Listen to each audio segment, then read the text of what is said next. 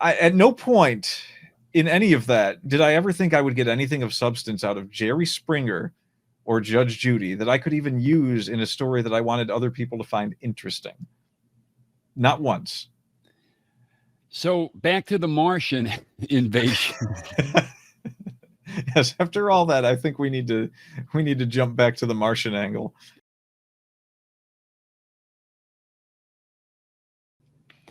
We are back. CBM here at the Nuclear Heat Wave. And let me tell you, I've got Aces Justin here with us. And I am just so happy that you're here to expound upon the mysteries, not just of life, but of Vince Russo. How are you, What's sir? the difference? Is not Vince Russo like I'm already coughing. As long as I'm aces and I'm not aces and eights, we're good. We are good. I could tell it's already going to be a good one. So I'm not going to let you down until I do. You've never let me down once yet. Not in 28 years. So we are reviewing a legendary book for the right and wrong reasons. Rope Opera, How WCW Killed Vince Russo by Vince Russo. So, Justin, let me ask you, what are the first thoughts that come into your mind when thinking about Vince Russo? I got to be honest, I know so little and I've seen so little that it's just all stories I've heard from hanging out with the wrestling crew. But I think the best moments I recall in the legendary life that is Vince Russo's was the Wrestle Crap radio interview. And I don't remember much about it because I haven't heard it in 20 years or something like that. Crazy amount of time. But I feel like they gave him a fair shake and they were really trying to keep it that way during the interview. And it probably got harder and harder for them as it went on. But it was entertaining. There were things I enjoyed about it. Apart from that, it sounds like he says a lot of things that may or may not have a lot of veracity. And and he may be a time traveler. I hear that as well. So that's what I know. That's the extent of my knowledge. Well, we know because of him that we have fresh Colombian coffee beans. We do. He was in the jungle once with Juan Valdez, yes. So there you go. We know this, and we know of his escapades and adventures. So what we will do, and I will interject as we go through this amazing book, and we will talk about it, and also I will expound and flesh out some things that are not in the book and some things that is needed for your understanding. Well, lay it on me, because I feel like I need a good Vince Russo education. I feel like I've held off long enough. You're thinking maybe Nietzsche or Hegel. Oh no, Vince Russo. We need a full deep dive into his philosophy of life. That's correct. I mean, my headcanon is that he is a time traveler, so he probably taught Hegel at the very least. He taught him his dialectic. Yeah. Oh.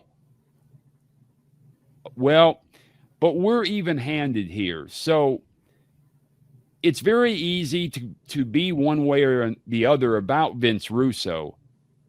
But that's not what we're about. We're about being even-handed. There are quite a few things that he did right, that he was successful at. So those will be delineated. They will be delineated also. There we go. My dentures are not going to fall out this time, baby. So did that happen? Yeah. Yeah. Well, that's a long story in of itself. I feel like that should be 1 million views on YouTube. You know what? It should, honestly. I mean, I don't know. Maybe if I wore a dress and had them fall out, I think that would probably right down the cleavage. Yeah, I think Boy, it would. We're really nailing this Vince Russo stuff, aren't we? I know. It's unbelievable. So we're going through all 52 chapters. Now, mind you, the book is only 255 pages.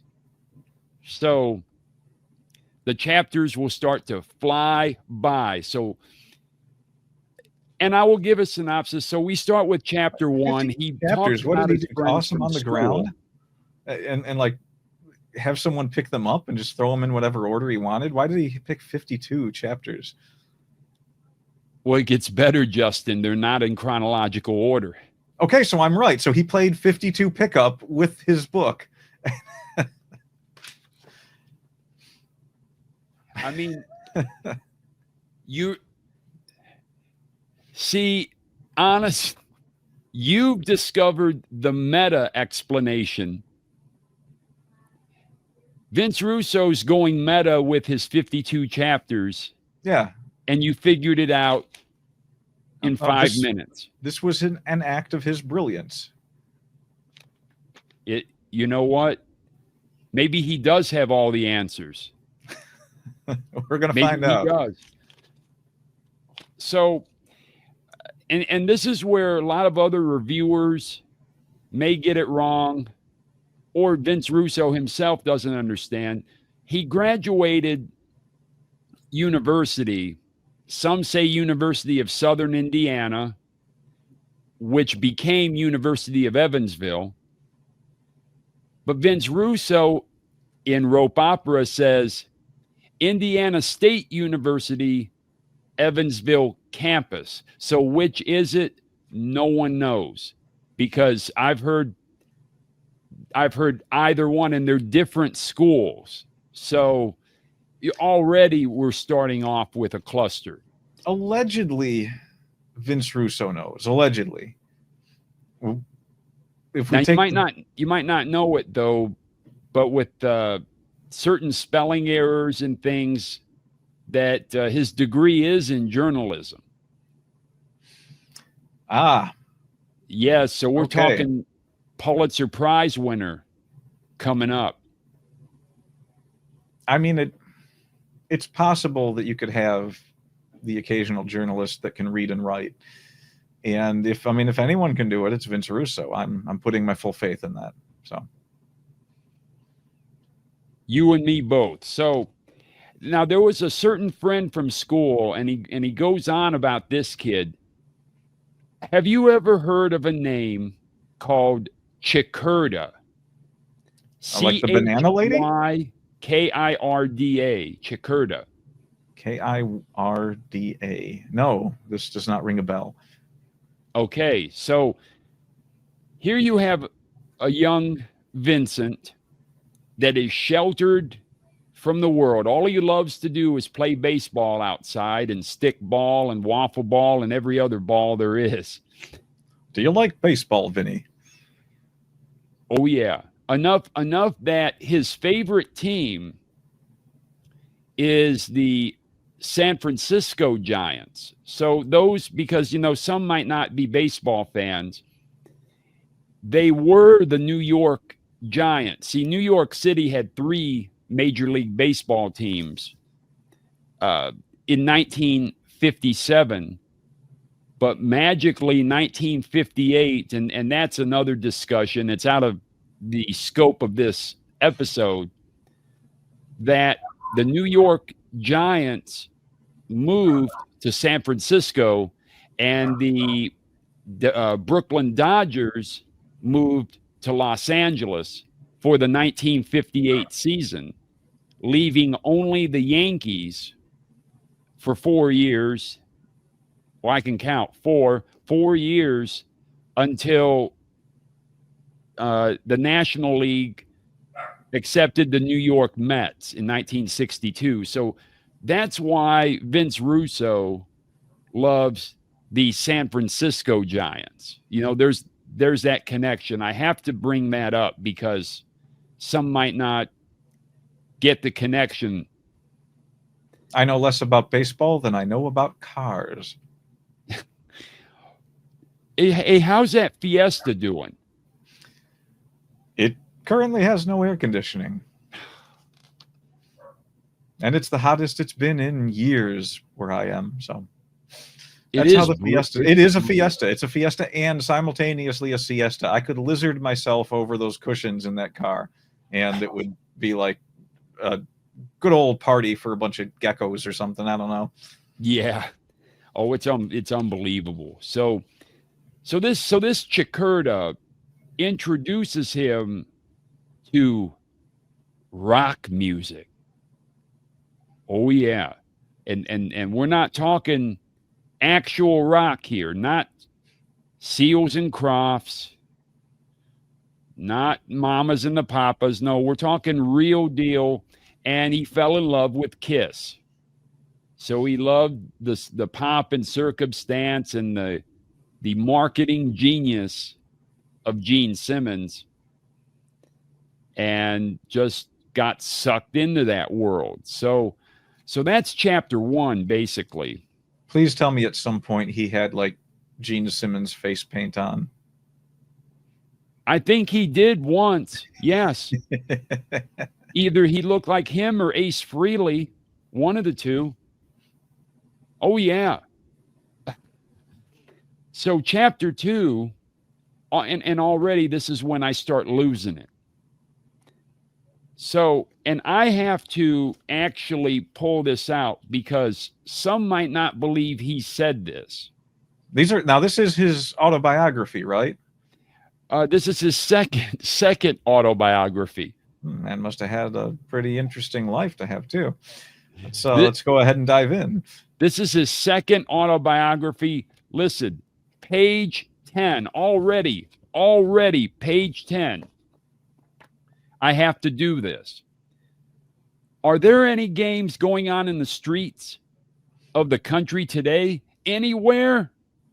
What happened to that? No wiffle ball, stickball, hockey, water polo.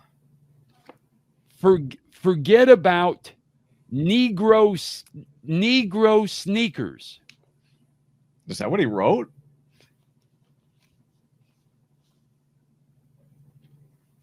I will be danged. Right there.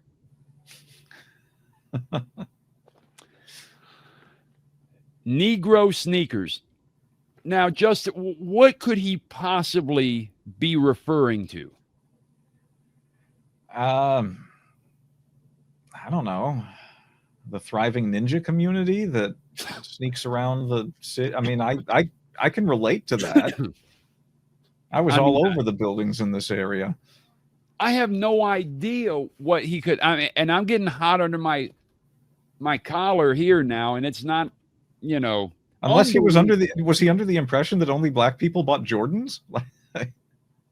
Well, and here's the thing. This is like 1970. So if anything, they would be Dr. J Converse shoes or something. Oh yeah. You know, the Chuck Taylors that Dr. J would endorse. And I'm just thinking of the time frame here. So Vince Russo was born in 1961. So, you know, when he was of this age, it would be, 9, 10, it would be 1970 and 71. We're still 13 years away from Jordan Air Force Ones kind of thing.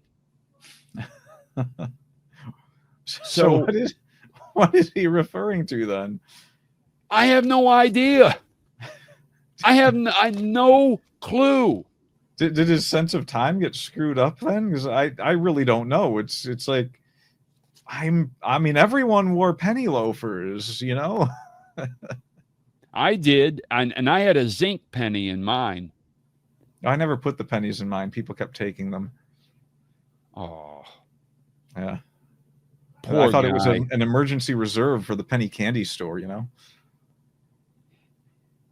See, and that just takes me back. But I tell you what, getting back to this, already I'm losing it. So I still don't know what he means by that for those at home, put it in the comments. Tell us, what do you think Vince Russo meant on page 10 at the top, third line down, where he says Negro sneakers? I have no idea. So, is he speaking Spanish? Is he mixing Spanish and English? I'm trying to think if they even made black tennis shoes. I mean, the color black in 1970. I'm not sure. Anyway, so he then goes on and talks about the nanny issue. So this is what he refers to. And you will find in this book that he gets all emotional, and then he says he starts crying and all this. But he's very patriarchal, okay? So some of our cohorts and friends they may want to put this book in the shredder when they read those, which we will get to momentarily. So the nanny story is Vince Russo's complaining about his workload. He's writing Monday Night Raw, writing the pay-per-views, and then they started SmackDown. They did the special in April of 99. And then they had and I'm counting right again, starting in September on UPN, SmackDown as another weekly show. So he does 5 minutes of work, and then he's inundated with what else? Well, that was too much for him. And because I remember some of that, and there wasn't much writing going on. I mean, maybe it was harder for him than it would be for most, because of you got to dig deep for that extra genius, you know. That's true. That's true. You have to pull it deep inside, get that creamy goo out, right? Let's not do creamy goo and Vince Russo. So the thing is, now he's making, at this time, he got pay raises, and so he's making about $300,000 to $350,000 a year by his own account at this juncture. So then Vince McMahon says, why won't you hire a nanny? Because he's whining about not being able to see his kids. And as a parent, you understand that, but he just goes off about Vince McMahon saying, well, you need to hire a nanny. I agree, actually. Oddly enough, the idea that he's spending less time with the children that are being raised in his household, probably for the best. I don't know. That's a little bit unfair. Yeah. Well, we've got 50 more chapters to go, so it'll get fairer as we go along. So, and okay, I won't read it, but I will show it. Chapter 3. So he was born January 24th of 1961. So as he's writing chapter 3, he's 45 years old. And then he decides to give Christianity 101. That's right. So if you're trying to get your Masters of Divinity, well, you might as well not pursue it. You've got to take Christianity 101 from Vince Russo right now. Let's let it. So it starts where my index is. Oh no. Goes down, and then let my camera autofocus, and then it goes to this next page here, right? So he lists Christianity 101. All right, I'm not going to read this. All right. But I mean, we can still shot that for posterity, but my God. Literally, like I'm picture that man just giving a sermon, like not one of his usual. How many times are you allowed to say bro in church? That's a first thought running through my head. So here's the thing. He basically did in his Ring of Glory promotion that we will get to. You know, he had that, right? Yeah. And it's a promotion in 2005 where it's a combination of wrestling, preaching, and Christian outreach. So it's the New Day. I mean, you're breaking right? Everything down perfectly. People that aren't there, back me up on this. Yes. So that's chapter 3. So then chapter 4 starts. He's wondering about what a dog and pony show is. Goes on about this. And then we start getting into some things that I need to explain. So chapter 4, he's talking about, well, and because chapter 4 have a title. Listen, some of these quotes here. So the chapter 4, because each chapter has a title. It is Billy Bones sings Dionne Warwick. Billy Bones sings Dionne Warwick. Okay, so who is Billy Bones? Yeah, I can't, because I can't interpret that. I don't think anyone can interpret that. So we need more information. Lay it on us. It's like the old Minoan language on Crete, right? Linear B or whatever that is. Yeah. So Billy Bones, that's how he refers to Bill Busch. So who you're thinking, who is Bill Busch? So in September of 1999, Dr. Harvey Schiller sent Eric Bischoff home because WCW's ratings, you know, everyone's heard of the finger poke of doom. That was January of 99. But the ratings did not fall off a cliff yet. The ratings actually held pretty strong until I actually will say May of 99. And from May of 99 to September, the ratings they sunk like a rock. And Harvey Schiller, who was overseeing Turner operations for Ted, told Eric Bischoff, you've got to go home. So who does he put in his place? He puts in an accountant, longtime Turner employee, this accountant named Bill Busch. He doesn't know anything about wrestling, doesn't know, but he's considered, everyone calls him one of the nicest people on earth. But because he looks like he weighs 100 pounds, Vince Russo is going to call him Billy Bones because he looks like a bag of bones, according to Vince Russo. So the man has cancer. Leave him alone. I mean, that's what I'm talking about. I mean, you don't know his story. You don't know. So then he really likes Brad Siegel. So, and I have to point this out. It's not me saying this. So whenever, so you know when I'm pointing something out. Again, a Vince Russo autobiography, his words. The second autobiography. Second autobiography, his words for the second time.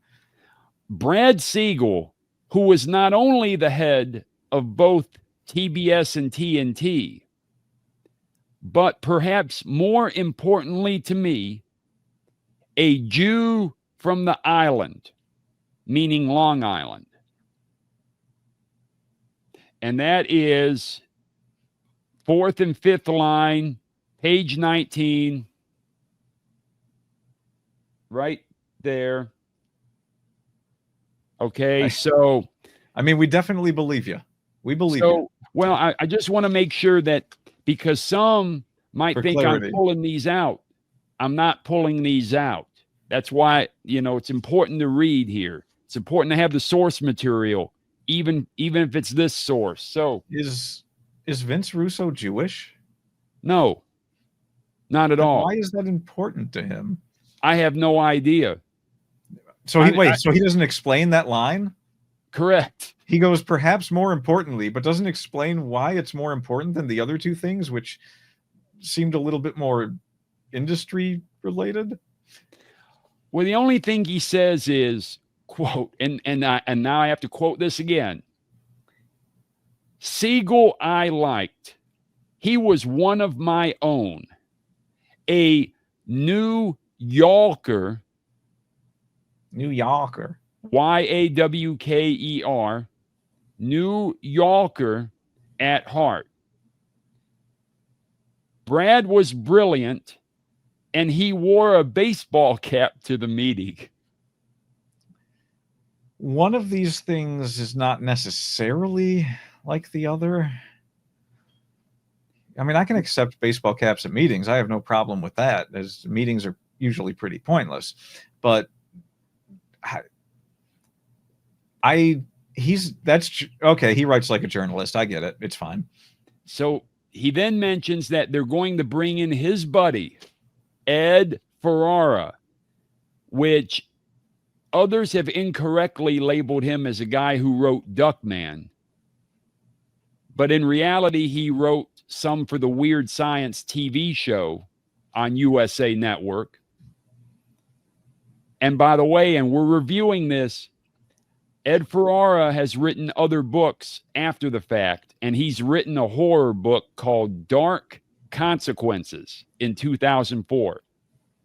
Have you read it? No, but I am.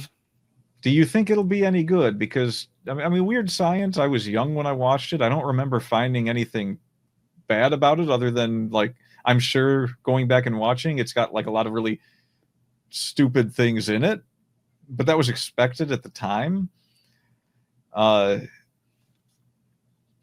I don't know. I mean, I could use a good book. Yes, but you're a writer, though, and your book is good. I'll put your book ahead of everything else. Well, I mean, you said Dark Consequences, right? Yes. I think I might check it out. I'm going to check it out and see if it's any good. So it was written in 2004. So slightly less chance of it being good, but still in with a chance. So, all right. And then we also have to mention some other things that we will be reviewing. Sonny's autobiography. Oh, what God. A train wreck that's going to be. I mean, can this woman lie and take less responsibility for anything in her life? I mean, it's unbelievable. So that and we're not talking Sonny and Cher. we're just talking. Yeah, I wish we were talking about our departed Mr. Bono, but unfortunately, no. And then now, did you know that Mike Tenay? That's right, our favorite commentator. Overall. Do you know that he made like an EDM CD, music CD? He released. I did not know that. I always feel like you're in for it. You're in for some trouble when you mix wrestling and music, at least from the side of the people that appear on TV. I mean, but somehow I'm trying to figure out if it's possible to really screw up EDM. So again, this might be something I have to give a listen. Well, and Mike Tenay, I don't think would be the one to screw it up. I don't. Then yeah, I think I'll have to check out some EDM by the tenacious Mike Tenay. Tenacious C, if you will. Yes. Tenacious T. There we go. I mean, I love his it. His name is TD. I just love it. you know what, Justin, you do Let me have hook all the the gun. answers, or at least quite a few of them. So when they gave Vince Russo, when WCW, October 2nd of 1999, now mind you, he's still working for the WWF. So there's no conflict of interest, is what you're telling me. So what it is that's because the writers really were not under contract. And they're employees, right? But they're not under a contract. So that's how Vince Russo was able to openly negotiate with the competitor while he's working for the WWF. Here he is negotiating with WCW. And he gets a fully guaranteed two-year fully guaranteed contract. So now he is under contract. With WCW, he is. But he's still working with WWE. Correct. Okay. From October. So no conflict 2nd, of interest. Yeah. Well, according to him, it's not.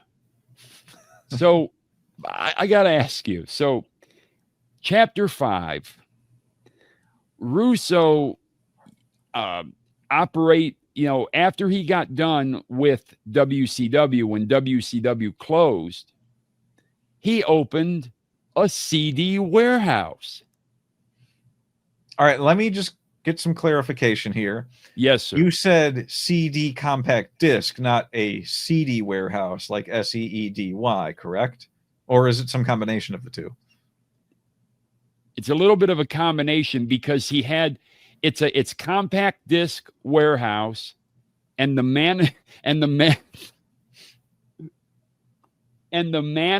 he had running it, his name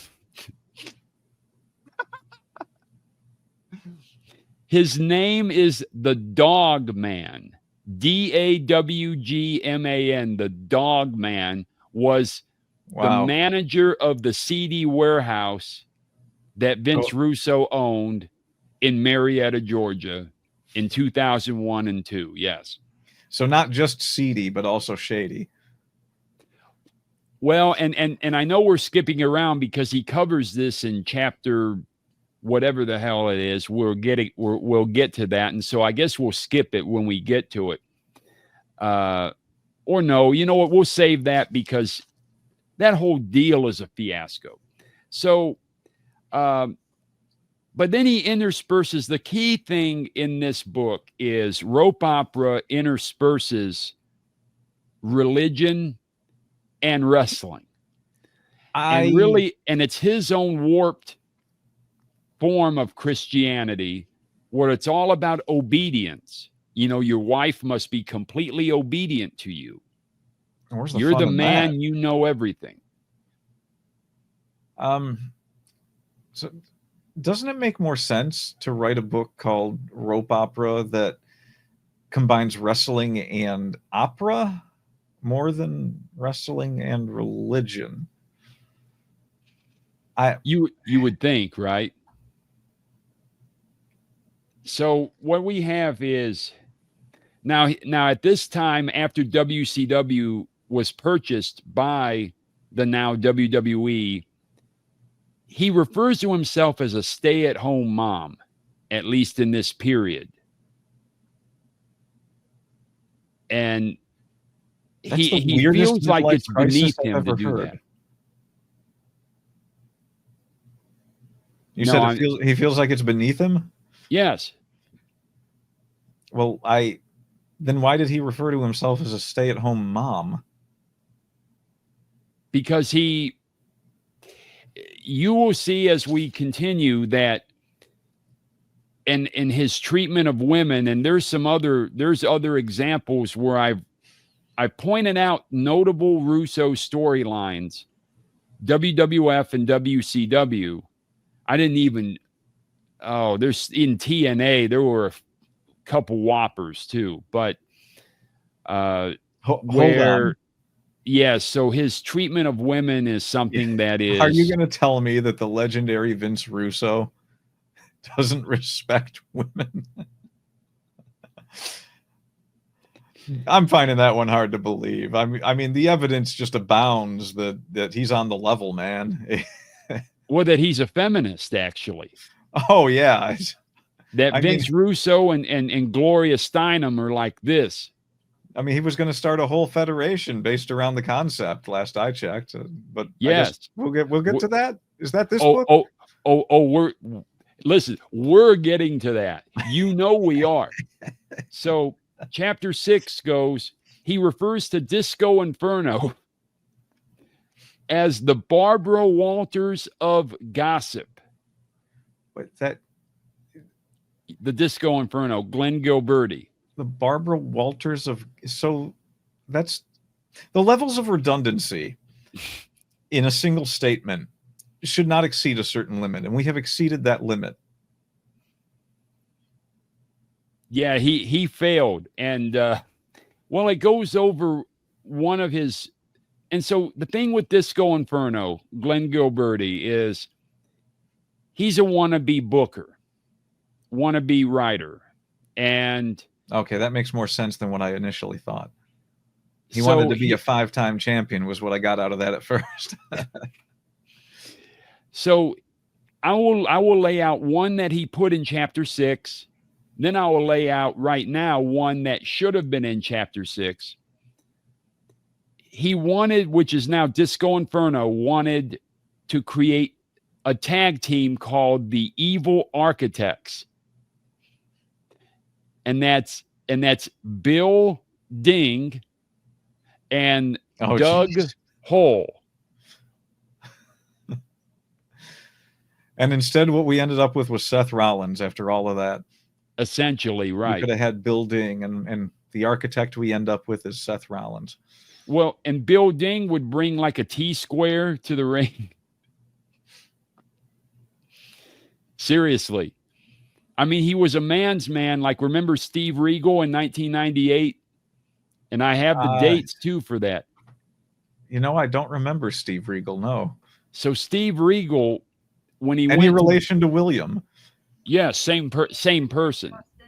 It's just that they completely crapped the bed with the initial Steve Regal run, that when he was brought back to WWF, they changed his name to William Regal to get all that stench off of it. They had Steve Regal / William Regal. They had him in the flannel shirt and a hard hat and lineman boots.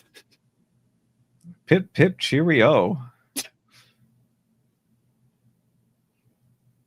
So it's hard to picture. I have to see this now. Oh, yeah. So, and his theme music.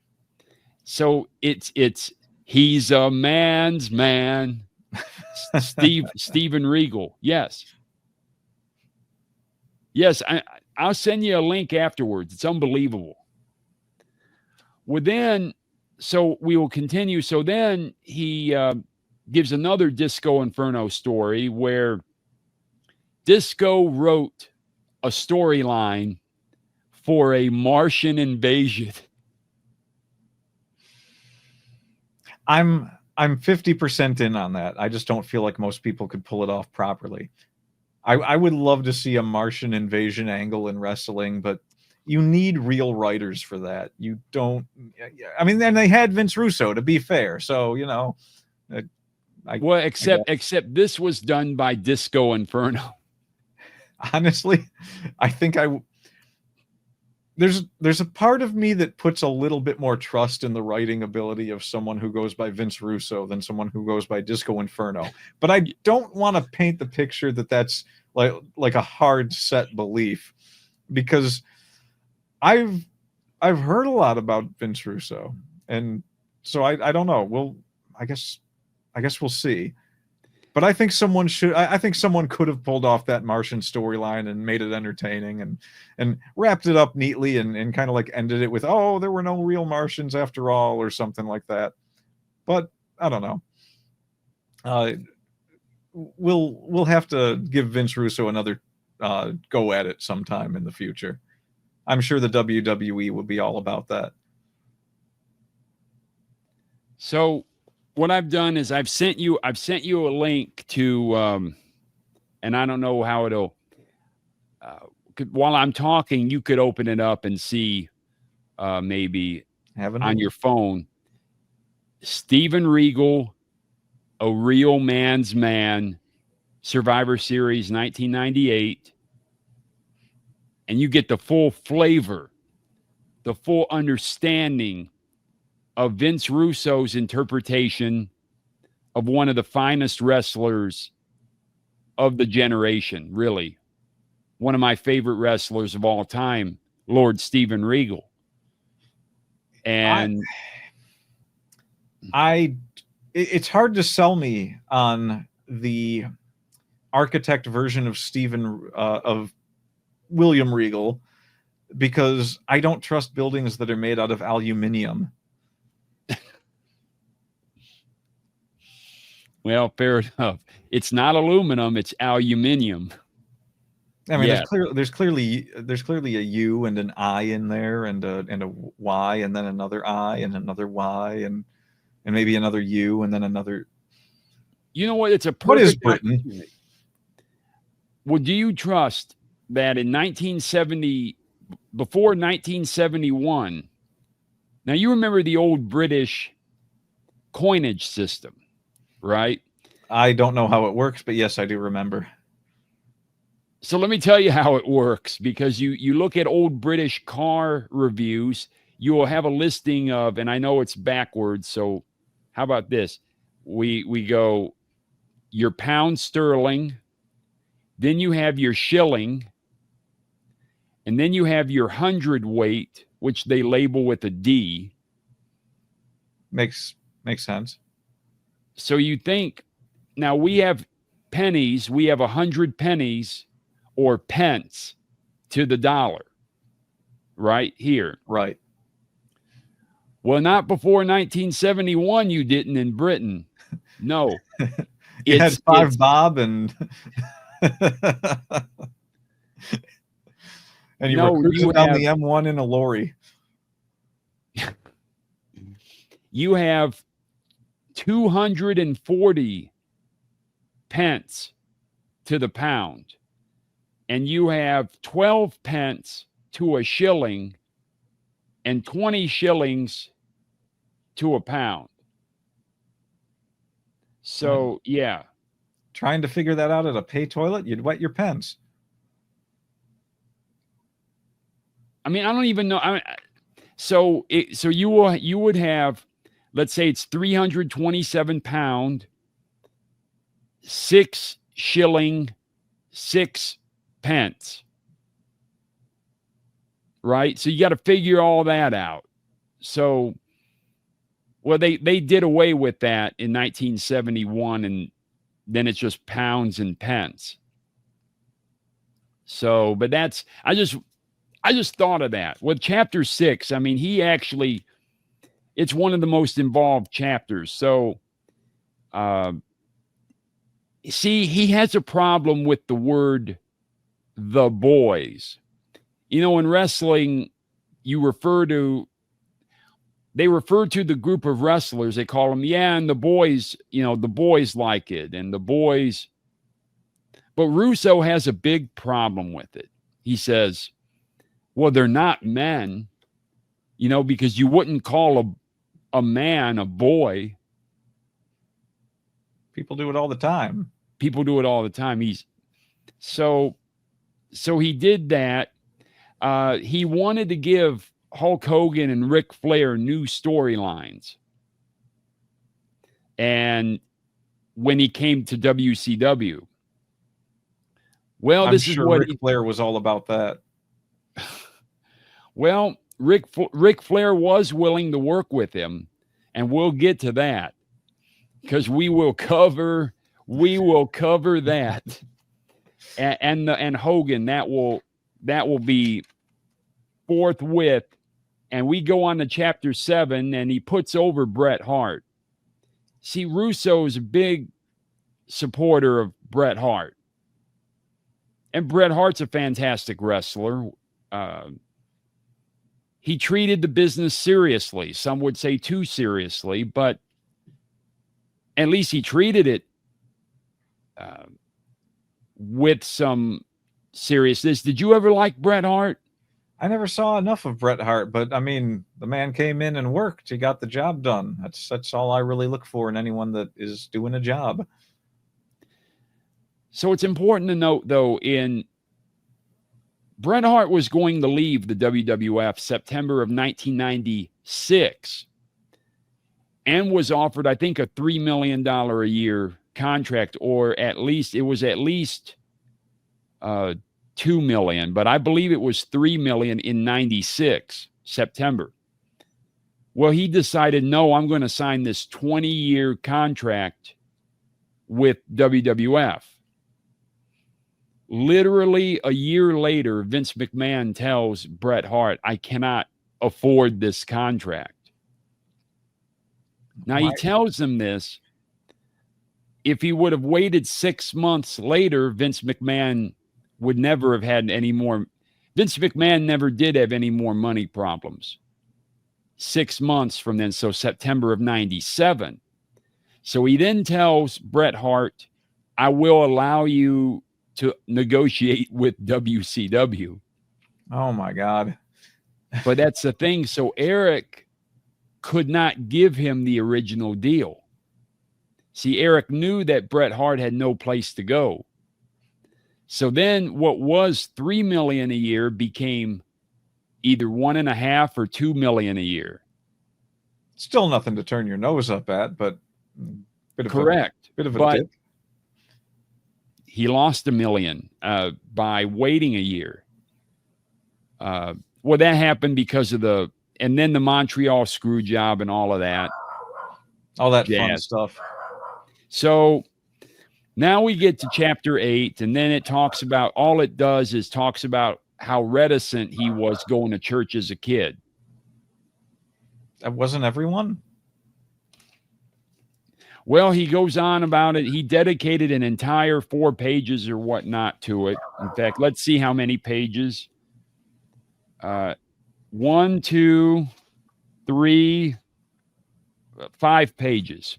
So 5 pages. He talks more about the Harris boys and all their gimmicks. So chapter 9, he calls wrestling, oh, they're the good old boys. So he has a problem again with the term boys. And that Russo would be the only person in history to tell Vince McMahon how it was. In his opinion, Russo is the only one that was honest with him. I distinctly remember more stories than just Vince Russo being honest with Vince McMahon. I know, but it's according to our dear, lovable magazine editor. So, yeah, he has a thing about, he remembers watching All in the Family when he was a teenager.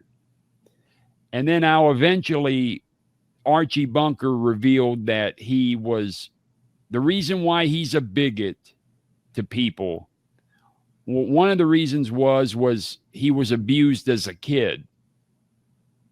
And so that touched Vince Russo, right?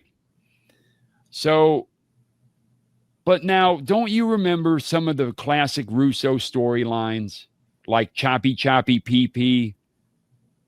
I never saw that particular one. You never saw Choppy Choppy PP? No. Well, for those at home, you know it's coming. That, again, could have been phrased better. So July 27th, 1998, go on your Netflix account, turn on Monday Night Raw, and you will see Choppy Choppy PP. And then later, they actually do Wally Yamaguchi actually simulate slicing Val Venus's member off with a sword. That was that. Okay. Yes. Okay, I do remember that. But how did they get out of it? Well, they got out of it, and this was with an interview that Val Venus gave to John Wayne Bobbitt. Oh, okay, so we're definitely showing our age there. There's a lot of people that might not know what that story references. Why don't you elaborate some about John Wayne Bobbitt? There's a lot less to elaborate now than there used to be. He knew this wonderful person named Lorena Bobbitt. Allegedly, they were married. And he went to sleep one day, and when he woke up the next day, someone had delivered his package down the street. And since I'm going to have to spell this out anyway, Lorena Bobbitt chopped it off, took a drive, and tossed it out the window. That's and you know, quite frankly, you got to fight for a woman like that nowadays. So they actually had that interview Val Venis gave with John Wayne Bobbitt where he had shrinkage. And then Wally Yamaguchi missed with the sword slice. So anyway, so that's one of numerous examples. So it's Vince Russo at the top of his game. At the tippy top. Yeah, I mean, he didn't even bother climbing back down. It was just the tip. So, but there are other storylines where people will accord them to Vince Russo that are not true, such as Mae Young giving birth to a hand. Did you ever watch that? I no, I've never watched it. I'm aware of the Mae Young storyline. To be fair, though, isn't it easy to believe that it's a Vince Russo storyline, even if it's not? Yes. So I can't blame people for thinking that, but yeah, it's I think a lot of it gets lost in the shuffle. We have to give credit where it's due, and who did write that storyline? Because I mean, apparently someone deserves the credit.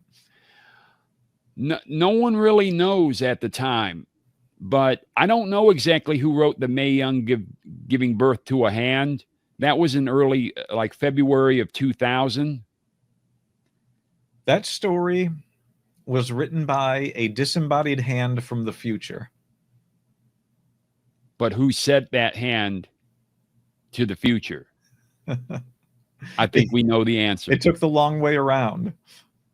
So Russo in this book does not really, he never explicitly writes out bro. Seriously, I rarely saw the word bro in this book. I saw the word namby-pamby more, almost as much as I have bro. I mean, that's a good word to use once in a while, I suppose, but it's one of nature's better hyphenated references. Not so sure I would use it a lot in my writing. So he talks about Jeremy Borash and how he likes him, but he considers him a gossiper. He adores Terry Taylor, who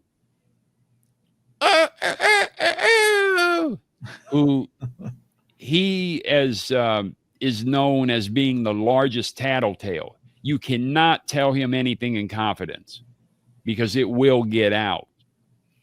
And then last, don't you remember? Now you watched TNA, right? A bit. I watched it a bit. Well, do you remember the faction Sports Entertainment Extreme? Yes, that might have been around the time that I stopped watching. I'm not 100% sure. I can't even remember who was in it, but I do remember it. Or Sex. You know, that was the faction, Sports Entertainment Extreme, and you have to drop the first initial E off of Extreme to get Sex. Unless you don't, then you just get Seeks. But it is what everyone seeks anyway, so no major loss. Well, in his opinion, SEX should have been as big as the NWO, the original NWO.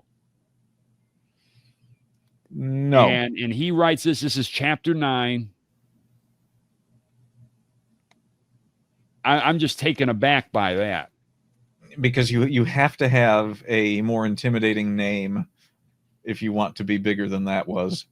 You have to actually have a bit of force behind the name so that when people say it, they're like, ooh, those are intimidating people, not, oh, those are 15-year-olds.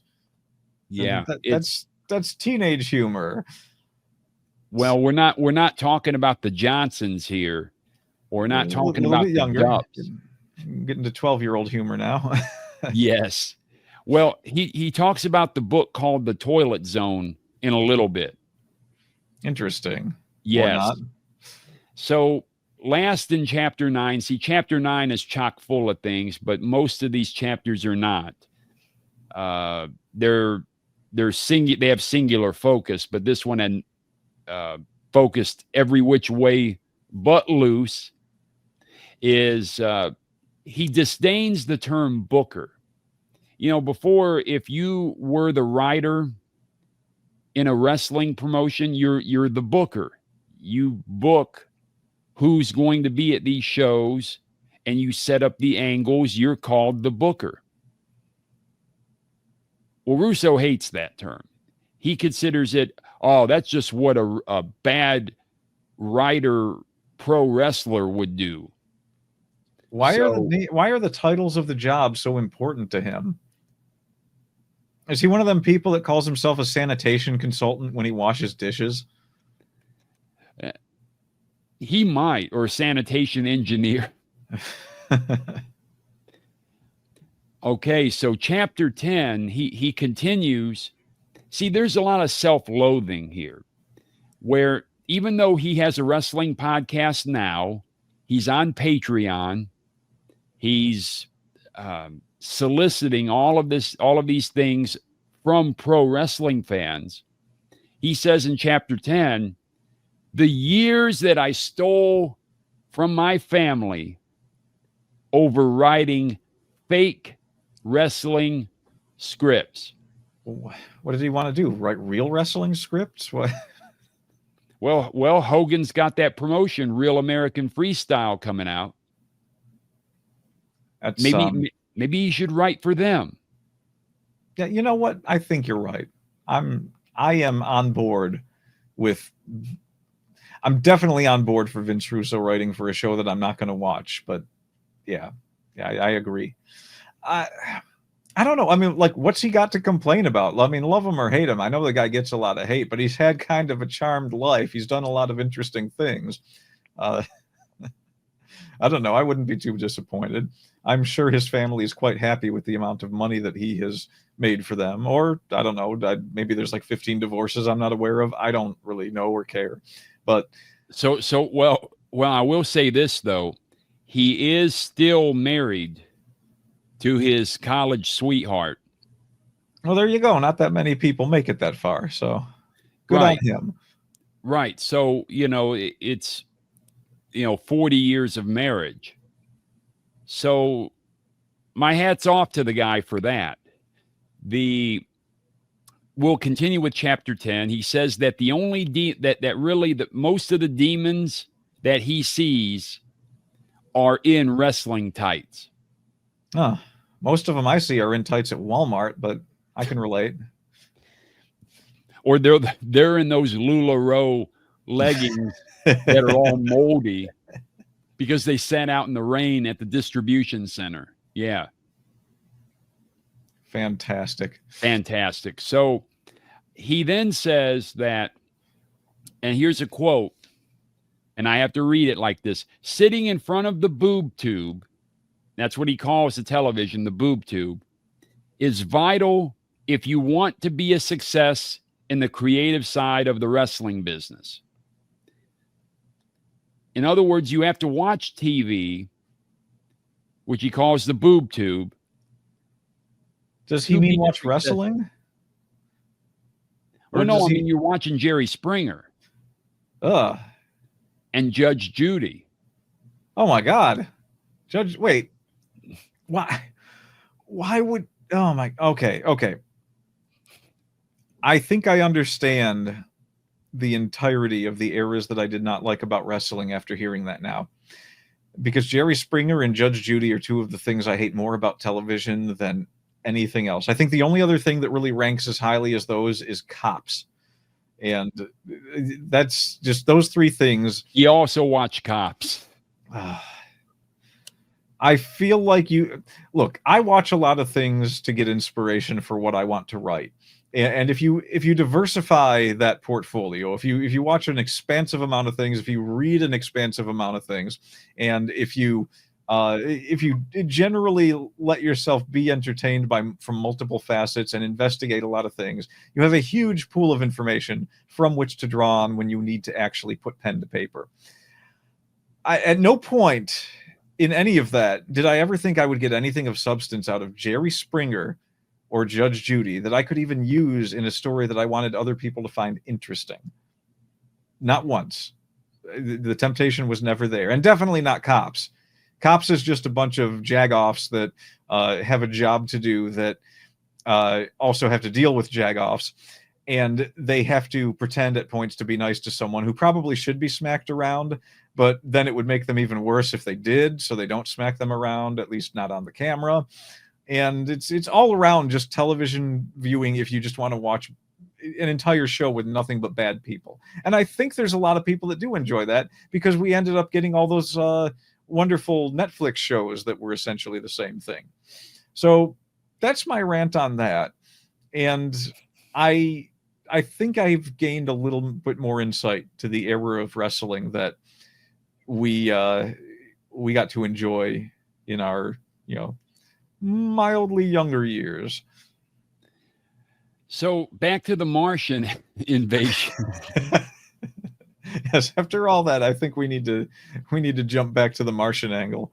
So to the Martian invasion, Lance Storm was going to initiate the Martian invasion.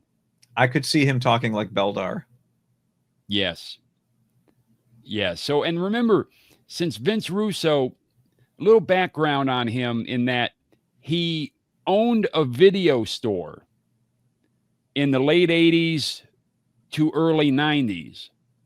And he had a lot of access to B movies, right? So, he got some inspiration from them as well. So all of Roger Corman's hits, right? Yeah, all of his hits. Yeah. I'm down for some Carnosaur. Let's watch it. I mean, it never ends. So chapter 11 starts, and he loves Barry Bonds despite him using performance enhancers and all of that, because he's a San Francisco Giant. So he puts him over. Then he rips on WCW standards and practices. And my note says to read pages 67 and 68.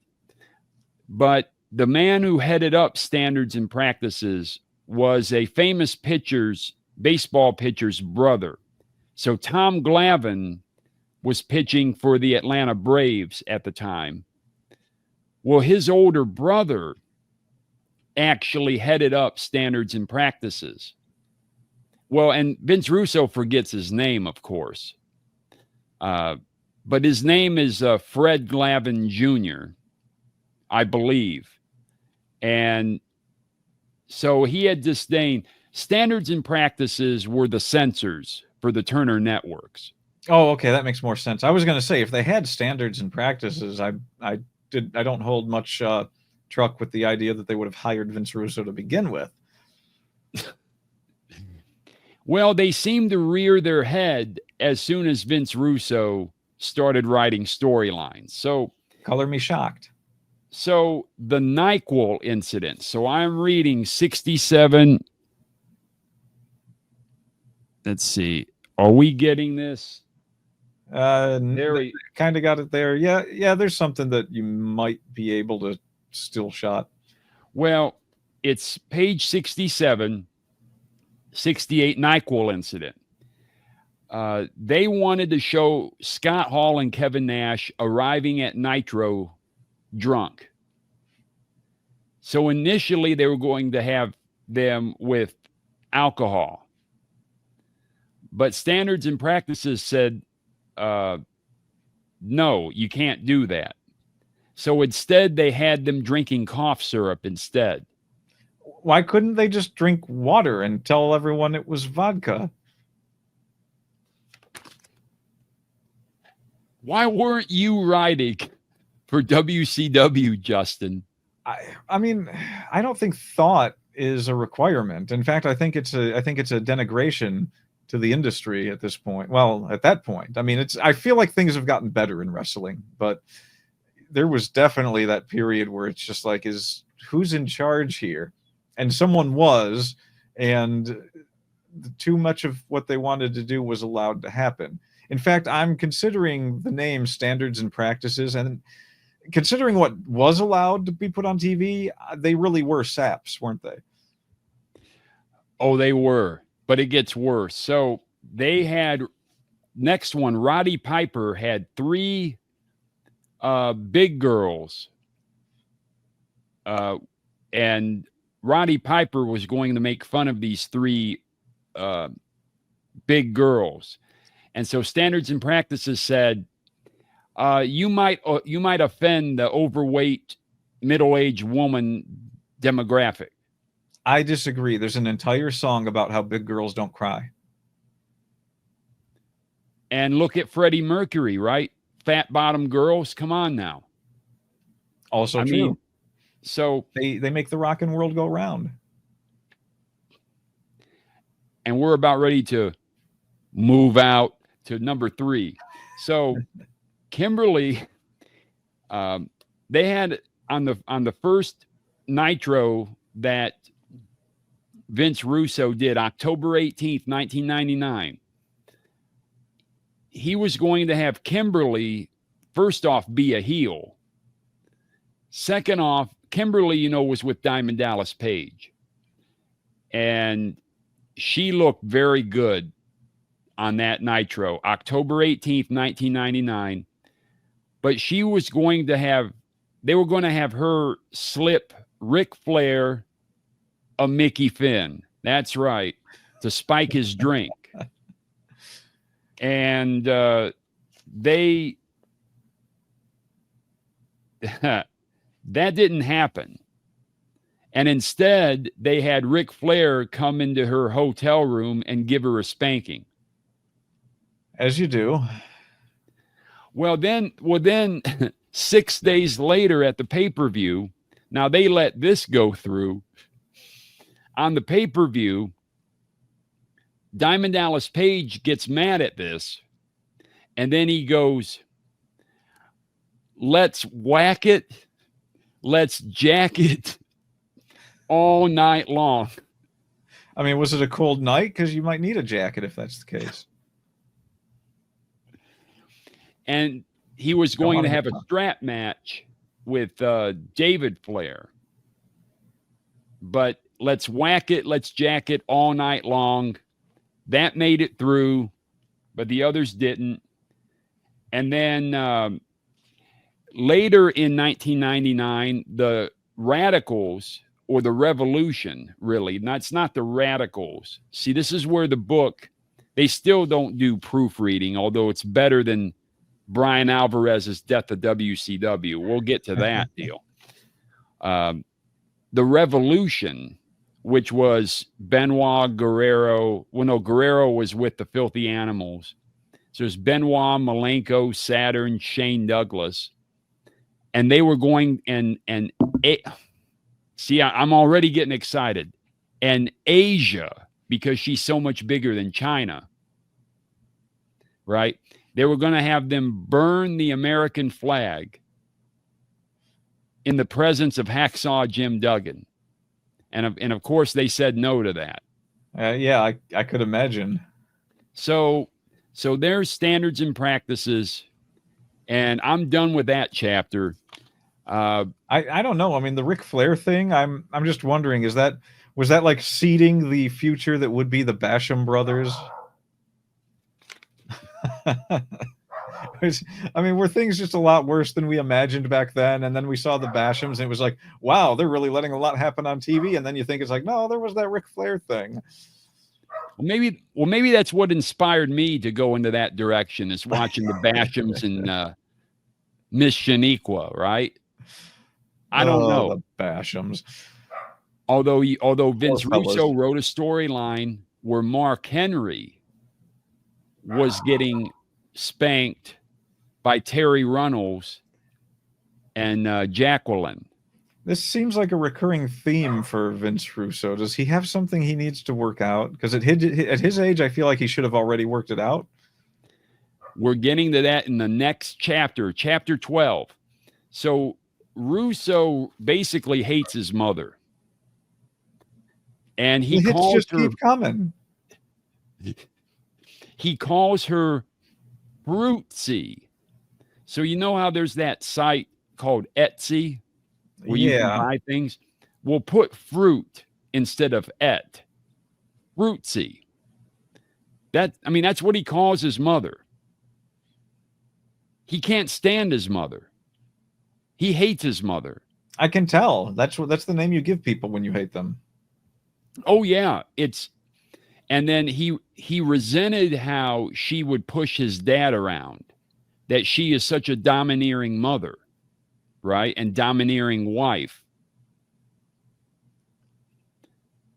Which is why he loves, and we'll get to this because he covers this in another chapter, how he wants submissive women. So then he was always paranoid. He thought, he thinks that the world is out to get him. So, well, it is now. So in WCW, you had other people that were involved, even though he was writing the storylines, right? For the first 3 months of his contract, he's writing the storylines. Well, at the end of December, and we'll touch on this a little more, JJ Dillon, Gary Juster, Kevin Sullivan were all basically conspiring against him. Whenever Vince Russo would do something like a piñata on a pole match, or have Medusa face men in a world title tournament, or make fun of Jim Ross with a character called Oklahoma, which was Ed Ferrara. There are too many to list. Now, isn't that your kind of wrestling, Justin? I mean, the wrestlers making fun of each other, including the announcers, is kind of par for the course. It's just kind of part of the job, but like not to the extent that I think a lot of the more off writers tried to do it. I mean, there were good things that came of involving the announcers sometimes, least of which was, I don't know, maybe most of which was Jim Ross having his own barbecue sauce poured on him. But well, that's what they did. They did that again in WCW, except it was Medusa pouring barbecue sauce on the Oklahoma character. So they just copied the whole thing? Yeah. Huh. Well, yes. Well, everything's a copy. Otherwise, you have to actually do real writing. And he already said he doesn't want to do real writing. He wants to do fake wrestling. Wait, no. Said the opposite, didn't he? He doesn't want to do fake wrestling scripts. Only the real wrestling scripts. Right. Only the real fake stuff. Yeah. The real deal, like Glow or something. Or Women of Wrestling, maybe. Maybe Jeannie Buss will hire him to do WOW. That would be interesting. So chapter 13, he starts with the NWO Silver and Black. That's right, because when Russo begins in WCW, he thought, well, let's just reform the NWO again. But this time with Bret Hart as the main piece. Okay? Well, here's the problem. When you get to the end of December of 99, you had Jeff Jarrett out of action because Jimmy Snuka did a superfly splash off the top of a cage and completely screwed up Jeff Jarrett. Then you had Goldberg kicking Bret Hart in the head at Starrcade 99. Off and to then a Bret, good start. Yeah, you remember that, right? Yeah. And then Bret wrestled a couple more times afterwards, one with Terry Funk in a hardcore match and got another concussion. And so that put Bret out of wrestling, actually. Oh, is that what it was? So it was a combination, right? You had Goldberg kicking him in the head. Then you had Bret doing the figure 4 around the ring post. He hit his head there too. Then Bret wrestled a couple more times after that. And the last match was with Terry Funk in a hardcore match where he got another concussion. And the amount of concussions in that window put him out of wrestling for good. So now they don't have a main event. They don't have a world champion. They really don't have a U.S. champion. So Vince Russo had a great idea. He said, let's put the world title on Tank Abbott. Oh, geez. I feel like I remember this. Oh, yeah. Oh, yeah. So let's put it on Tank Abbott. Now, so let us go to chapter 14. And essentially, he was called out on the carpet immediately for even suggesting that. And that after he suggested that, then our dear accountant friend, who he refers to as Billy Bones, Bill Busch, Bones. Yes, said, well, Vince, meaning Vince Russo, we would rather you be part of a booking committee. We need to rein you in a bit. That's how that translates. Yes. And so Vince Russo said, well, I don't have to do that. And you still have to pay me because this is guaranteed. So, way to be a team player. So the reports were it was at $750,000 a year. Vince Russo himself said that the most he made in 1 year was $535,000. You never know what to believe, but he was making enough money, and he just took his ball and went home. Seriously. But Ed Ferrara stayed on and agreed to continue writing as part of a booking committee. So now when he went home, now is when he has insomnia and he can't go to sleep. Uh-oh, is this the personal story in the autobiography that we've all been waiting for? There's a couple of them, but this one has to do with Don West, baby. Yes. Don West is keeping Vince Russo up at night. Yes. Yes, he is. All right, I need to hear this. Yeah, so he would turn on the infomercials, and their Shop at Home is, and there Don West is selling baseball cards, as he was known to do. And it made it enough that Vince Russo had to go buy a couple of these baseball cards, like a Matt Williams card. And there goes one of my sheets, but a Matt Williams card. And he was so taken by Don West that he wanted Don West in WCW.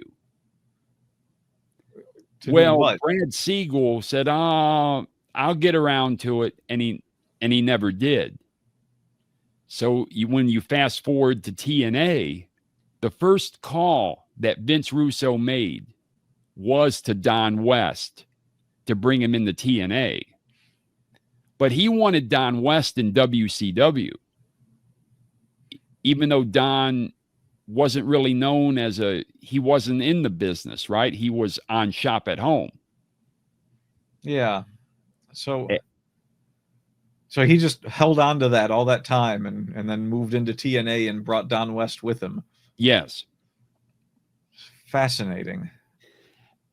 And Don West, I got to tell you, he was an effective, rest his soul. He was effective at selling. I know there's a home video of me pretending like I'm Don West in 1995, trying to sell things. Yes. Yes, there is. I have to show you sometime. Big fan. Yeah. Oh, yeah. So, think about that though. He wanted that in WCW. That means that there probably wasn't another thought in that man's head from the time that he left WCW to the time he got into TNA and made that phone call. That was the main thought in his head throughout that entire period. Yes. Huh. No growth there. No, like, oh, maybe there's someone else at some point now that it's been a while and I'm in this new thing. Maybe there's someone else I should be calling for. No, he's stuck with Don West. Yeah, for better or for worse, whatever. But man. Well, he was fixated on him, right? Yeah. I mean, he was completely fixated on him. So then, so chapter 14 is another meat and potatoes chapter. So part of this booking committee contained I think he's the founder of the band Husker Du.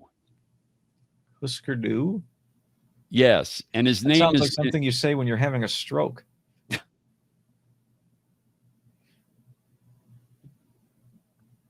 No, are you having a stroke? It seems in my hair's out of control. His name is Bob Mould, Mould. And yes, and he was a wrestling fan and somehow got on this booking committee. And then we were treated to 3 months of maybe the worst overall product I've ever seen. Yappapi Indian strap match. You remember that one? I do not know. We'll have to watch it. Looks like we're in for some good times. Well, it's a strap match. So the idea is you have to drag your opponent with the leather strap and touch each turnbuckle. So each corner. Well, Hulk Hogan drags Ric Flair to 3 corners. Then he goes and does the leg drop to Ric Flair. Referee counts the pin. And then he goes and hits the 4th turnbuckle. That's how that match ended. Okay. Was who in that match wasn't paying attention is what I want to know. It sounds like it was Hulk Hogan. And the ref was, I feel like the ref was in the ring for that one and was just like, oh my God, is he pinning him? Like, he didn't touch the 4th post, but I better pretend that he did or something. You know, that must have been a panic attack for that guy. Listen, but that's what we're treated to. That March 2000, which is the last pay-per-view, that's the interregnum, if you will, of Vince Russo. That's that period between his reigns as creative director, Vince Russo. So that interregnum of 3 months. Oh, and that's another idea that Vince Russo can't take credit for, which is the artist formerly known as Prince Iaukea. Was that a thing? See, because now Russo came up with the artist formerly known as Goldust in WWF. But when the artist formerly known as Prince Iaukea came out, I think that was Ed Ferrara, his writing buddy. That was not Vince Russo, actually. Oh, okay. So, but it's his writing buddy. So anyways. What a fascinating industry, you know? So chapter 15 is a 2-page chapter. Literally, I mean, could be written on one. That's chapter 15. He considers the earth as the devil's swamplands. Yeah. You know, I referenced Ozymandias earlier, and You did. You did. See, I mean, I'm serious, Justin. You actually could write Wrestling Today. they would never more let me. people I would be want. too interested in making things fun to watch. No, I think you would actually be great at it. You'd be better than what they have now. There are fewer people watching wrestling overall now than maybe ever. It's just that they're spending more money. The ones that are watching are spending a lot more money to do it. I should just let them know that I come dirt cheap. He'd be paying me half, and I'll do a better dirty job. deed for today. Yeah, pro bono on some of this. I mean, my God, I would love for wrestling to just be full of multi-directional fun storylines for all the different characters, and like mixing more people into this stuff as time goes on. You know, it seems like a lot of people never have anything to do when they're there, and it's just there's so many missed opportunities. But I also understand that from the writing perspective, a lot of the guys that are writing probably they have a good idea probably, and then nobody interprets it when it's being explained. People will not interpret it the way they're interpreting it in their own head, so they'll think of it one way in their head, and then they'll be like, that's a dumb idea. I got to tell him he's got a dumb idea, and that we're not going to do that. And so that probably leads to a lot of people just saying, all right, well, I'll just stick with what's basic and what works. But I mean, I think it would be pretty easy to write some really good storylines for some of this that are more interesting than just like, this guy hates this guy. And every once in a while you see it. I think, you know, part of the philosophy of wrestling writing has always been less is more. So you don't want people having like 5 things in a row that are just incredible that how are you going to top it? You want like 1 or 2 big things like that every week. And then but the thing is, you still need in the interim of those really big things, you need some pretty interesting things to keep it going. Not just like, okay, this stuff doesn't matter, so we can just, you know, scribble a couple of sentences, make it really basic, and, you know, rush it through, and we'll just keep following that until it maybe leads to something down the road. I think they could do a better job with that, but you know, I'm not there. I don't know what goes on behind the scenes there, so how would I even be able to guess it? What would happen? Well, you've described what I would talk about later as the ideal situation of writing, which is you have parallel storyline, you have a long-term story arc, and then you have individual checkpoints of story. It's an easy thing to do if you've honed your craft. I'm not so sure a lot of people that write actually bother to hone the craft. I think they just think they can put words down on paper and it'll be interesting because it's a thought they had in their head. Not every thought people have in their heads is interesting. I mean, right now I'm thinking, boy, I'd like a slice of cheesecake. Nobody needs to know that, except, you know, it's, you know, for humor purposes, maybe I'm making it interesting. I don't know, but it's still a pretty boring fact. Right. So chapter 16, it's basically, he comes back. He says, I'm back writing again after 21 months. Imagine stepping through a curtain and just throwing your arms out and being like, Vince Russo is back, baby. I mean, the applause you would get alone would be worth it. I think it would. I think, or they might chant "Fire Russo," which he talks about. You know, that's, are you sure they weren't just chanting that? I think that they were chanting "Russo-FLAIR" in an attempt to describe what they were witnessing. Immolation of Vince Russo. Yeah. It's just like, this is one of those Russo barn burners, isn't it? Yeah. And there's been a few of them. So chapter 17, So this book is made by, it's no relation to the wrestling promotion, ECW Press. So his first autobiography is called Forgiven, and it shows how he became born again, right? So he said that ECW Press let him write whatever book he wanted to write, but that this book, Russo's doing ECW Press a favor by making a, and this is how he pronounces wrestling, a wrestling book. So he feels he's doing the publisher a solid here. How? What does that mean, to emphasize the word wrestling and that is somehow a favor? Now, those other books, they were wrestling books. This is a wrestling book. What does that mean? Is it Chinese? I don't know what that means. Well, he compares the death of WCW, and you know what? I will agree with this. Brian Alvarez and R.D. Reynolds wrote a book called The Death of WCW, and it now has a second edition. Well, what I'm telling you, what I'm referring to is that first edition.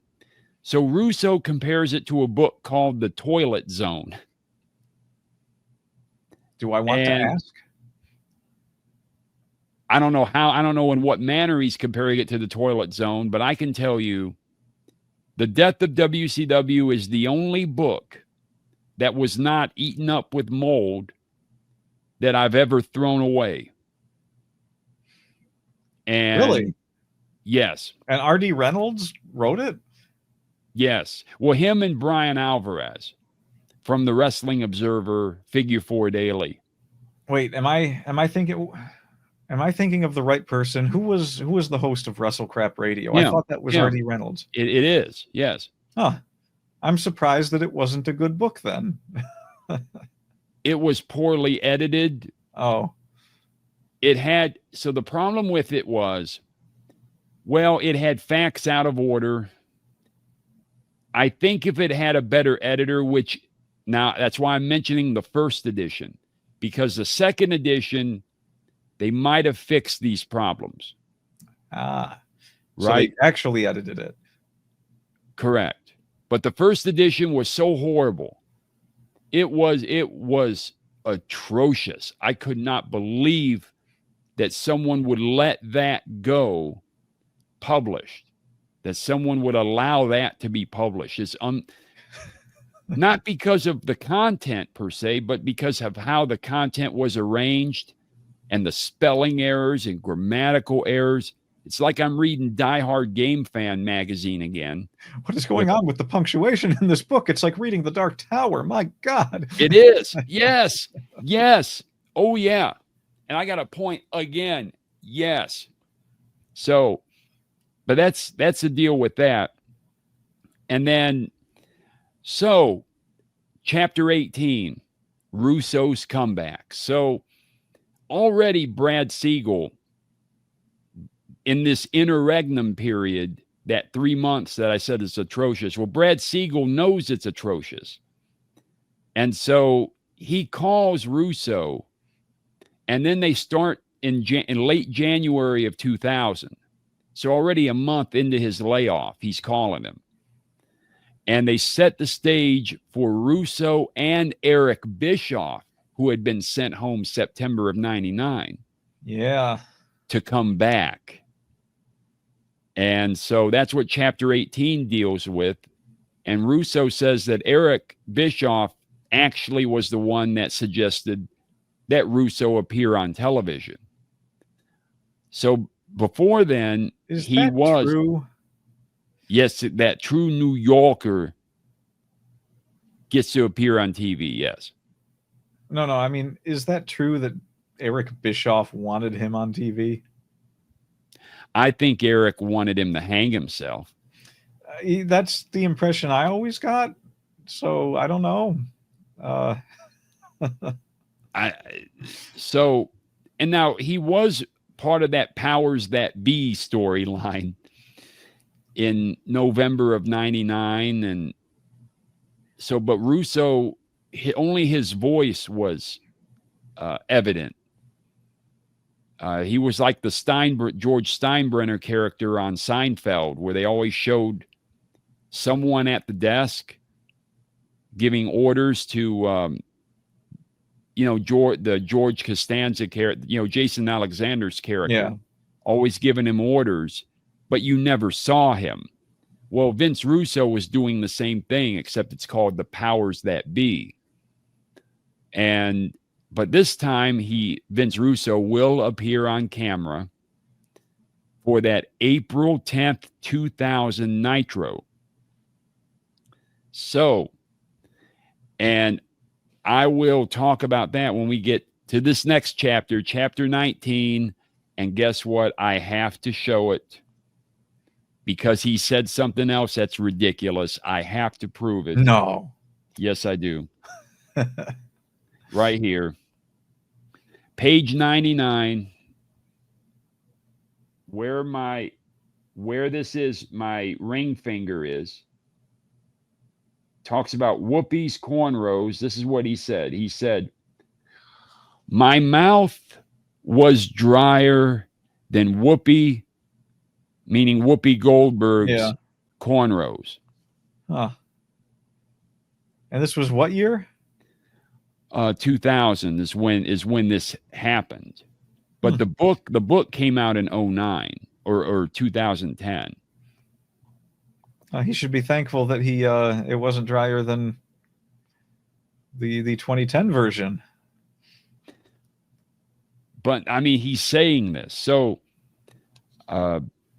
his critique is that Eric Bischoff would only criticize the shows after the fact, that Eric would get on the internet, that Eric Bischoff now, this is what Russo says, Eric would get on the internet, meaning the message boards, the AOL chat rooms. All the places that equally date us for how old we are.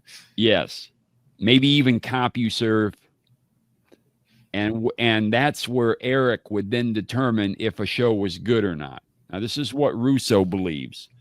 And now I have to scratch my back. Now, if you have a custom back scratcher like this. A single prong back scratcher? Yeah, but buddy, this thing is sharp as... That's a precision instrument right there. That's a dental tool. You could pick your teeth with that. Listen, this thing is awesome. So here's the thing about that April 10th, 2000 Nitro. I have to tell you, it's actually in my opinion, it's one of the finest Nitros I've ever seen. I mean, from top to bottom, it is. Now, don't ask me about the 17th or the 24th. Or 5 minutes after April 10th. Right. The thing is, whenever there's a reset with like the reset of storylines, that is one thing that Russo does well. And you look after WrestleMania 14, right? So March 30th, 1998, that actually started the Austin McMahon storyline. That's when Sean Waltman came back to WWF and would become X-Pac. Oh, right? Really? Yes, and he cut a promo on Eric Bischoff on WWF Monday Night Raw. And that March 30th, 1998 episode was fantastic. And that was a storyline reset. Well, this April 10th, 2000 Nitro is just as good. The problem is there has to be staying power.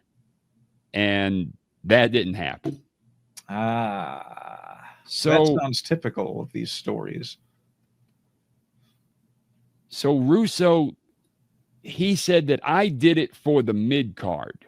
I am writing for the filthy animals. He did it all for the rookies. Yes. For the Kiss Demon, Dale Torborg, he did it for him. He did it for Vampiro.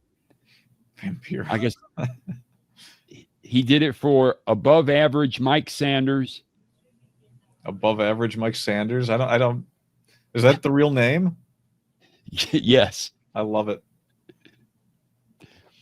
He did it for Sean Stasiak, Perfect Sean.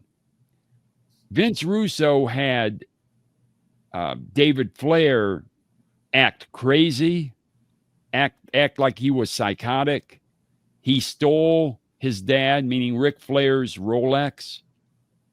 Or no, I'm sorry, Vince Russo stole Ric Flair's Rolex and hung it around his neck like a trophy. So he didn't act rational and reasonable like most professional wrestlers in a storyline? Correct.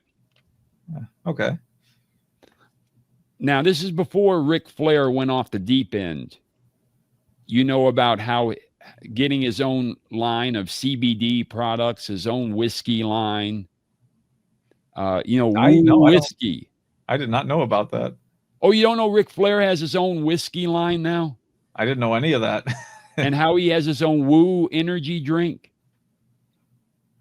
I know he had a daughter that ended up on TV that I don't know, was Ashley. Ashley became Charlotte Flair. And Megan ended up marrying Conrad Thompson, everyone's favorite podcast host. And then, but Ric Flair also, you can't trust him at a pizza place. You can't trust me at a pizza place. I mean, but we're not talking about old Chicago Inn or whatever. Oh, well. I mean, we're talking about Paisanos, baby. Ric Flair, I think, is banned at Paisanos. I am not shocked ever at the idea that Ric Flair might be banned from somewhere. I feel like he parties pretty hard. That can lead to some bannings. Well, he's known to be out of control. So, and that Ric Flair actually was the one who suggested to Vince Russo about shaving his head. Who, because Vince that was Russo's head or Ric Flair's head? Ric Flair's head. I'm not sure I believe that either. And that happened, I think, the day after Great American Bash 2000, where there was a match and Ric Flair ended up getting his head shaved. Oh, that did happen, didn't it? Yeah. Because they don't want to pay it off at the pay-per-view that people like me in 2000 paid for. Yeah. No. I mean, why would you not do that at a pay-per-view? That's like the place to do it. Ratings. It's all about ratings. That's Russo's mentality. But no, the ratings, no, because you have a big thing that's going to happen. It happens at the pay-per-view, so that the next time you have a pay-per-view, people will be like, oh, something big will happen at the pay-per-view. If you do 3 pay-per-views where a thing was supposed to happen and then it happens on the Monday after the pay-per-view, nobody wants to see the pay-per-view. Why would you not do that? And then on Monday, you go through and start like, all right, well, what are we going to do from here? That's where you get your ratings from. You make the storyline interesting with the follow-up. People are like, oh, he just had to shave his head. What's going to be the fallout from this? Let's find out on Monday night. Do people not know how to get ratings? And I know I'm saying this about Vince Russo, but you described how it's supposed to be done. You described how it was successfully done by Vince McMahon for years. And because I've been there. I have watched these pay-per-views where I was like, wasn't the thing supposed to happen at this pay-per-view? And then it didn't. And I'm just like, why did we watch the pay-per-view? I mean, maybe there were some good matches and everything, and sure, that's part of it, but what's my incentive to continue watching pay-per-views if the big payoff isn't there? You have to give the audience a payoff, especially when they're paying you extra for a bigger show. You put on a bigger show at the bigger show, you give them the good stuff, and they will come back and give you the ratings the next night because they want to know what's going to happen next. You have fulfilled your obligation. They will fulfill theirs. You just described how it's supposed to be done, not how someone who watches Jerry Springer and Judge Judy for inspiration wants it done. Well, yeah, because those are shows where you get your instant gratification and then you're just supposed to forget about everything that happened after that. Wrestling can't work like that. That's a show where you maintain an audience. Judge Judy only maintains an audience of people that just, they can put something on as background noise. And I'm not sure what the mentality is of people that watch Judge Judy, but it has to be something along the lines of, well, at least these people have worse lives than I have. That's the only thing I can think of, because there's nothing interesting that happens on that show. It is a show consisting entirely of all of the people I wanted to smack and avoid in every other facet of my life. I do not want to sit down and watch them pretending they know how to communicate with one another like animals in a zoo. You just successfully described the reason why they have any ratings at all. What? How come you're not working for a network right now? It would... Well, first off, I'd be miserable. And second off, I make sense. So I have missed a lot of job opportunities by being thorough and logical and sensible about things. You're not supposed to do that in any industry that I've ever been able to find.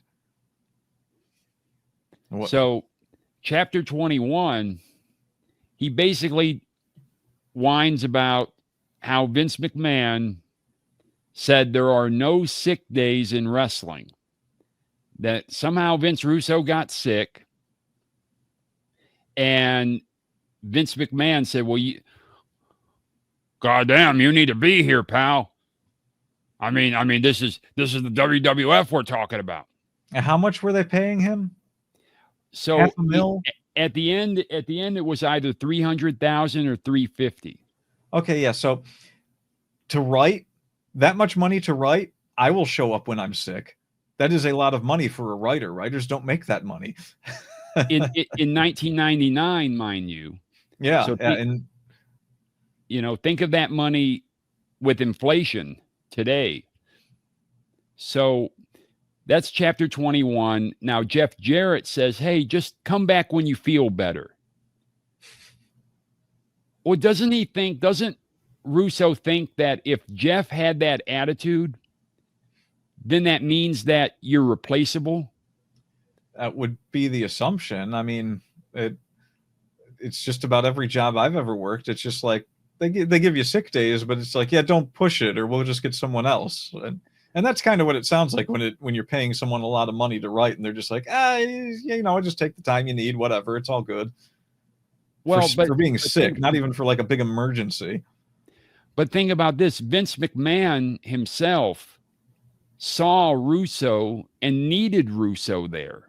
That's why he was so indignant about the sick day. Yeah. Because he actually needed Vince Russo. And Jeff Jarrett, I would say, well, there's others. We have Dutch Mantel or Jim Cornette or anybody could fill in. So to me, it made it seem like Russo's just another guy in TNA. Whereas in WWF, in this Attitude Era, Vince McMahon himself saw Russo as almost irreplaceable. Yeah, I mean, but he doesn't think of it that way. So anyways, chapter 22, and I have to put this down because I have to read something again. Oh, here we go. So this is what we've all been waiting for. So Goldberg, now it's not about Goldberg, but he starts off, he says that Goldberg treated himself too seriously. That first, that he thought he could beat Scott Steiner, Big Papa Pump, in a shoot, which we know is not true. Yeah. I mean, he can't do the math anyways. Nobody can do the math that Scott Steiner can do. He's famous for it. But so he rails on about that. But then let's hear this. We're going to hear and see this quote, page 113. I know you can't really read it, but I'm I'm doing this to show that I'm not pulling these quotes. It's at the top here, page 113.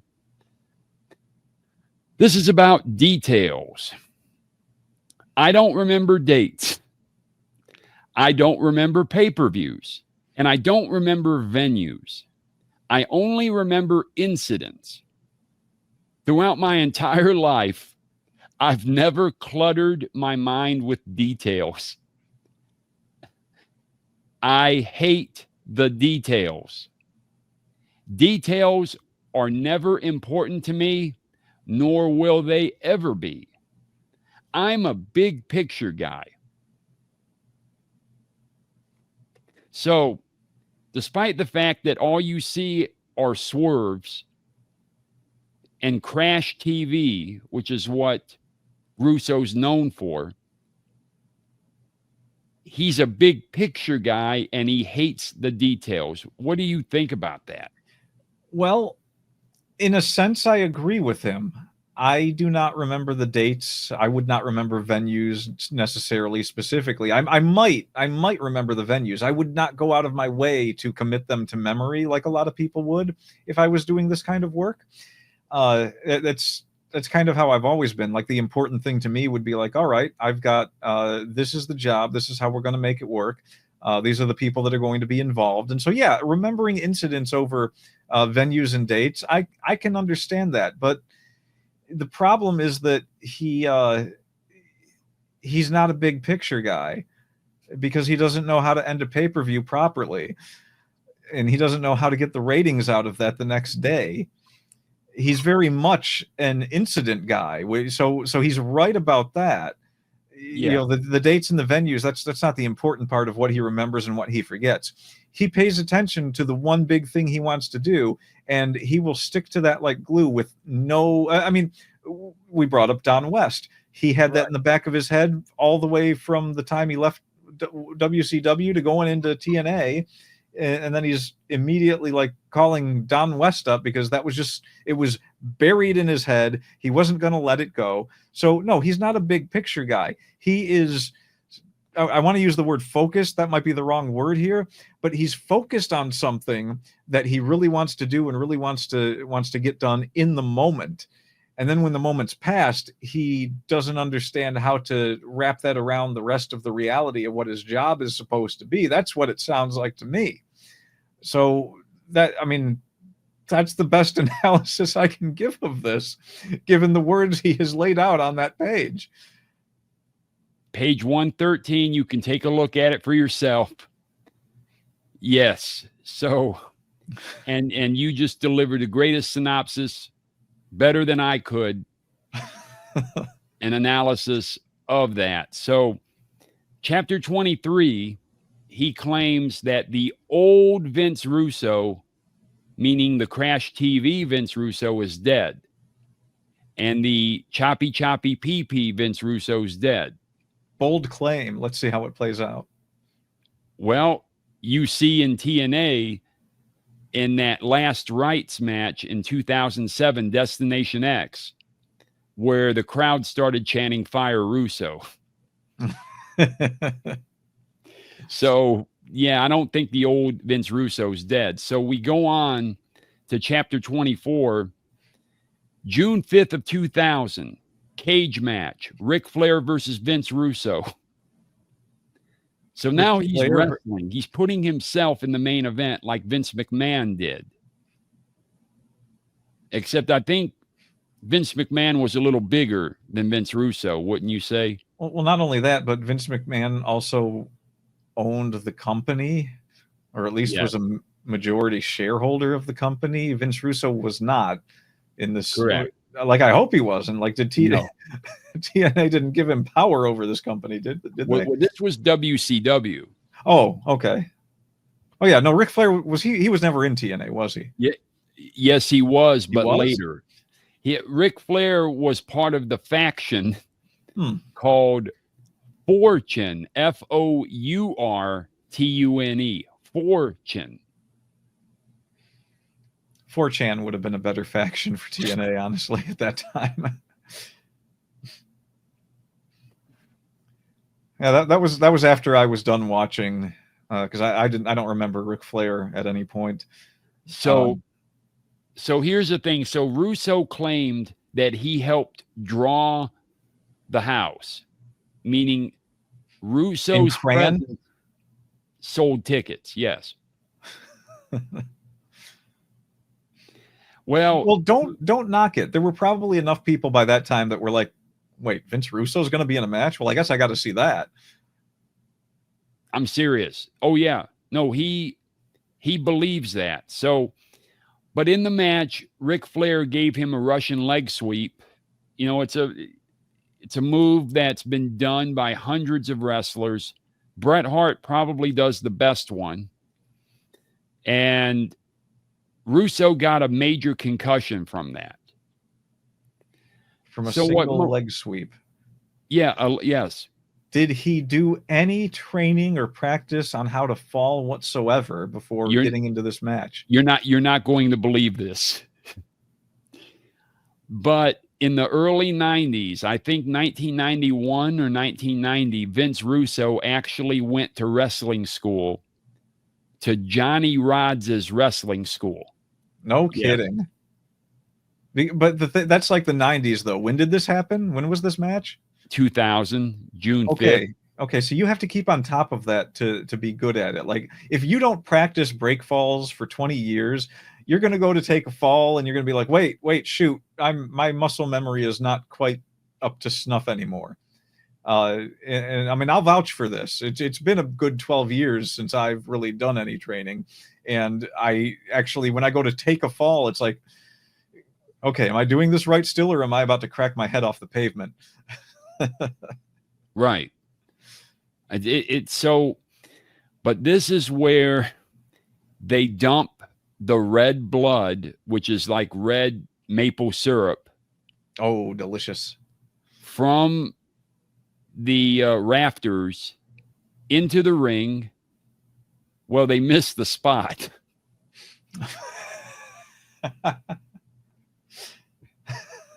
It's just blood popping out of the ring like some kind of. They missed the spot of the dumping of the red blood, which signified the new blood faction. When when Russo came back with Eric Bischoff, so they dump the red blood, which is red maple syrup. They miss it, and so they have to kind of roll around in it. And so Russo's got this concussion. He's in this cage match with Ric Flair. So, but this was something that they've done before.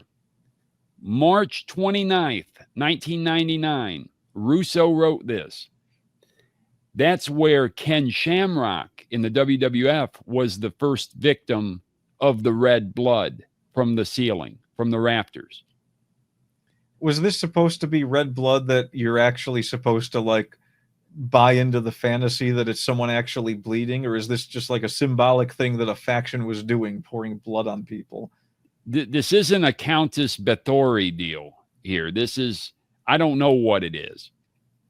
This is just crap. I'm sorry. But maple syrup flavored crap. Yes. So you could have some nice pancakes, and I think it would be good. But pancake on a pool match. There we go. You got to go to all four corners and spread some syrup and some butter. There will be a little thing of little thing of jam in one corner. You just got to get them all on there, and somehow that's wrestling. Somehow. Well, they did have a Viagra on a pole match. Yeah, no, there you go. The last pole, you're just feeding the pancakes to Judy Bagwell.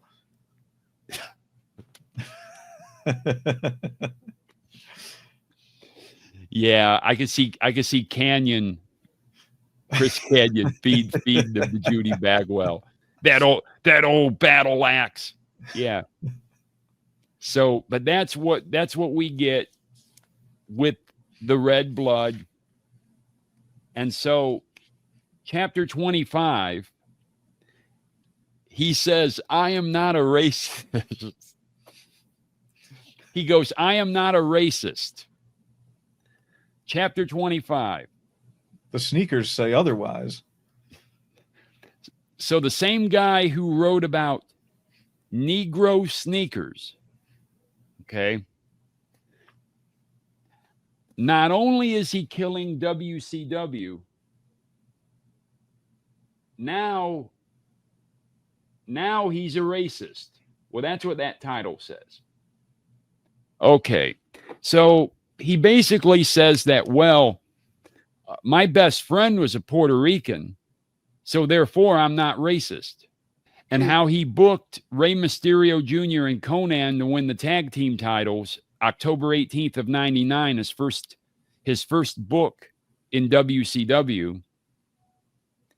Yeah, but the way that finish was did not get them over. Well, but he's a big picture guy. I'm sure that he had other ideas that would eventually get them over as a tag team, and they just weren't allowed to play out. The whole booking of the Filthy Animals group is an example of what not to do in booking. There's like a master class on it, and that's what you see up on the backboard.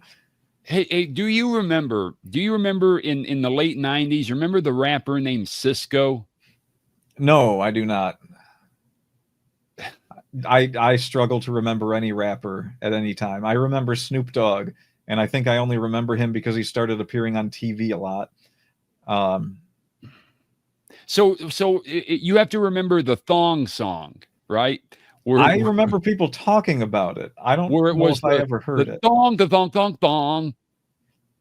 Nope. You remember that? Nope, not ringing a bell. Okay, well, Cisco is spelled S-I-S-Q-O, right? Sure. So they repackage. And listen, I've got to get out. I've got to get out right now the ultimate booking pencil. Let's see if this will do it. Come on, autofocus. Come on, autofocus. You can do it. Eberhard Faber? This is a Ticonderoga number 4 pencil. Extra hard. What's right the here. Significance? Yeah, and it goes right there. So here's the thing about it.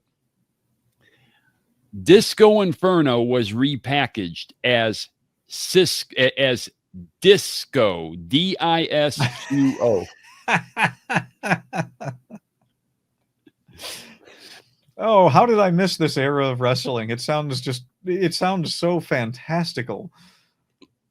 Listen, I have a feeling we're going to be live watching this era of WCW. It's out of control. I got to tell you. The constant swerves and stuff like Disco, D-I-S-Q-O, the Viagra on a pole match, which was July 31st of 2000. Billy Kidman versus Shane Douglas. That 70s guy, Mike Awesome. I mean, the hits just keep on coming. So anyway, so Russo says, I'm not a racist. Hey, although I don't really know any Japanese guys that well, and I won't book them because they don't speak English. And Mexicans that wear masks, I won't push because they're wearing masks. So, but he is so vociferous in stating, I am not a racist. So, because, I mean, maybe he's not understanding the significance of the way that he put it, but it's like, maybe I'm not going to book anyone that wears masks is the way you put that. But if you specifically say, I'm not going to book any Mexicans wearing masks, it does sound a little racist. And, you know, I give people a lot of leeway that maybe they don't necessarily mean things the way they say them. So, but that's one that would jump out at me. It's just like, no, you said specifically Mexicans that wear masks, you're not going to book. And I don't understand why you wouldn't book people who don't speak English if they can wrestle, because part of the industry is that some people are good at wrestling and some people are good on the mic and some people are good on both. So you don't need to avoid any one specific thing there. You just, if they're good in the ring, put them in the ring. They don't have to say anything, or let them talk to the crowd in Japanese. And you know what? It might not help you pick up any viewership, but someone somewhere will appreciate it, and you know. Or give them a manager. Or yes, give them a manager. Give them a manager like a Cornette or a Paul Heyman or someone. I mean, anyone that gets Paul Heyman as a manager, it's like you have been given a gift from God himself. Yes, so why that guy not can manage anyone? But according to Vince Russo, if you put a manager with him, then all the manager is doing is getting himself over. But that's not a bad thing. That's part of what makes the story. You've got the guy, you're not putting him there just to be like the sign language guy in the bottom corner bubble to interpret everything that is being said by this person. You're putting a manager there for someone who can't speak English for several things. One of them being that you don't have them translating the things that they say. They are the voice of that person.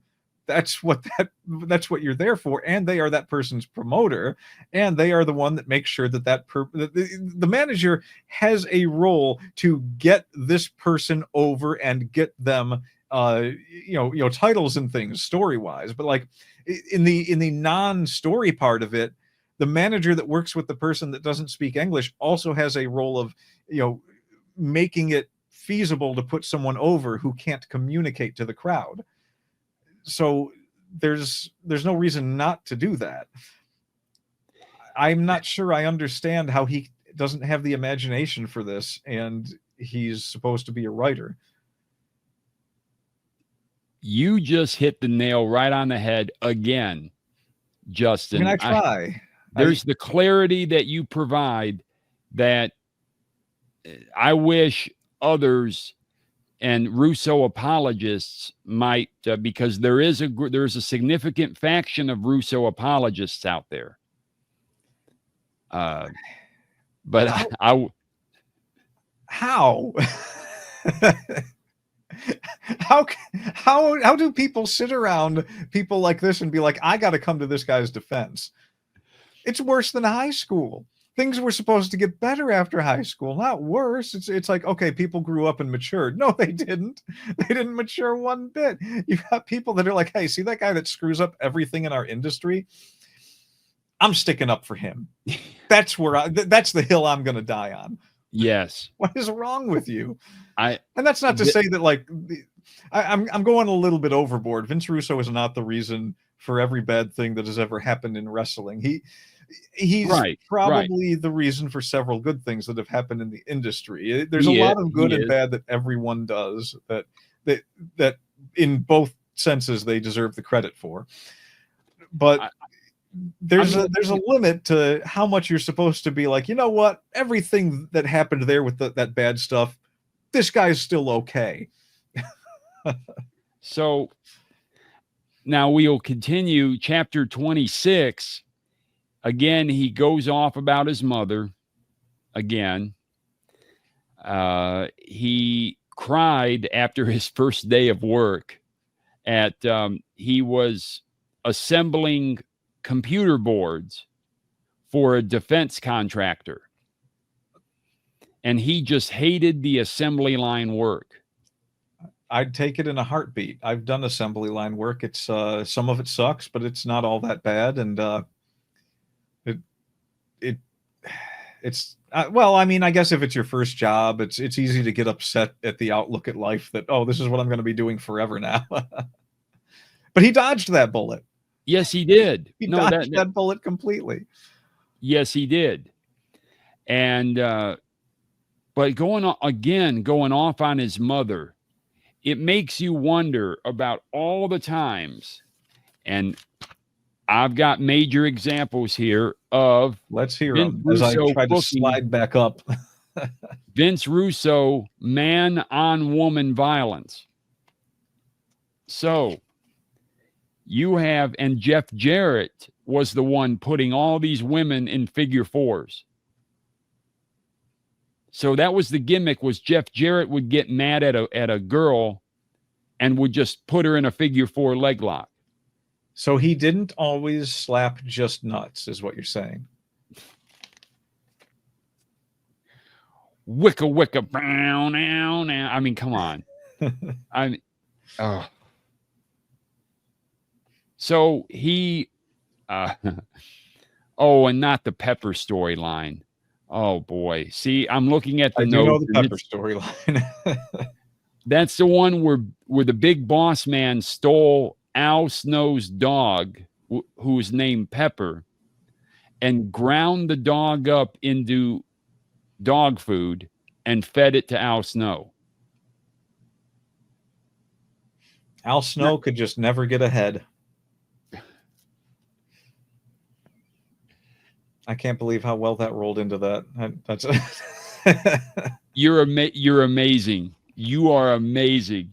So, and of course it wasn't really, he didn't really ground the dog up, but it's just, yeah.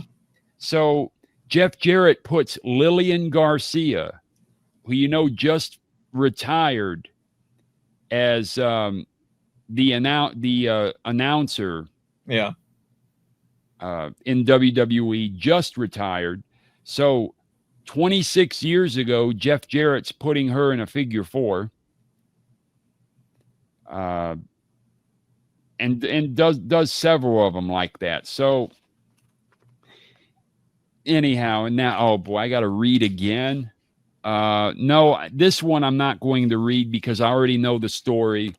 And if you've watched any of the Dark Side of the Ring episodes about Bash at the Beach 2000, Chapter 27 details Russo's side of things. Here's the synopsis, is that Hulk Hogan would go into the match. So let me back up. October 24th of 99, Hulk Hogan actually lays down for Sting. Russo booked that. Hulk Hogan laid down for Sting. And then the next night on Nitro, the 25th of October, they vacated the title, and we're going to have a big tournament. So let's remember that. We get to July of 2000 in WCW. Hulk Hogan is going to go into the match with Jeff Jarrett. Jeff Jarrett is going to lay down for Hulk Hogan. And then Hulk Hogan is going to leave with Eric Bischoff. After Hulk Hogan leaves, then they will crown a new world champion, like an interim world champion. And Booker T will be the interim world champion.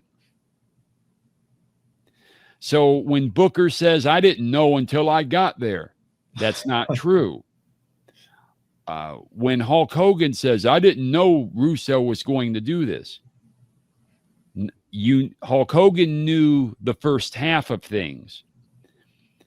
What was a shoot was in between Hulk Hogan pinning Jeff Jarrett, who was laying down, and Booker T winning what was before the interim world title. Vince Russo decides, I'm going to cut a promo on Hulk Hogan. Oh no. Without anyone's knowledge. Without anyone's knowledge. Vince Russo cuts a promo on Hulk Hogan. And he didn't tell anyone. Afterwards, Brad Siegel is saying, listen, I wouldn't talk to Hulk Hogan because whenever we use Hulk Hogan, according to his contract, he gets like 5 or 10% of the gate receipts for a pay-per-view, and he's paid X amount of dollars per shot. The contract's out there. You can look up his 1998 contract with WCW. Not a bad deal at all. Well, so Brad Siegel says, listen, don't. So Russo is putting the blame on Brad Siegel as to not letting Hulk Hogan know about the promo he cut. But he didn't tell anyone about it. Correct. Okay. And it's even worse. He did not tell Jeff Jarrett that this whole thing is a work. He let Jeff Jarrett believe that this was a Hulk Hogan power play. So Jeff didn't even know the full story. And he was the one laying down. If Vince Russo is a big picture guy, the big picture is entirely in his head. Correct. And also it's not like, what did he think was going to come of that?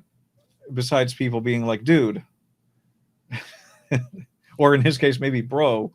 So what happened then, Hulk Hogan files a defamation of character lawsuit, which goes into chapter 28, where it was eventually dismissed because the judge saw it as wrestling characters, and that how can you defame a fictitious character? So by doing something in the show that harms reputation of the person involved, maybe. Well, he called Hulk Hogan a big bald son of a bitch. That's it. Yeah, I mean that was about the worst that he said. Okay, so there was nothing there that really should have been any legal problem, honestly. Correct. Correct. So he then talks about getting into, because here's Vince Russo in when he had the video store, he actually got into wrestling. There was a guy named John Arezzi, a big guy named John Arezzi, who had the first pro wrestling insider show on the radio. And Vince Russo would call in, and he would be known as Vicious Vincent. Yeah. And he would even help get, don't be surprised, he would even pay money to get that show on the air in multiple locations at multiple radio stations, Sunday at 11 p.m. So he was actually paid to do this. Shouldn't he be following the Sabbath? Well, no, this is before he was born again. This is 1991. But he was Catholic, though, before. So, yeah, maybe he should have. Strangely enough, this is starting to sound like he's just a guy who wants attention. And, I mean, spending money to get himself on the radio regularly, maybe this is another thing with the whole mommy issue, where it's just like nobody paid attention to you ever. Is that what's going on here? I mean, you're a big deal, kind of, when you think about it. You're a writer for the biggest promotions on the planet. I wouldn't exactly say that nobody pays attention to you. Maybe you're not always getting the attention you want, but you've made it, buddy. You should be proud of that. You don't need to have your voice on the radio. You don't need to ask anyone for any respect. You have done well for yourself. So I have to interject. When he was on the radio was before he was known. He just had the video store. I recant. But that was his foray. And then he started writing for the WWF magazine in 1993 as a freelance guy, making $150 an article. But you know where this is going. The magazine basically turned into fan fiction. WWF magazine was basically a fanfic magazine. Now I know where that's going. That actually sounds like it would have been pretty interesting, to be honest. So what eventually happened with that was, when they had the Raw magazine later, Vince McMahon actually went in front of Bruce Pritchard and Jim Cornette and threw the magazine down and said, "This is what I want our product to look like," which is the magazine where Vince Russo eventually became editor of. See, in 1993, he was doing freelance stuff, but in 1995, Linda McMahon hires him to do work on the magazine. I mean, outright hires him. And then he eventually becomes editor of the magazine. So that's how he got his leg in. Yes. And he was known as Vic Venom then. Huh. Yes. So that's how he got in. Yes. So chapter 29, he reiterates he has never committed adultery, doesn't really drink, but his vice is fantasy sports. So that means if you remember the rotisserie league baseball. No. Okay, well, Vince Russo is all into that. And later he will talk about fantasy football now. He's into that now too. I'm not surprised. It sounds like a thing Vince Russo would be into. It definitely is. So, and then he apologizes to J.J. Dillon. I guess he went off on J.J. Dillon when J.J., over some of these like pinata on a pole match and all that, J.J. would just kind of talk behind his back about him. Well, he did that, and he didn't know that Vince Russo could hear him. And so Vince Russo went into a massive tirade to J.J. Dillon about him. And so he apologized to J.J. Dillon. And now's the perfect time. Chapter 30. This number 2 pencil had no eraser. So, of course, I've already shown you. And, of course, chapter 30. And you know it's coming because we're very close now. Yeah.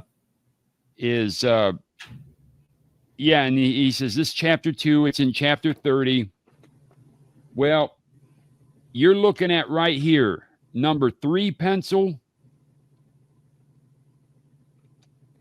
And then we all know the number 4. So this is extra hard, which means it writes more faint. This is hard, number 3. Then you have your number 2.5. That's right. The medium pencil is a 2.5.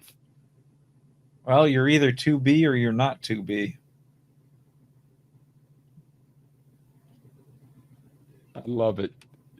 And then you have your classic number 2 pencil, which is considered soft.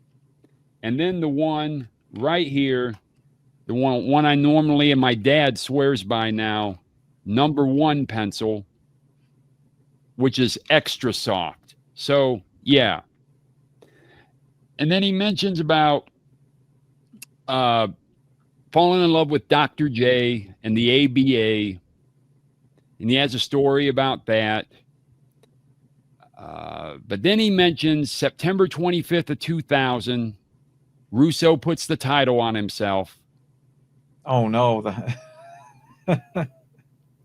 Every time I hear about that, I forgot that it happened. Yes. September 25th of 2000, Russo puts title on himself. And just so you know, he does not include dates. I had to find the dates. He's really a big picture guy. He can't be bothered with these dates and things in his own autobiography. Why would he bother remembering that information that is actually not that difficult to look up because it was something that happened in a worldwide federation that keeps track of all these things, and you can still look up the shows and but not a big picture guy. No, a big picture guy. Definitely a big picture guy.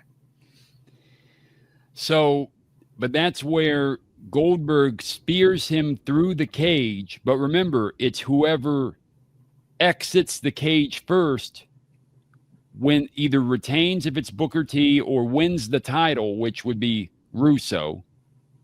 Russo's wearing the New York Giants football helmet. He's wearing shoulder pads, jersey. He gets speared through the cage, still manages to hit his head on the guardrail. So he gets another concussion. But now Russo is WCW World Heavyweight Champion. Fan-freaking-tastic. I mean, there's so much you could do with that storyline, like have him lose it the very next night and get things back to, a good, solid foundation for writing. Well, you know what happened is he vacated the title the next week. Good. So what happened then, early October 2000, we're getting to chapter 31, Russo just didn't want to go to Australia because WCW was putting on a major tour in Australia where the local promoters were paying WCW an outrageous money to come. And Russo says, oh, no, I want to watch the San Francisco Giants baseball. I'm not going to Australia. But it's your high-paying job. Correct.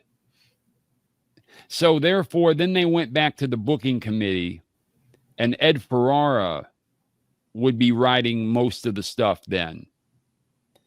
And he symbolically handed the microphone on the next week, which would be like October 2nd, 2000 of Nitro, handed the microphone to above average Mike Sanders. Yes.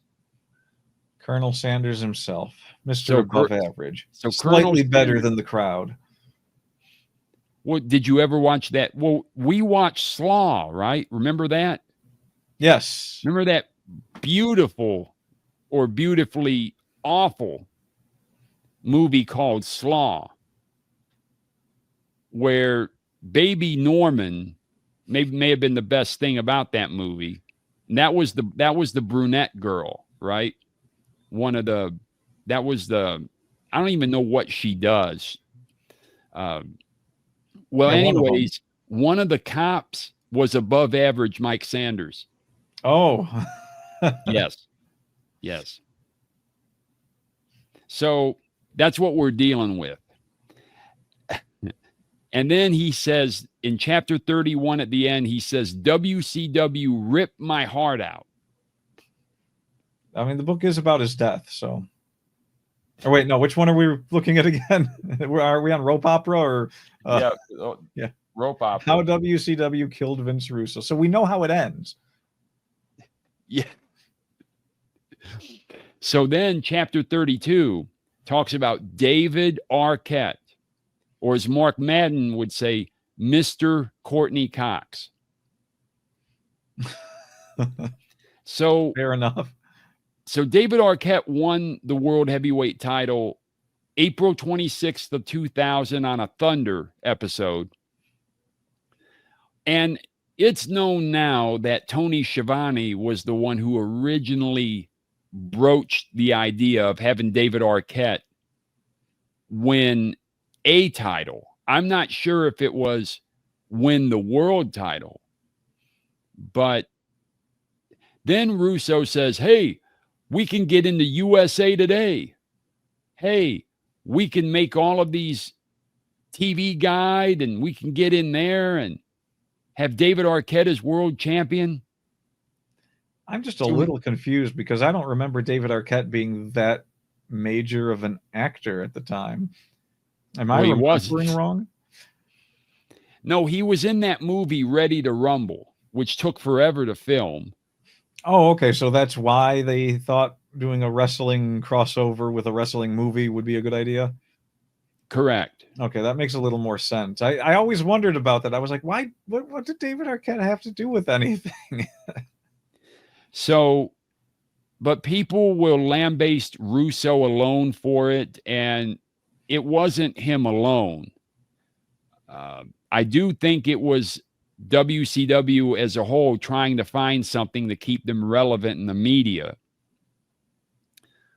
So he goes on about that. Chapter 33 talks about how 9/11, the events on that day in 2001, cost him $200,000 in the stock market.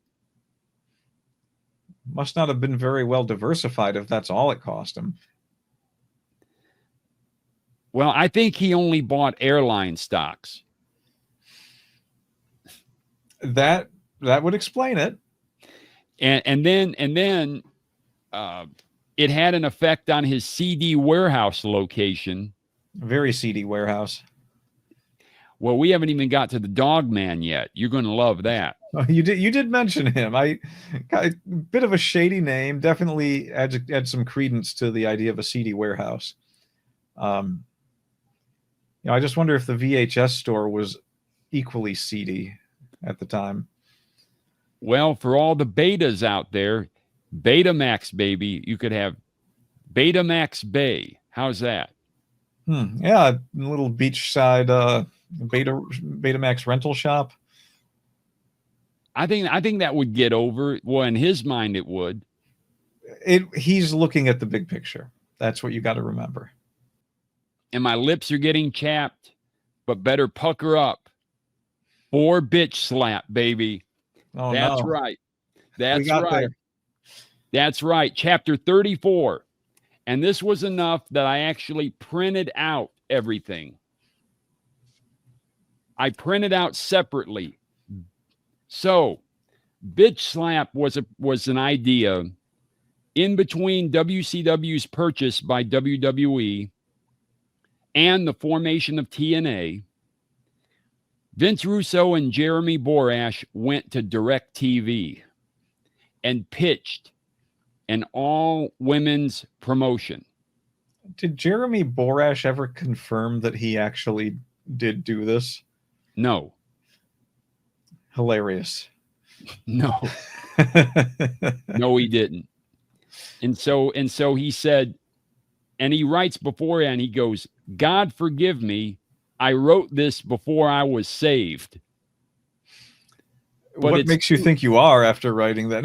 Okay, so before we get into that, I feel that it's pertinent to point out that the other half that supposedly pitched this idea has not confirmed this. That's 100. We don't know that for sure.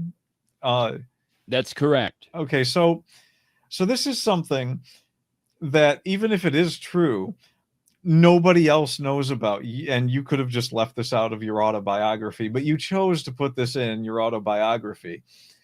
I don't know if there's any better way to say this than I award you no points and may God have mercy on your soul. For all of that, though, the fact that it's in the book, this is probably the most hilarious thing in the book that I'm aware of. You've read it, though. I haven't. So of everything you've told me, this is the one that this got the biggest laugh out of me. So he was inspired by the promotion known as Glow, Gorgeous Ladies of Wrestling, that started in the mid to late 1980s. Well, here's the thing, though. Vince Russo would have been 26 years old. So it's not like it's like a 12-year-old boy watching, the woman Tina Ferrari, who would later become Ivory in WWF in '99, or any of the others. No, Vince Russo was already 26. So the teenage humor should have passed by now. He should not be making the kind of crass humor we're about to engage in viewing here. That is correct. And I know the things that the magazines and things and videos I was doing at 25. Well, all I'll tell you is it's far beyond this. Okay. I just got to say that I'm a little bit upset with his mother too. Yes. So these are the characters of the promotion called Bitch Slap that he put forth to DirecTV, him and Jeremy Borash. Toxic Shock. Many of the superstars of Bitch Slap wrestle with no strings attached. However, this is not the case with the very volatile toxic shock. Like a dog in heat, this stuck-up temperamental temptress uses the pads of the bitch slap ring to the max. While she tends to turn off men with her moody demands, she claims she can make gay men menstruate. Well, that'd be news to me. Always craving chocolate, she rides her own cycle, as she only shows up to wrestle once a month. You know, the worst part about it is these are the best, most solid puns Vince Russo has ever produced. I've got to give him credit there. I won't say that makes them palatable, but a little bit of cleverness here and there, I guess. This is definitely like less than teenage level of humor, though. But all of the period remarks, you know, that was the idea that tampons at one time was rumored to put women into toxic shock. Oh, yeah. Okay. So that's the where things this you make me remember. Yeah, so that's where this comes from. It's unbelievable. Homeless Heather. Nice box, commented a young boy to his loving father as they walked outside Homeless Heather's place of residence on the sidewalk just outside the bitch slap arena. The only competitor who wrestles for food. Homeless Heather is the she-god of the shelter. Not only does she compete in the bitch slap rings, but Heather also serves as cleanup crew as she wheels her shopping cart around the arena in search of aluminum cans during the show. A riot around the ladle, Heather is loved by her fellow bums, but it's no laughing matter when she steps into the ring. And then burning her bra for heat, I forgot this one. In the twilight of the September sky, Homeless Heather hits the soup kitchen before dusk. It's like rejected Mad Magazine sketches. It is, isn't it? It sounds like it has the tone of like just a funny little thing someone wrote in a corner panel in a Mad Magazine, but it doesn't have the integrity of it. If that makes sense. I mean, it does make sense. Mad Magazine did actually have quite a bit of integrity. I feel like it was the best magazine I might have ever read growing up. And so the tone of it is what gets me here. It's like, it sounds like someone doing parody on the level of Mad Magazine, but like just making it all dirty jokes. Well, it gets worse.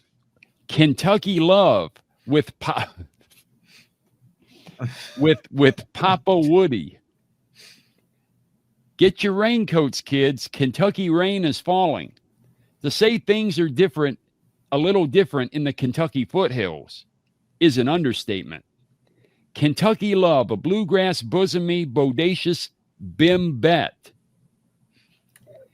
is the envy of every farmer's eye. However, for Kentucky Love, there won't be any sowing wild oats. With shotgun in hand, Kentucky's father, Papa Woody, holds a very special place when it comes to his divine daughter. You see, Kentucky Love is Papa Woody's forbidden fruit. However, though she attempts to keep her fondling father in line, Woody is hell-bent on bobbing for his daughter's apple. The use of the term bimbette makes me want to ask the question, does he not know what a bimbo is? He must think that that's the Spanish bakery company. It must be. That's the only explanation. He's getting that's where he's getting all this Spanish, mixed in with, and it's just giving him a bad look. It's not that his sneaker reference was just talking about El Negro Zapatos or something. I don't know. Yeah. Los Zapatos Negros. He Yeah. was just talking about black sneakers. That's all. Not any racial reference. So but the bimbette one is really weird. It's just like, no, that's a bimbette is exactly what a bimbo is. You're good to go. You can use the word that's already there. now, Justin, get this. Now, this is going to be your favorite gimmick. Now, I promise you. Now, I think it's my favorite gimmick. I mean, is it going to top Eugene? Huge. Poor Nick Dinsmore. Poor guy. No, but this might be your favorite gimmick too. Trust me. All right, let's hear it. Ahoy, matey. The Ass Pirates. Blackbeard and Treasure Chest. Right. Who is this made for? I mean, besides me. You're going to see. like the swashbucklers of the Caribbean, Blackbeard and Treasure Chest, the Ass Pirates, have they have buccaneered their way to the seas of bitch.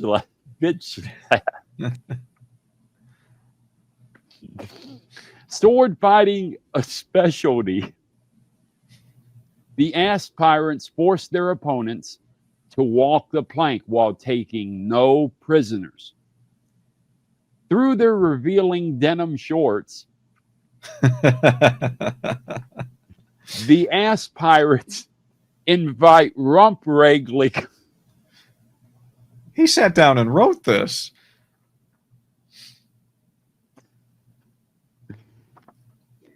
They invite rump wrangling to those seamen who lust after them. At high tide, they'll drop anchor and drop trow. Action heroes to the preteen audience. What? How? They can't even say the name in front of their parents. To the preteen audience, Blackbeard and Treasure Chest are among the 10 most wanted in every elementary school in America. There's some implications there. No, not for prematurely causing cannons to fire, but rather leaving blue balls behind. How appropriate. In a high school? Except this is elementary school. Not better, actually. No. Unbelievable. Very little improvement going backwards. So I got to ask you, so we've got, oh my gosh. I mean, there's even more. Birdie Hole for One. A PGA legend, meaning LPGA. Birdie Hole for One claims that she doesn't need wood to win the Rings of Bitch Slap. Nicknamed Butch by her fellow competitors and sporting a rock solid 28, 24, 36 figure. All right. Nope. Calling it. I have to just stop it right here. What a waste, right? No one who's nicknamed Butch has a figure of 28, 24, 36. That does not happen. No one that's nicknamed Butch has a figure that Sir Mix-a-Lot would sing a song about. Well, I mean, here the hips in proportion to the waist, maybe. But it's honestly more like 38, 34, 46. If we want to go the Sir Mix-a-Lot route. So Birdie's sexual preference has been in question since the day she refused to stroll through Tiger's woods. Handicapped by a mean streak, male officials of bitch slap beware. Keep your balls away from birdie hole for one. 4.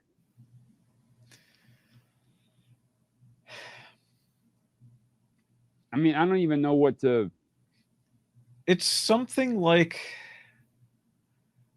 taking the concept of childish parody and going through the other side to some weird kind of alternative mirror universe of inappropriate adolescent behavior.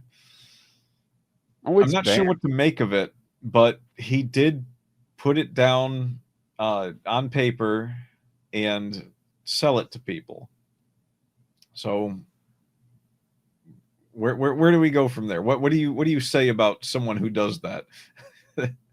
This is not exactly.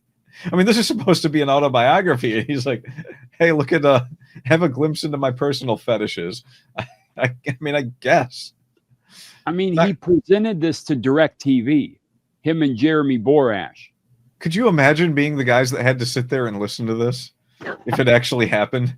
He's like, "Thanks, we'll call you maybe sometime.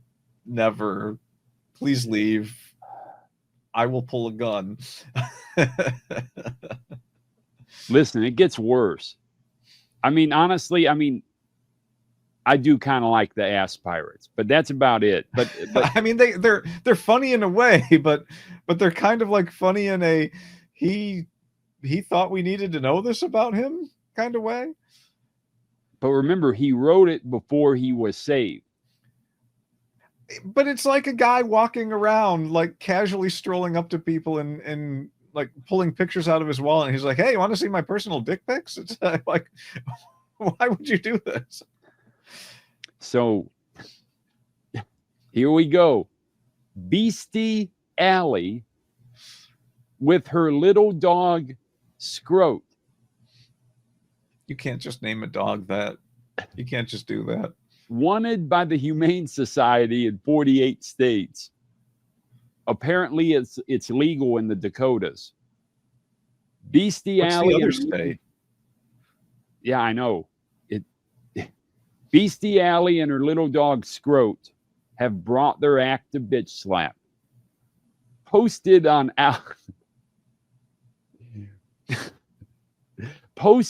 Alpo cans across America.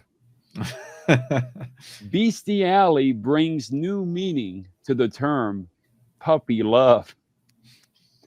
With his eyes not the only thing bulging. Let's not forget that Scroat is the innocent victim here, being held against his will. Everyone is an innocent victim in having to hear this.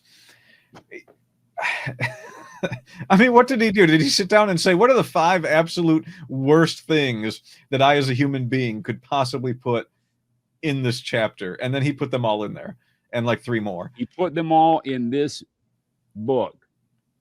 So fascinating read. But beastie beware.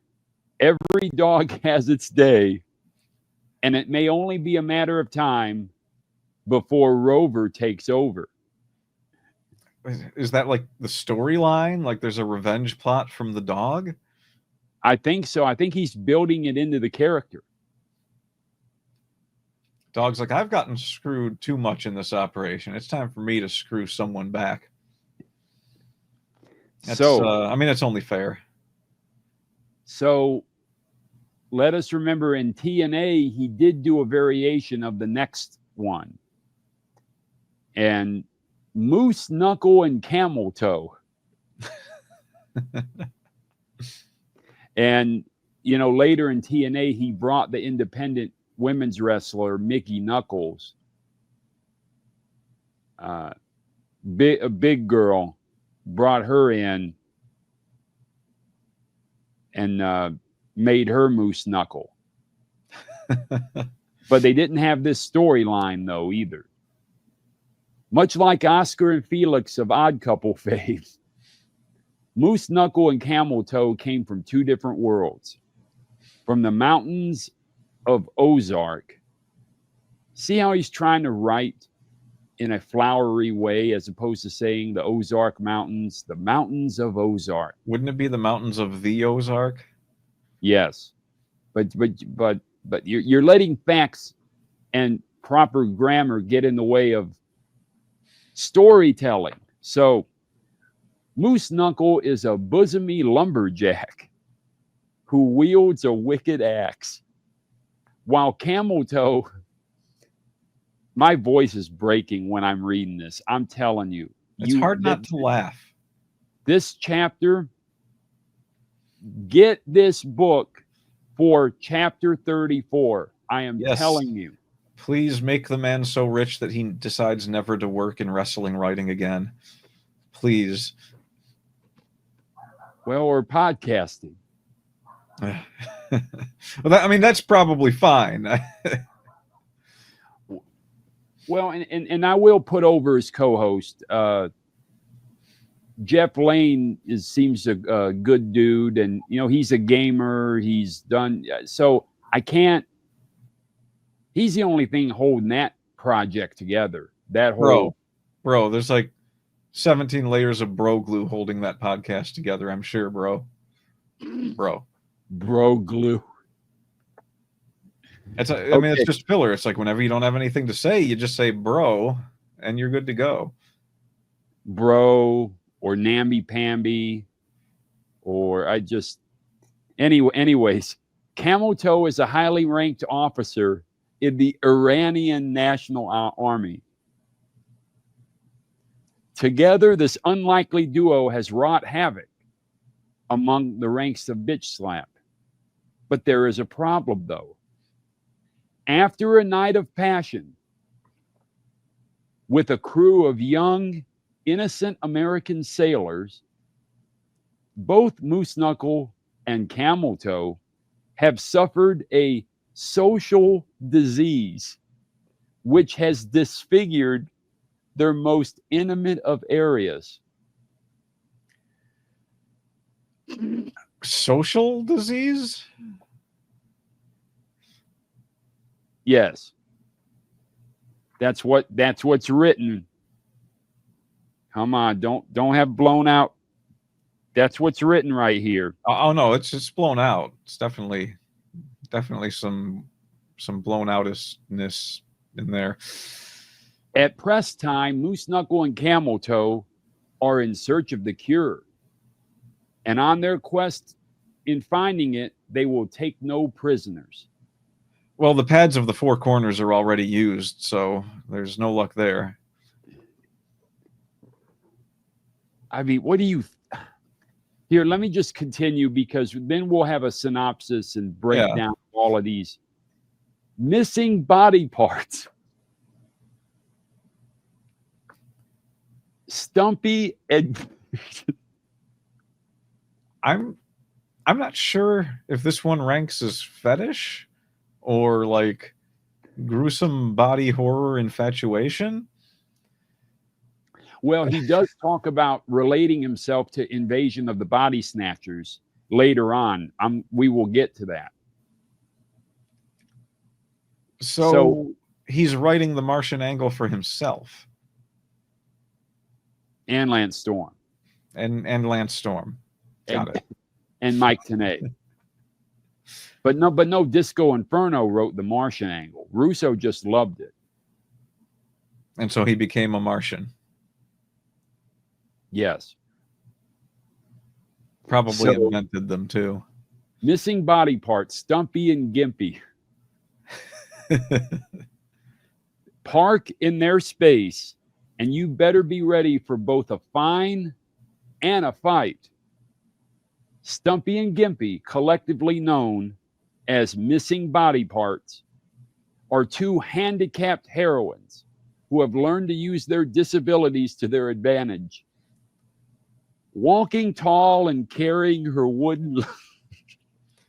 How are they going to find wrestlers that fit these descriptions? Were they going to have Zach Gowen put on a wig? I mean, what? And Zach Gowen we saw him show up in Detroit at the last AEW tapings. I mean, but I don't know. I call me crazy, but I don't think that he's going to be. He would be interested in doing this kind of performance, especially with his family at ringside. I feel like that wouldn't fit his personality too well. No, it wouldn't. Walking tall and carrying her wooden leg, Gimpy will literally stick one foot in her mouth while inserting her wooden peg in your ass.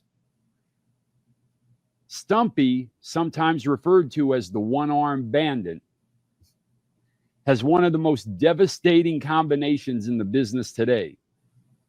When she hits you with a right, and then a right, and then another right, you will most likely be down for the count. Can you lose to a one-legged woman in an ass-kicking contest? You may if you're in the ring with MBP. Missing body parts, yes. I mean, you could probably fit a... We got a couple more full layouts. These are definitely laying me out here. I mean, it gets worse. Dude, it gets worse. Justin, Nurse Hershey with Dr. Proctor. Bend over and say, ah. The team physician of bitch slap, Dr. Proctor. You don't say ah when they give you a rectal thermometer. Well, according to Vince Russo, you do. I mean, you might go ah, but there could be some screaming involved. But you definitely don't say ah. I mean, and certainly nobody should be sticking a tongue depressant down there. Well, I guess we got to take it as it falls. He's known to be a real ass man within the locker room. Assisted by the lovely Nurse Hershey, Dr. Proctor feels his way around the superstars, assuring that each and every one of them has a clean bill of health. Anally retentive, the popular Dr. Proctor has become so overbooked that the robust Nurse Hershey has been forced to increase her role. Now the physician to the male management team of Bitch Slap, Nurse Hershey lets her fingers do the walking while her rectal thermometer does the talking. Ouch. A good old taste of Pennsylvania pleasure right there. Come on.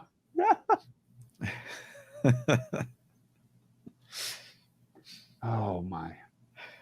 Just imagine one episode of this actually aired. Imagine what that would have been like. It would have ended television as we know it. We never would have made it to the internet. Oh no. Well, so I do have to say, when this was scheduled to occur, this was in between the time that WCW was purchased by WWE and the formation of TNA in June of 2002. So there's a period of about 15 months where all of this came about, and they actually met and presented this to DirecTV. Russo and Jeremy Borash. Yes. Those poor DirecTV people. What they endured to save us all. I wonder if we can find anyone out there, if you know anyone who was present at this meeting, let us know. Please. Please. I would love to know. We would love to know just what went on at this meeting. And we're almost done. Grandma Gas, constantly blowing her own horn, It is methane madness when Grandma Gas steps into the ring at Bitch Slap. Fueled by a flatulent fanny, although it's, for those across the pond, it's not that fanny. This, I mean, it doesn't matter. Well, not really. Not in this case. It's like, Not in this case. how could it get worse? I mean, yeah, it'd be Queen Queef, right? I'm surprised they didn't come up with that. This Queen of Brown Wind uses her deadly gas to gag her opponent into submission, leaving revenge on their minds and skid marks on their bodies.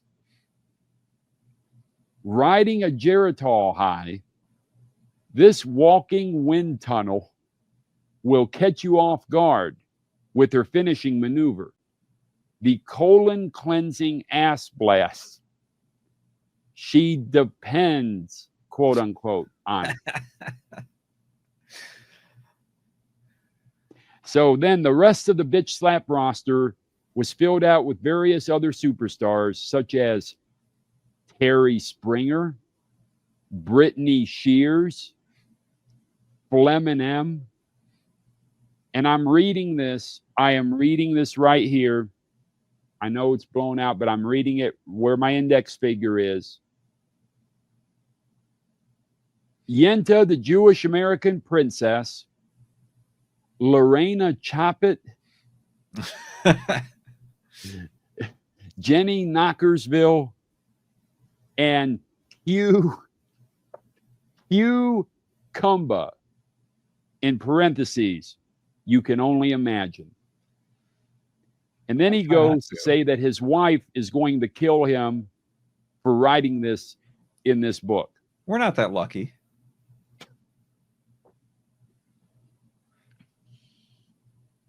And then he says, the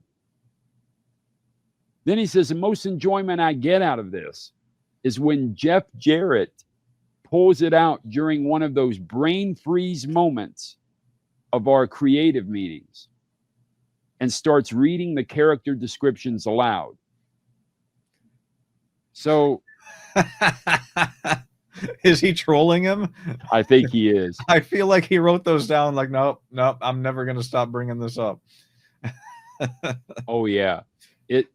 So let's review. So we have, these are the main characters: Toxic Shock, Homeless Heather, Kentucky Love with Papa Woody, the Ass Pirates. I know I've got 4. Ass Pirates, Birdie Hole for One, Beastie Alley and her little dog Scroat, Moose Knuckle and Camel Toe, Stumpy and Gimpy, Nurse Hershey with Dr. Proctor, Grandma Gas are the main 10 roster members of Bitch Slap. Justin, what say you? I think we should patent it, package it, and then we should sell it. We should sell it, definitely. There will be no buyers.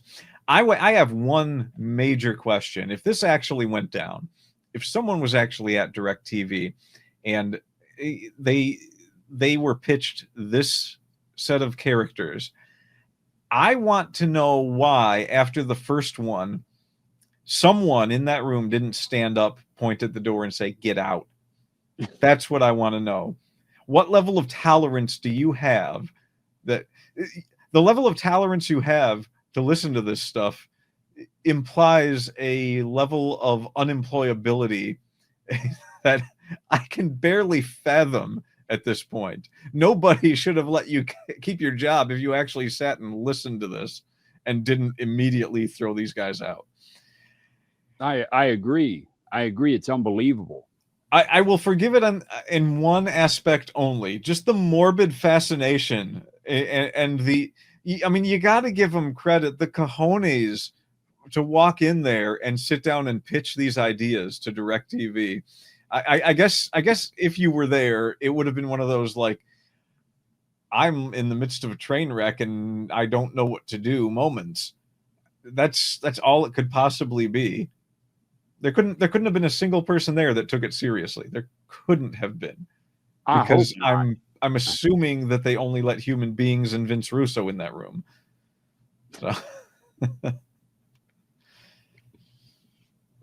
So So now we get to chapter 35, and he leads in with the verse from the New Testament, 1 Peter 3, the first 7 verses of the chapter. And I mean, he essentially is paraphrasing it. He doesn't even list the entire. Unbelievable. So his synopsis of those 7 verses, because it's not the entirety of the 7. When the husband honors his wife and she submits to her husband's leadership, God's formula for happiness is in place. So he is putting himself as the head of the household. The same guy who wrote about Grandma Gas, the Ass Pirates, the guy who wrote Choppy Choppy Pee Pee, the guy who wrote Beaver Cleavage. Do you remember Beaver Cleavage? I remember Beaver Cleavage. Okay. That's what you do to Chaz Warrington now. This is what kind of gimmick you give a guy. But he's the head of the household. Unbelievable. And so he, in chapter 35, he goes on to say how his wife Amy helped him become born again. And then she's patient. You have to be patient with a guy like Russo. It's like the marriage version of the relationship between Inspector Gadget and Penny. Yeah. It's like that's a good analogy. Yeah. It's like, oh my God, what have I gotten myself into? I have to manage things from behind the scene. And God help me, I'm going to have to let him take the credit for it. It's unbelievable. So, and I've said unbelievable so many times during this review, and because it's incredulous, seriously. The thing is, though, Amy hates Colorado, whereas Vince Russo is enamored with, and it's not exactly a conservative bastion either, Boulder, Colorado. IA? Yeah, I hope they have 4-wheel drive vehicles. That's for sure. They have sand. Yeah. The thing is, though, his wife always hated Colorado. She might still hate Colorado, but as of now, as of this recording, they've been there 18 years. So, obviously, she's put up with it. And his wife of over 40 years now has put up with this. And it just shows, again, what Russo thinks the ideal woman should be. Decades of banging one's head against a wall. Yeah, I need to drink some energy drink before we touch on chapter 36. You hear that? Okay. The Reign of Terror. I went the simpler route. I'm just get a Reign of Terror right now with the dog man. That's right. Chapter 36. The dog man cometh. Oh, are we about to be bow wowed? We're about to be, and not just a little bow wowed, but bow wow wowed. I see. So we're in for it. Well, we've been barking up the right tree the whole time. So basically, there's a guy that kept coming in his CD warehouse store, and he's a Georgia Bulldogs fan. Yeah. Excuse me, in college football. And he calls himself the Dog Man, DAWGMAN, the Dog Man. And he came in the store enough and was wearing the spike collars, and I would have had mine on, but it didn't fit around this vest. So, but he had the collars on, and he's just out of control guy. So Vince Russo actually hires this guy as a manager. Okay. A guy that comes into a CD store and just is loud and boisterous, and that's management material? According to Vince Russo, yes. Huh. I mean, maybe retail management. Well, it gets worse. One day he claimed that the dog ate the keys. That the dog ate the keys to the store. Very original. I lost it, dude. I lost it just now, man. He then there was a young black kid that we'll say 14 or so, and you know, he stole a CD that was like 50 cents. And the Dog Man was so proud to have run this poor kid down for taking a CD, spending like 15 minutes, at least 15 minutes out of the store, which was now unoccupied and unlocked. So in other words, the whole neighborhood could have come in and pillaged that store while he ran down this kid. The guy was the top loss prevention associate that whole month, okay? Right. So then after all this happened, Russo thought, hey, you know, maybe this fake wrestling, or maybe this is better than operating a CD warehouse. So he then started to get feelers put back in to go back to work in the professional wrestling business. So then we go to chapter 37, where Jeff Jarrett calls him up. So now this is 2002. I think this is after Bitch Slap. And then he's bringing up an idea about a promotion, but he doesn't know what to call it. Well, Russo, of course, he named it TNA. That right tracks. But of course, he wanted just to call it Tits and Ass Wrestling. But it's like all dudes. Well, remember they had the girls in the cages in the beginning, still, right? Well, yeah, but it is. I mean, and then you had the Johnsons, right? With Mortimer Plumtree. Do you remember that? But getting back to naming it TNA.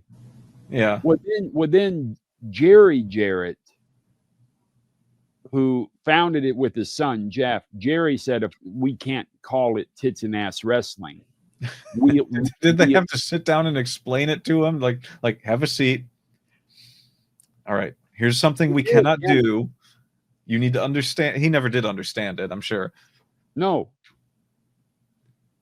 So then they came up with a way to use those letters, but then call it something else. So that's where they came up with not Russo, but Jerry Jarrett and Jeff Jarrett came up with Total Nonstop Action Wrestling. So, and then Vince Russo cannot stand Jerry Jarrett.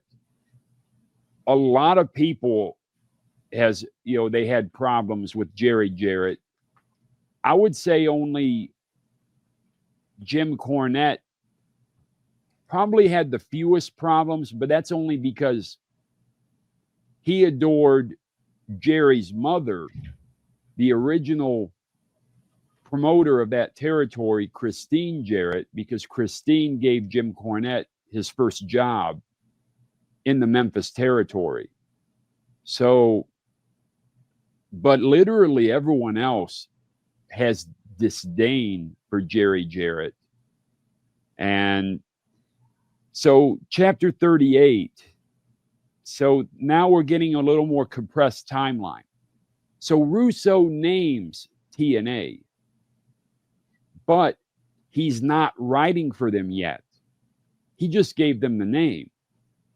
In between the time where he gave TNA its name to when he starts writing and appearing on TV for TNA, he decides to give Vince McMahon a call.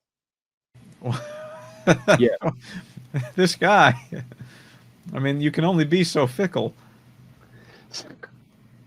And he actually said that he should hire Eric Bischoff to be the general manager. So Vince Russo's taking credit for that idea. Now, this would have to be May or June of 2002, because Eric Bischoff was indeed brought in as a general manager July 15th, 2002. But Russo takes credit for that. And on page, and now, don't you love when you have the source material and you could just point out stuff? I'm reading on the 5th line, page 191. You know it's coming. He says, well, I'm starting at the 3rd line. So when Ed, meaning Ed Ferreira, and I were writing TV, the meetings were held at my house in front of my 46-inch Mitsubishi television, which would probably be one of those old projection TVs. Yeah, one of them. Right. It wasn't a Diamondtron or anything like that. That way we could work on writing, meaning work on writing the shows and watch Jerry Springer simultaneously. If any of my friends ever invited me over to watch Jerry Springer, I would break them. And you could, actually. I mean, I think about it. You're the closest to like a Steve Blackman that I know that could do that to people. I mean, not anymore. I'm 43 and I don't exercise anymore. So, but here he is admitting that, yes, he watched Jerry Springer while writing the show, both him and Ferrara. So he went and was invited by Vince McMahon. See, this is where Vince McMahon actually invited him back for I would say 2 to 3 weeks. Vince Russo actually was back in the WWE for about 3 weeks. Are we sure that Vince McMahon didn't just like Vince Russo because it was so easy to get him to sabotage the competition? Now we're getting into some interesting conspiracy theories. I mean, that would be a tremendous rabbit hole to go down. I mean, the Occam's razor kind of points more to they just shared similar tastes in light of the recent things that came out about Vince McMahon. Right. So I think it might have been more than that, but part of me wonders if he's just like, well, this guy's an idiot. I can just send him over there and have him ruin everything. You're not the first to have thought that. I mean, it's not a huge leap to make. It seems like every time he showed up, it was sabotage for the competition. But then it was also bad when he would show up for the main promotion and write stuff. So that kind of makes it a hard sell as a conspiracy theory, doesn't it? It does, and usually what some would attribute to intelligence, I would attribute to idiocy on the other part, right? Yeah.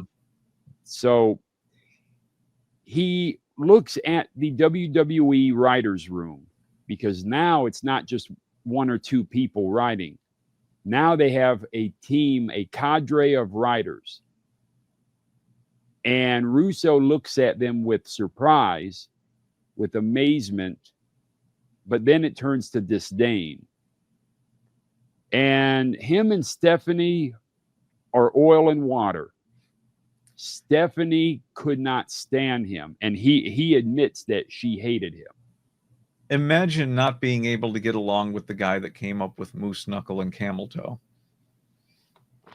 What a prude, right? Oh boy. So that was his brief sojourn into TNA or into WWE, because now chapter 39, Jeff Jarrett calls Russo personally and asks him to be the head writer in July 2002. So, and it makes sense. That first month of TNA didn't really look like a Russo product. And that's because you remember the first, we're talking the first few weekly pay-per-views that they did. It did not look like a Russo product at all, and that's because it wasn't. It was good stuff, and it had a lot of promise. Yes. I mean, the Flying Elvises, remember them? I mean, they were pretty cool. You know, they're just the SATs. There's just, there was something a little more fresh from what had been going on recently. Well, I got tired of, and I honestly checked out of WWE. I did, because I was more an ECW and WCW. Well, first WCW, NWA, then ECW, but I would still hang on with WCW. I knew some about WWE, but others in my family watched WWE. I didn't. And after WCW's purchase, then we had the WWA out of Australia. And then you had TNA, and then Ring of Honor. And then, so I much rather follow them than to do the goddamn. I'm just sick of that shtick. I really was. Yeah. No, I checked out for over a decade, and I wasn't even really in it that long at that point. I think my entire experience was like in the 1980s, a little bit. And then in 2000 or maybe 99, we started watching it with some friends again, checked out at around 2004 or 5, and then was on and off around 2012 with it, and then just recently got back into it with AEW. So, I mean, I jumped all over the place, and it was interesting sometimes. Other times it was too much, and I just had to tune out. Yeah, and when they start insulting the audience, the audience's intelligence, that's when you can insult the wrestling audience's intelligence, you've gone too far, man. So chapter 39, he accepts the offer to join TNA in July 2002 as head writer. And then he calls Stephanie. See, he called Stephanie because Vince McMahon still offered Vince Russo a consultancy. Seriously. To be a consultant for the WWE. But they didn't like the fact, and this came from people like Bruce Pritchard, would elaborate later, how Vince Russo didn't know any of the current storylines. in 2002. He didn't know that Triple H and Chris Jericho had had matches before. So he just was not apprised to the current product. So isn't that part of the job? Yes, it is. But it's like, oh, I got to get caught up on this, you know, because I'm writing the stuff going forward. But that's Vince Russo. He didn't think he needed to. The man ever read a book? You know what? I'm going to continue because I can really start going off at some of this. Yeah. So he called Stephanie and declined the consultancy position. See, he made it a point to go ahead and call her to decline it, as opposed to just letting it go. Because Stephanie never wanted to hear from him again. Right? What a prude. What? So then we get to chapter 40. And I'll elaborate some about this. So TNA was funded partially by Jerry Jarrett, because Jerry Jarrett didn't just run the Memphis promotion, but he decided to get into the construction business and made a lot of money that way. So he put in some money, but then he got the healthcare company Health South to invest in TNA. Well, after about 3 weeks, Health South withdrew all their funding. Dr. Proctor packed up his bags and hit the road. So what ended up happening was there was government investigations started to occur regarding Health South. And they didn't want this investment in wrestling looking bad or reflecting bad upon their use of funds. Yeah. Right. And so they withdrew their funding. I have some thoughts as to why that is. That might be for a future episode regarding the initial first couple months of TNA. Quite fascinating, really.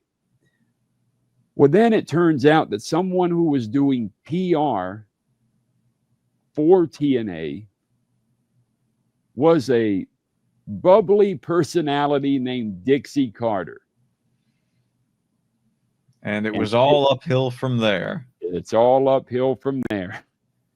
And so Dixie Carter, well, it turns out is the daughter of Bob and Janice Carter, founders of Panda Energy, baby. That's right.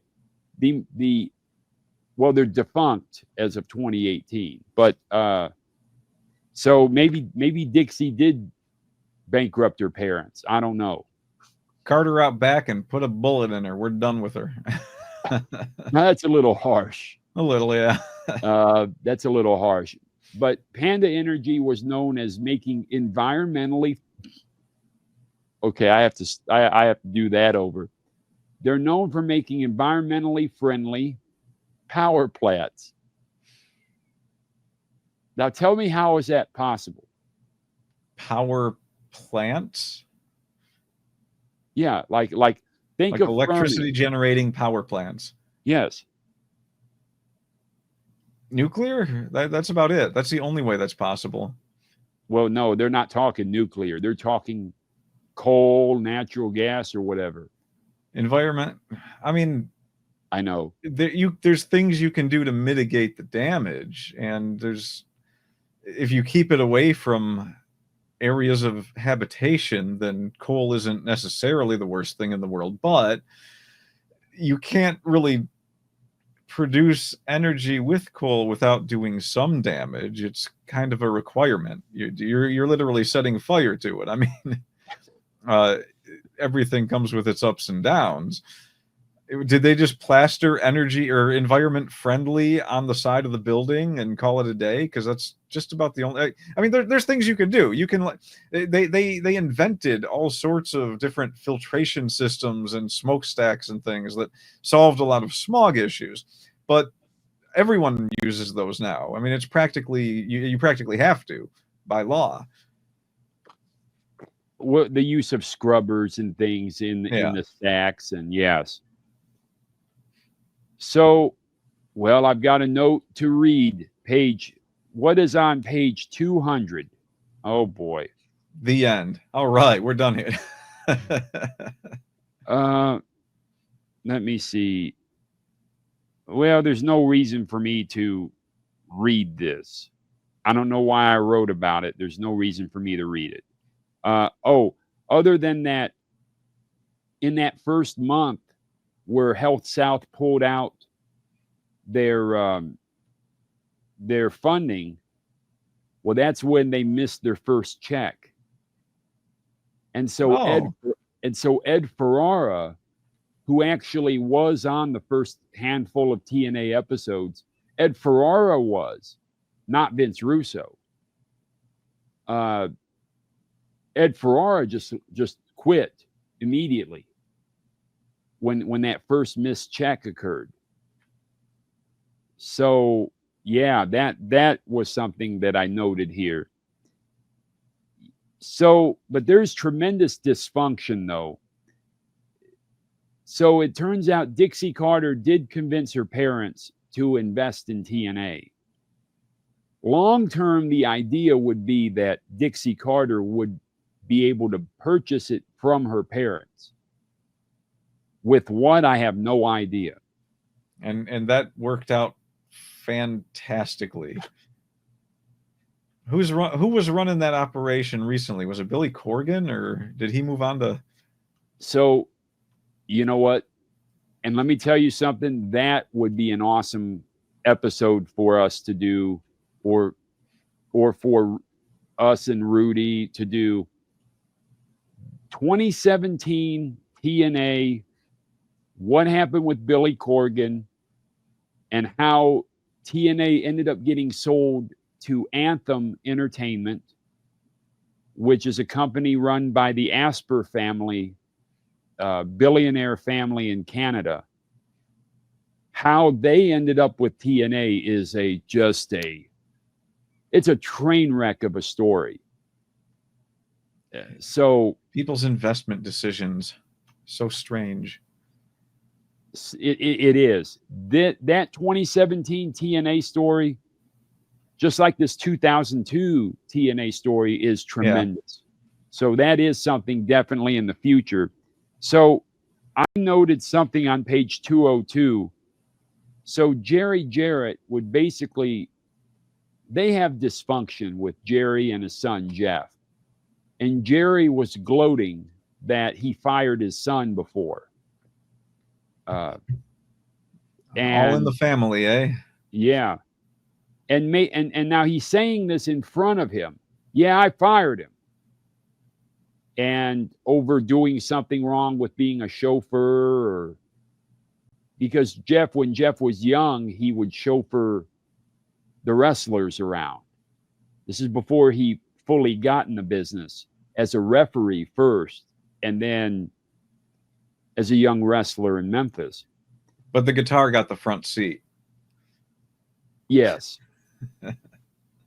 Classic, and not one with the sunburst finish either. No, we're talking just a awful guitar. Well, anyways, so, but here's the thing about it though, and we'll finish up with TNA and what happened with Russo later. We have to mention that. Chapter 41, sports, entertainment, extreme. Here we go. SE, and then you have to leave the first E off of extreme. So SEX. That's what we're dealing with. Otherwise, it would just be C. So what are your memories of the faction known as SEX? I actually don't have too many.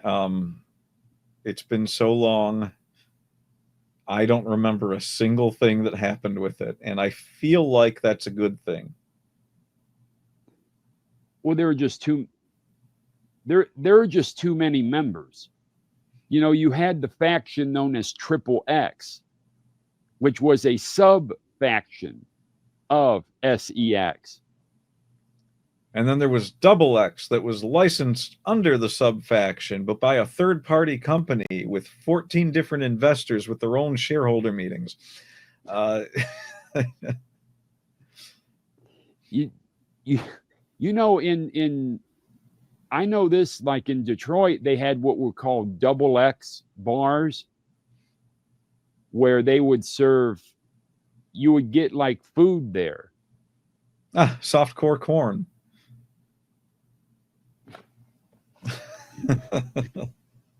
So the waitresses would be topless, serving you hamburgers. Is that Double X? I mean, yeah, I guess it is. I guess that would be Double X. So wait, so what is X? Is X just like... Yeah. So Russo keeps contemplating his own mortality. And so in chapter 41, he mentions... All right, let me stop you there.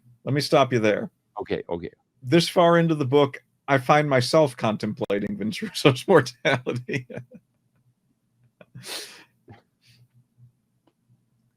Yeah. At 47, I find myself crying a lot, knowing that his life is more than half over.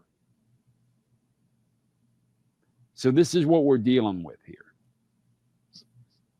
So his midlife crisis was to write an autobiography?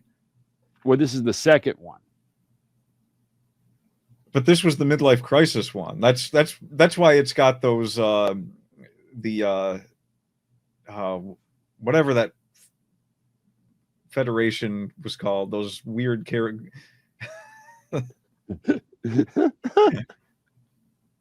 Papa Woody. Bitch slap. Yeah. Thank you. That was his midlife Bitch crisis. slap. Yes. So while he was doing this SEX faction, Russo made it a point to surprise people in the ring. So Mike Tenay especially, he would have no idea that Russo would just jump in the ring. And might whip it out. Hopefully not do a helicopter. But you might remember this too. Whenever Mike Tenay would be in the ring and he's about ready to give an interview, and Vince Russo would show up, and Mike Tenay literally would be like, "What are you doing?" And that was he was legitimately asking him what he's doing. Yes, that's hilarious. And Russo's theory is that he would do these things unannounced so that he would get the wrestlers and the announcers authentic, legitimate reaction. So if they just say slugged him. Yes. And that would be good product. I can't fault him for that. But now Jeff Jarrett turned the tables on old Vinny Roo. He brought in Roddy Piper. Oh my God. Without Russo's knowledge. Oh, that's great. That is fantastic. And so I think this was December of 2002. Yes, December 4th, 2002. Roddy Piper went to Vince Russo and said, Vince Russo killed Owen Hart.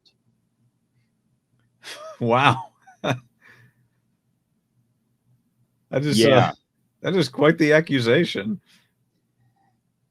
So I mean, what is the story here? What is behind this? Well, and so that's where Vince Russo stopped doing that crap of just running in unannounced, because he got a taste of his own medicine there with Roddy Piper. Yeah, Jeff Jarrett just bumped up a few notches in my book for that one. Well, he bumped up some more with the next story, page 209. Page 209, Russo mentions how, well, you all have to be more snug. You all have to actually look like you're hitting each other. Well, yes and no. I don't know if Vince Russo is aware of this. I mean, you said that he attended a wrestling school for a while. It is not easy to pretend to hit someone. There's a reason they use so many tricks in Hollywood to do it. I mean, I'll give you an example. The fight scene at the end of Drunken Master 2, Jackie Chan, and the bad guy in the movie was played by his bodyguard. And I mean, I think they broke each other's noses just trying to get it to look right. And what was it? Rise of the Dragon, I believe. Or no, it was Enter the Dragon. It was Bruce Lee when I think he was fighting with the nunchucks. Oh, yeah, yeah. And yeah, Jackie Chan was one of the extras on that set, and he hit Jackie Chan on the nose with them. And, these are guys that are like at the peak of this game. I mean, they knew what they were doing. And especially with how hard Jackie Chan and Bruce Lee both trained to be precise, they still couldn't do these things without occasionally hitting someone or hitting themselves. And anyone that does martial arts knows this. So no, you can try to, but you're going to have a lot more injuries on your hand. And really, it just needs to be believable enough. It doesn't have to be picture perfect, because the audience is willing to suspend a lot of their disbelief for this type of product. It's a good product for that. You go into it with the obligation practically to say, okay, I know it's not real. I know that some of this is going to look bad. I mean, every show I've ever watched for wrestling, or most of them, there'll be a high-flying stunt that someone does that clearly misses, and the guy in the ring sells it, and you just play along. They'll even do a replay, and you know they missed, but the announcers will still sell it over the airwaves, and people will be into it. Nobody cares. They live in the moment for this thing. You do not have to soft connect a jaw and try to sell people on the realism of it. It's cool when you can do things like that, and because some of these guys, they get in the ring and they probably talk beforehand. It's like, hey, let's make it as close as possible. I'll take a hit if I have to, just to make it look as good as we can. Like at this moment in the ring when we're going to do this thing, let's make it a little more brutal, give them something to cheer for. They probably do things like that, but you cannot do that constantly, or you're not going to have a product after 3 weeks, because everyone will be out on injury. See, maybe you should be the booker. You would have done far better and have a much better understanding. Yeah, I don't know about that. I mean, I've done enough martial arts, but these guys do it for a living. I never did it for a living. I know what I'm talking about. That's it. So the thing is, Jeff Jarrett, I think this was December 11th, 2002, but don't quote me on that because it's hard to find confirmation of this story. But Jeff Jarrett went and beat Russo up. Now it's within the confines of pro wrestling. Yeah. But Jeff Jarrett was snug. And Jeff Jarrett laid it in on old Vinny Roo. Well, he asked for it. He literally asked for it. That's the point. He asked for it and he received it. So that was it with Vince Russo asking wrestlers to be snug. Now, this is the same guy who had a concussion from a Russian leg sweep, June 5th of 2000. And then September, I think, 25th, 2000, in that cage match, where he got his head knocked against the guardrail. Yeah. When Goldberg speared him outside of the cage, or he speared him through the cage wall, out to the floor. So, but he wants people to be snug. So, I mean, this is who we're dealing with. Chapter 42. So, most don't know this, but Hulk Hogan, now this was after his initial comeback to WWE and WrestleMania that was in Toronto.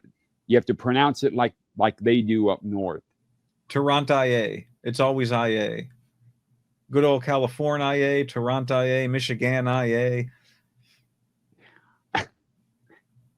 Well, you pronounce it Toronto, like the movie Tron, and then you add N-O on the end of it. That's how you pronounce Toronto. You say Toronto. Well, anyway, so the WrestleMania there with Hulk Hogan and The Rock, and then, well, Hulk Hogan a year later was wanting to join TNA, but he said the condition would be that I will not work with Vince Russo. So everyone's making plans. They even filmed a press conference in Japan, actually. Jeff Jarrett and Hulk Hogan did. This was 2003. And ultimately, Hulk Hogan didn't come in yet. He would come in October 26th or 27th, I think the 27th of 2009.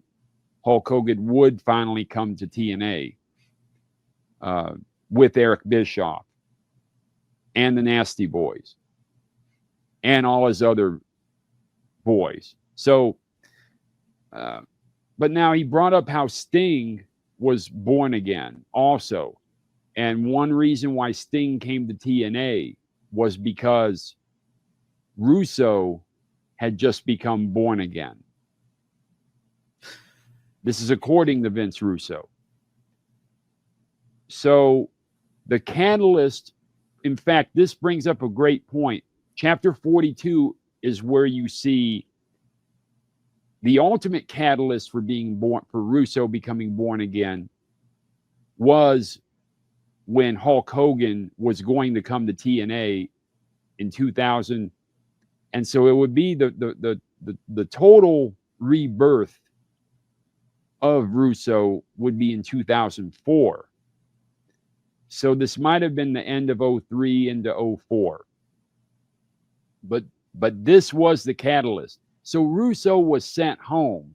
I'm not sure if he was still paid. In fact, I think he left. I think Russo left now and got his release because Hulk Hogan was going to come in. So if you remember, in 2004 and 2005, TNA was good.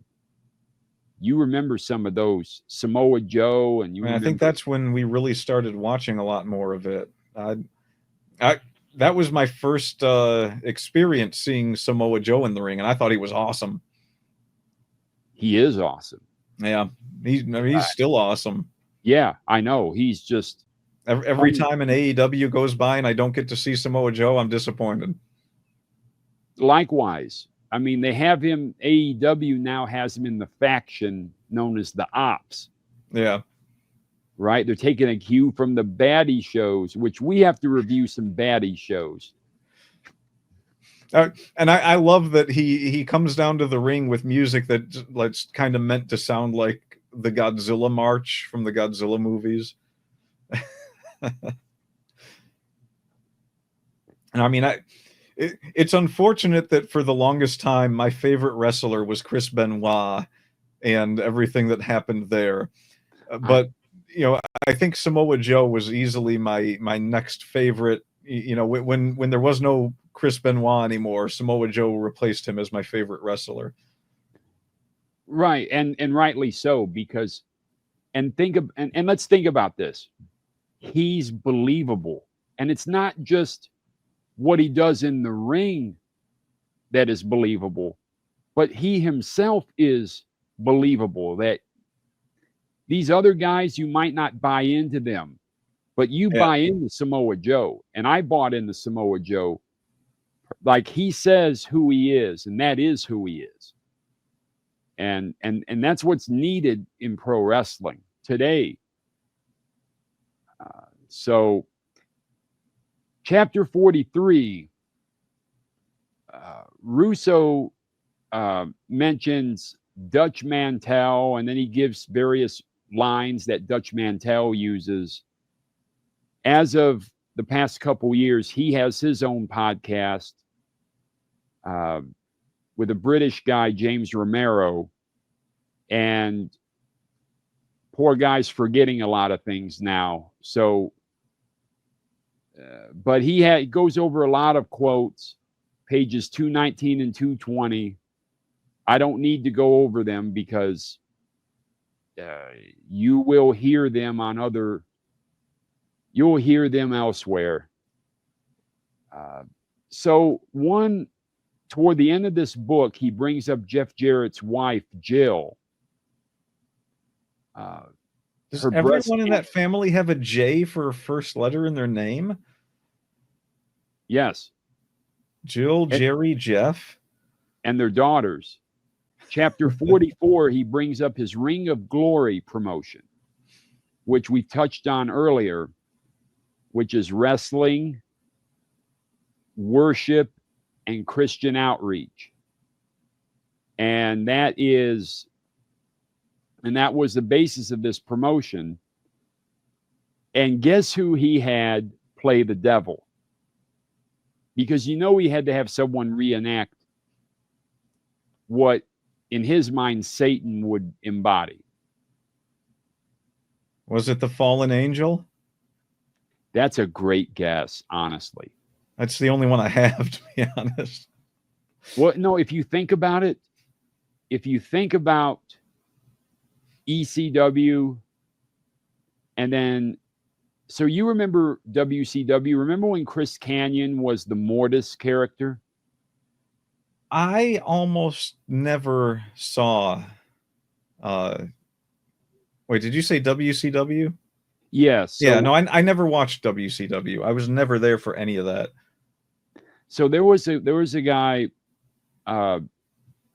Jim Mitchell's his name, and he was known in Smoky Mountain Wrestling as Daryl Van Horn, where he cut a promo about felching the family dog, and no one got it, so that's why it made it through censors. I'm serious. Wow. And then he became James Vandenberg in WCW, where he was when Chris Kanyon was the Mortis character, and then Brian Clark came in as Wrath initially. James Vandenberg was their manager.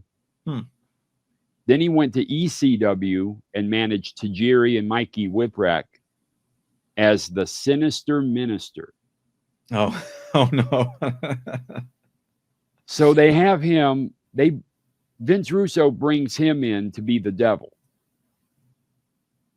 Now you'll know him, and we have to review this show. And it's the Billy Corgan NWA Samhain, and it's spelled Samhain, but you pronounce it Samhain, pay-per-view. And that's the one where Jim Mitchell's doing cocaine. What? with some fat strippers or alt girls. Yes. And it actually cost them their network deal with the CW. They were going to be on the CW. They had to no, the deal was more or less signed, yes. CW is far too pansy to have wrestling promotions. Well, especially someone where now you have a character Gags the Gimp. Oh God. Yeah, I'm not surprised that didn't last. So then the CW immediately went to the WWE and said, "Hey, that NXT show, we'll bid on it." No, and that's what happened. So NXT is NXT on CW? Yes, but that's a teeny bopper channel. Well, not anymore. They're repositioning it for live sports. I guess they have to, because all of their shows suck. But and if you look on this channel, I made a video about how the CW in Detroit area preempts the NASCAR Xfinity Series in place of some minor league soccer. Not Major League Soccer. No, this is minor league soccer. In fact, this is like AA baseball. This would be below the Toledo Mud Hens in baseball. Okay. So they preempt NASCAR for this. So on that's American television. Yes. Where like almost nobody watches soccer. Correct. Well, especially this level of soccer. This is not Premier League, like the English Premier League. This isn't UEFA. This isn't like what's going on now, the CONCACAF World Cup. We're so far below these levels, it's not even funny. The CW is going to preempt NASCAR for so many levels below that. I mean, it would be like us playing stickball outside, and they decide we're going to air you instead of NASCAR. That's what the CW does. So at least in Detroit. Now in Indianapolis, they don't preempt NASCAR. At the one I would assume not. I'm actually shocked that they have anything else on television there. So anyhow, so the CW, because of what Jim Mitchell did at the NWA Samhain pay-per-view, that they literally canceled their deal and got with WWE to air NXT. Anyway, so this same Jim Mitchell played the devil in Vince Russo's Ring of Glory promotion. Yes. Just a few years earlier, and it would have been his Ring of Glory hole promotion. Oh, boy. Oh, boy. Okay. Yeah, and I'm sure that peaked right there on the on the microphone. So, chapter 45, now Russo admits that he loves fantasy football also. I needed to know that. And his kids are betting on games too. So, and this is back in 2008. So I can only imagine what's going on now. You got to get them gambling early. Oh, yeah. Get them to lose money to these casinos because, there's an edge to the player, right? Come on. They can't be that stupid, that insipid, really. You would think, right? No, I probably have less faith in people than you. So let's get to, this is where he explains rope opera. That's right. So the title of this book, he's going to explain the title of the book to us? The obvious title to the book? Yes. He explains the title to this book in chapter 45 of 52. Yes, he does. So it turns out that Russo was writing a Hollywood script. And it was called Rope Opera. And somebody had interest in it. Now, I don't know who that could be. I don't know. Who was the guy that made House of the Dead? Uwe Boll? But no, because this would, if Vince Russo was writing it, there's probably not any Uwe Boll movie as bad as that would be. And it's weird too, because Uwe Boll has a lot of bad movies, but the one that people always bring up is, what is it? Has the word dark in it. Why can't I remember it? Alone in the Dark. That's the one people always bring up. And there were two of them. The second one was an atrocity. But the first one, not a great movie, but not a bad movie either, really. And that's the one people always reference when they talk about as bad movies. It's just an average, like, kind of semi-horror action-y movie. Really not too bad. So, yeah, it'd be hard to see rope opera being on the level of an Uwe Boll movie, to be honest.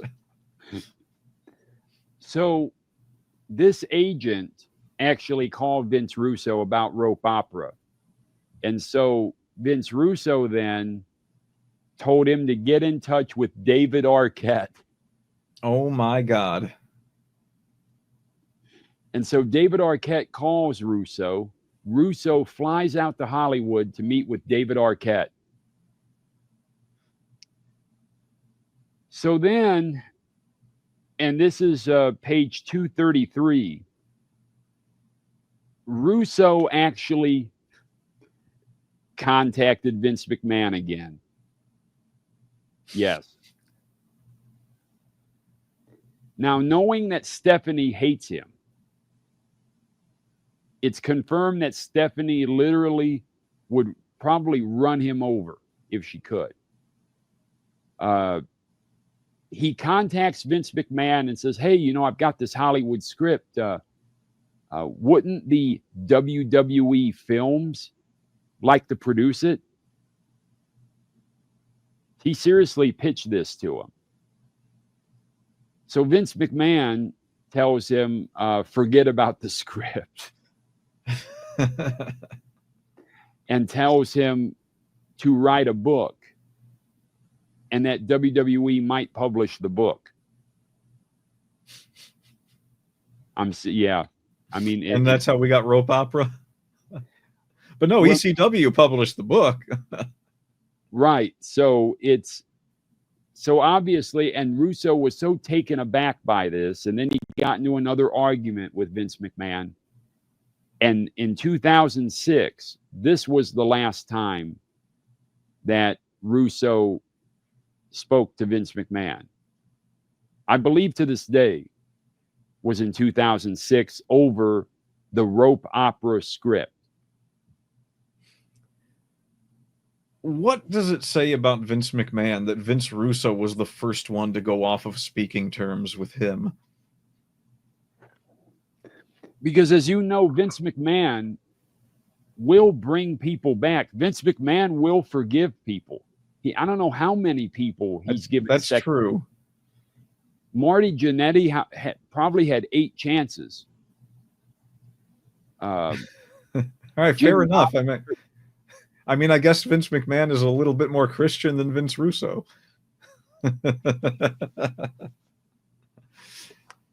I think you hit the nail on the head there. So, well, he then offers TNA a chance to do a movie on his rope opera script. And, well, they decline. And, you know, and so does the company that they're now on, which is Viacom Spike TV. He tried going to DirecTV and they pulled a gun on him and said, get out of here. Well, then, though, Jeff Jarrett calls him and asks him to come back to work for TNA. But then he says, well, there's one caveat. Jim Cornette's here. Oh, geez. So Russo agrees to come back and agrees to work with Jim Cornette. Did anyone tell Jim Cornette this? It was after the fact that they told Jim Cornette this. Jim Cornette walks in and sees Russo there. Did he walk out? Not at first. Because Jim Cornette was probably trying to be a forgiving soul also. And so there was that period of 2007 and 2008 where you had Russo and Cornette. And we got some doozies.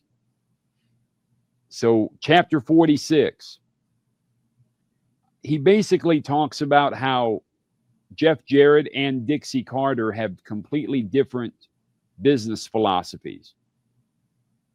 That Dixie believed that you run TNA like any business. And Jeff Jarrett says you need to run it uniquely like a wrestling promotion. I tend to agree with Jeff Jarrett, but there is merit to running everything like a business.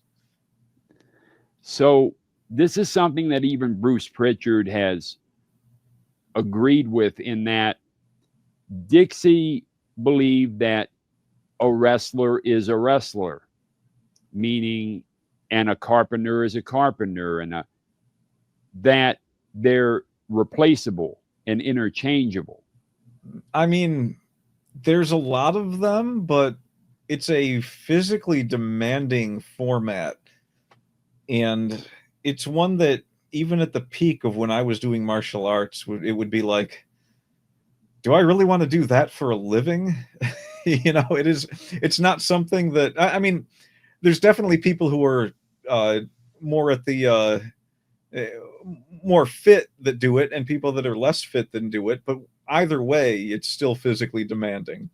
And it's not easy to replace people in that scenario. I mean, there's a lot of people that want to do it, and so there's a lot of people that get into it, but you have to train people from the ground up when they come in, unless they're, I mean, they're usually getting trained somewhere, but it still takes time. It's not like these people just show up and they're magically given the gift of being able to wrestle. There's a ton to learn.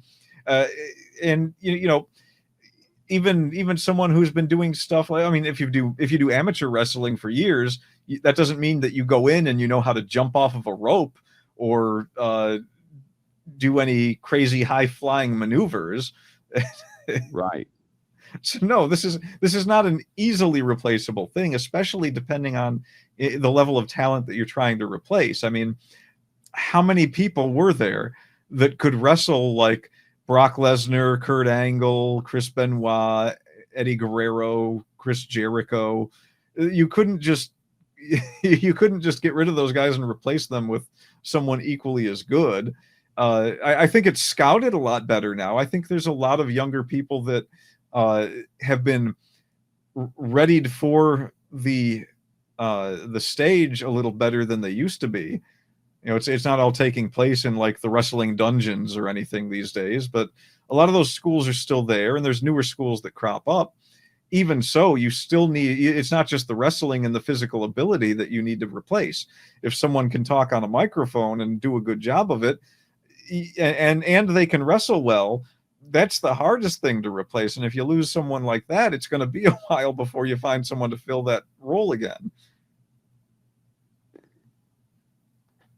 But that's their philosophy, and that came from her parents, Bob and Janice. I mean, is it any surprise that Abyss's barbed wire weapon was called Janice, or with the spikes in it? That's why it's called Janice. That's awesome. Yes. So chapter 47, well, he goes off on Christian Cage. How you gonna knock my boy? Come on, Vince. For being hard to deal with. But it's a professional industry. You have to deal with people that are hard to deal with sometimes. Imagine what it's like dealing with Vince Russo. Just try to imagine that. Imagine, well, imagine being the DirecTV guys that had to sit in that room and listen to him. Imagine that. Imagine everyone listening to that bitch slap. Oh my. That outline. Thinking that would get over. So, but see, in chapter 47, he continues to say he loves the young guys' attitude about being willing to work with Vince Russo. So hold that thought. Jim Cornette says that? No, no, Russo said that the young guys are willing to work with Vince Russo. Oh, he's okay. So he said that about himself. All Yes. right. I'm going to remember. So, because when we get 3 chapters later in the same book, the attitude changes. So, chapters 48 and 49 basically deal with Jeff Jarrett's wife, Jill, passing away. And then his best friend, remember the Puerto Rican friend where he said, I'm not racist. My best friend's Puerto Rican. Yeah. Juan Valdez, I believe it was. Oh, he was Colombian. Jeffy Oreo is his name, and he passed away. So that's what chapters 48 and 49 deal with.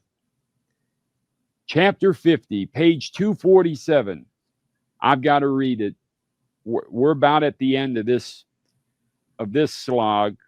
We're 8 pages or so from the end, but it's enough that I actually have to read it. Let's talk about young talent. So in this chapter 50, he's given a synopsis of what his 2 sons and his daughter's doing, and then calls his mother crazy as ever, says that his dad is still taking commands from his mother. So this is what he says now about the young guys. 3 chapters later, he says, many of them have no clue as to what it takes to be a star. They work indie shows in front of 200 people chanting their name, and they think they hit the big time. No, that's not the big time. That's an indie show. The big time is when the world is watching every move you make. A lot of kids today just don't know how to be stars. So already he's turned back on that. And then he mentions how they don't listen to the veterans. Now, he just said 3 chapters earlier that they are willing to listen to Vince Russo. He would definitely be counted as a bit of a veteran. You would think. But that they're not willing to listen to Sting or Kurt Angle or, Team 3D, the Dudley Boys. Well, to some extent, I can understand where you want to, especially like if you come in and you are someone who has trained to do this. I can understand being the newer person and being like, no, I've got a different mark I want to make than these guys. So, but on the other hand, it is a little weird when people don't want to take advice. I mean, there is never a moment in my life where I wouldn't take wrestling advice from Kurt Angle. That's for sure. It's unbelievable. And I've said it about 100 times today, but I got to tell you, this is chapter 51. This will take some exposition here. Oh, boy. Fire Russo. So the Fire Russo chant. So when they started was at the Destination X pay-per-view 2007, the last rights match, Sting versus Abyss. And this is a match where they never explained it beforehand. I wonder if I saw that. So on previous Impact episodes, they never explained the stipulations involved in the last rights match. Was this post or pre Broken Matt Hardy? Oh, pre. Oh, this is 2007. Broken Matt Hardy. Oh, okay. I might have seen it then. Yeah. Broken Matt Hardy's like 2014. Yeah. 2015 type of. So what this is, and they explain this on the pay-per-view, but not beforehand. So it's a casket match, but it's a reverse casket match. You have to get yourself inside the casket. Instead of a casket, it's a death bed. a deathbed that gets lowered from the ceiling. Maybe I didn't see this. I feel like I saw Sting and Abyss fight. Oh, they've had matches, other matches, but this one is where the deathbed is lowered from the ceiling, and the crowd just lost it. The crowd started chanting, "Fire Russo!" They knew. And so Dixie Carter actually got so indignant.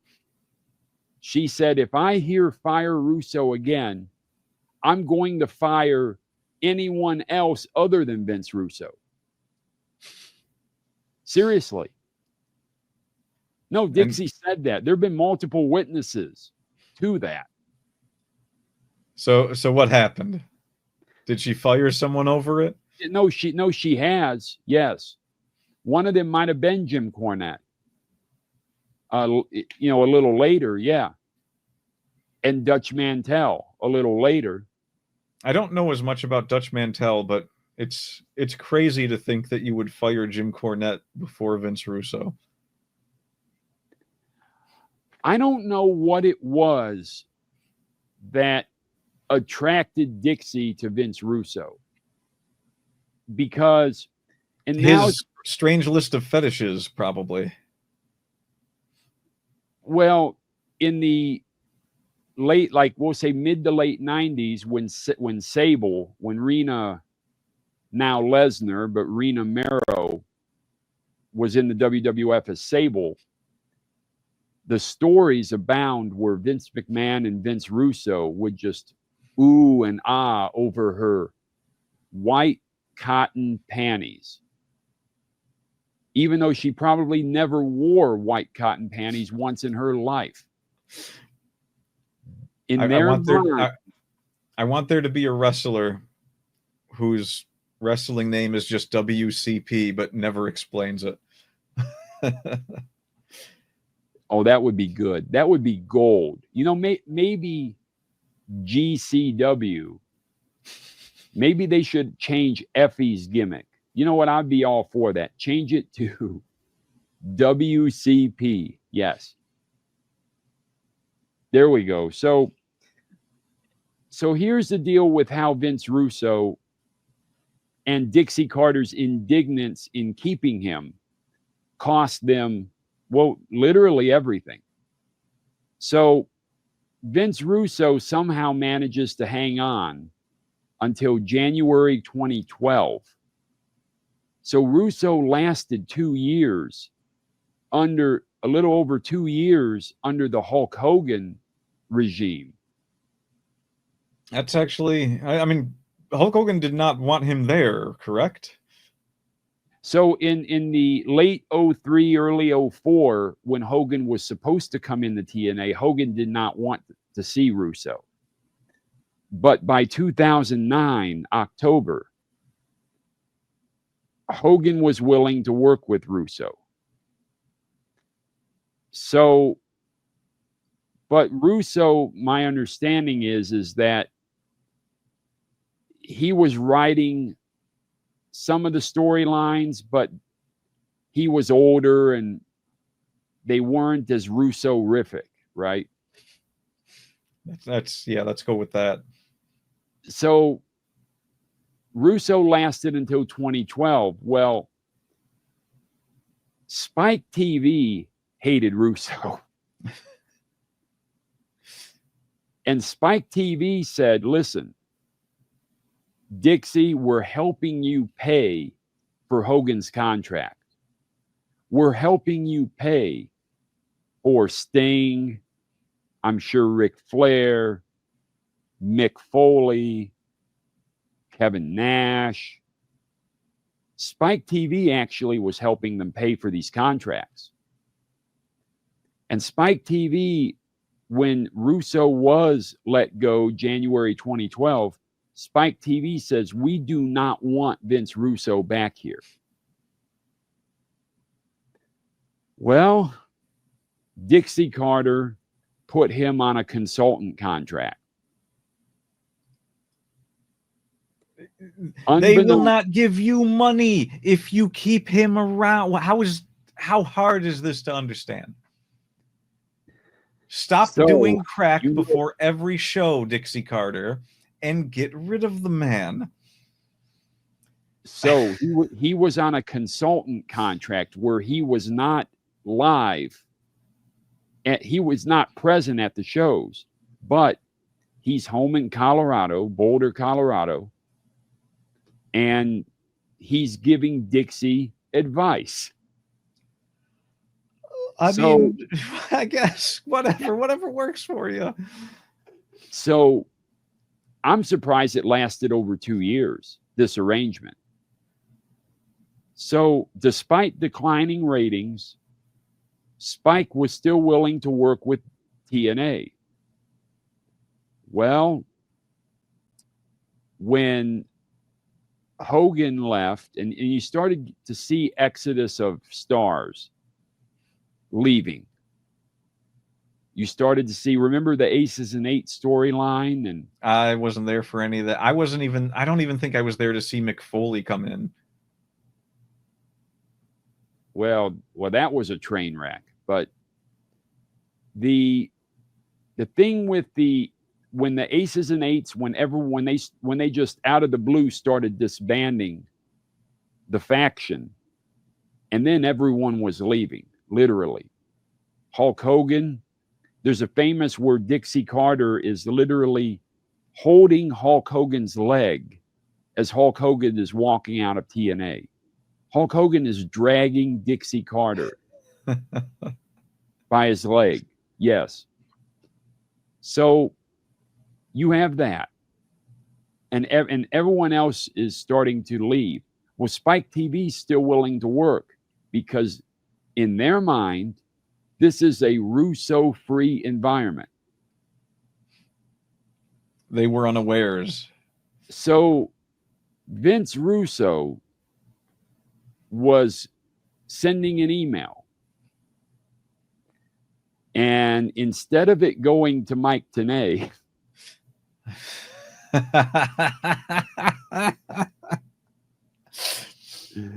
it writes itself. You made one of the classic blunders. It's as classic as it ever. This is as classic as it ever was. He sends it to Mike Johnson, who writes for Dave Shearer's PW Insider. And Mike Johnson has had a long history. I remember him doing work with ECW in the late 90s and early 2000s. So he's been around a long time and he's respected, unlike Mr. 18 Stars in the Tokyo Dome. But that's another story. So Vince Russo emails Mike Johnson with all of these plans and all of these storylines. Well, Mike Johnson is a journalist. And Mike Johnson, all he wanted was for Vince Russo and for TNA to admit, not even publicly. He didn't want them to admit publicly even at first. He just wanted to know, is this true? Is Vince Russo still working for you? Because it wasn't that clear publicly that Spike TV said, listen, if Vince Russo's on your network, we're canceling you immediately. That wasn't widely known. So all Mike Johnson wanted was some honesty.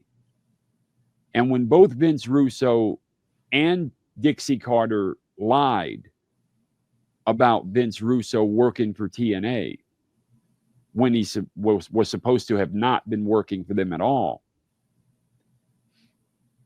Mike Johnson and Dave Shearer publish it in PW Insider. Spike TV immediately gets word of it. Spike TV immediately cancels TNA. That is phenomenal.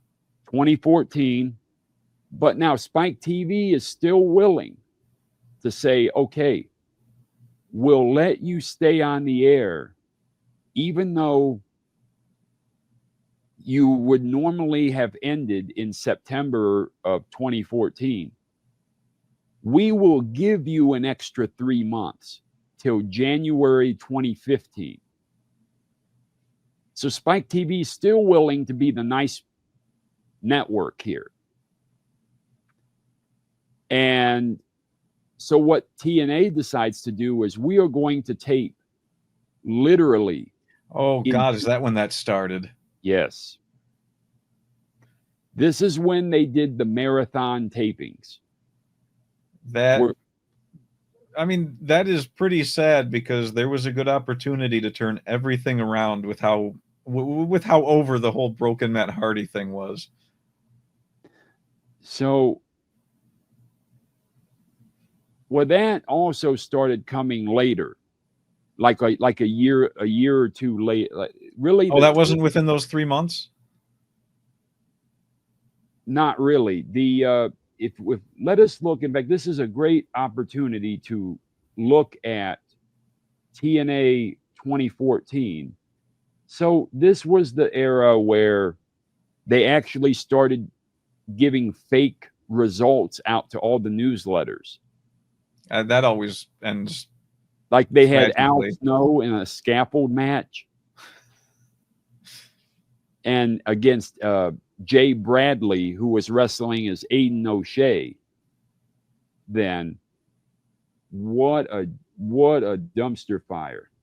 So the broken gimmick, because remember, he was Matt Hardy, the babyface. Then he was Money Matt Hardy. And then he became broken. So that's how that kind of developed. So the broken Matt Hardy was, and I will get you a date here, and it was 2016 actually. Oh, okay. So now we're on Pop TV. But now 2015 January comes around. They're on the Mountain Monsters. Yes, Mountain Monster Network, Destination America. Oh, boy. Oh, yeah. And Destination America, within about 3 months, said that we need to get out of this deal. Look, we can have a bunch of fat rednecks on a mountain pretending to catch monsters, but this TNA stuff is just a bit too unbelievable. Well, they didn't want TNA. After about 3 months, they were done with TNA. They'd rather have Huckleberry, and Huckleberry always points.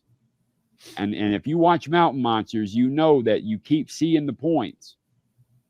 And my eyes are hopefully not wandering when I do this. When you keep seeing the points, that they'd rather see that and the Woman of the Woods and the Cherokee Death Cat and all of this stuff. They'd rather see that than TNA. So then January 2016, they do a relaunch on Pop TV. And they were all over the place. Yeah. But that's all of this is because Dixie Carter had this fixation on Vince Russo. And it essentially forced the sale of the company in 2017 because they never had a deal worth having after Spike dumped them. So Dixie Carter's an idiot. Well, she's not the brightest light in the room. This was a simple one. It's like, hey, get rid of that guy and we'll keep giving you money. What if I just pretend to get rid of that guy? They were paying. That's what people don't understand. They were paying Hogan's contract, Sting's contract. They were paying a lot of these contracts themselves. They were not getting a check from TNA. They were getting a check from Viacom or Spike. Yeah.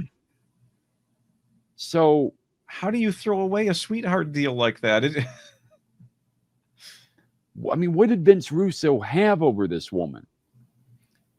I was going to suggest that there was blackmail involved somewhere, but I don't know. So here, now here's some other awesome Vince Russo ideas in TNA. So, do you remember the reverse battle royal? I do not know. So, what, in your opinion, what is the object? I guess you would have to throw people into the ring, or no, that would be a reverse Royal Rumble. Well, yeah, well, no, you have to. The idea behind a reverse battle royal is you throw into the ring. See, so they made it to where there's 2 steps to it, right? So the notion is you have to get in the ring. You have to fight people and get into the ring. Okay. Okay. And then there's some tournament, a single elimination tournament. So when you fight to get into the ring, then there's a tournament afterwards. But yes, reverse battle royal. So you know what? I'm just going to leave that one to the imagination. So then now you brought up Christopher Daniels earlier, which, by the way, Vince Russo wanted him as the higher power angle. Remember when you had Undertaker's ministry? Yeah. And you had the corporation, and then you had the corporate ministry. Yeah. Well, the higher power actually was supposed to be a young Christopher Daniels.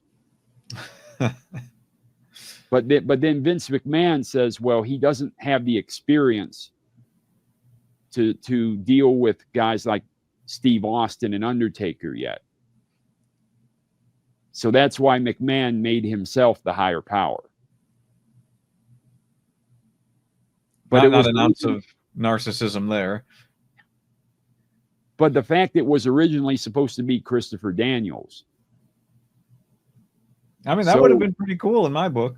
I know. Well, we like Fallen Angel here. But we also love one of his other characters, don't we? Oh, he's spicy. He's hot. And we're talking about Curry Man, baby.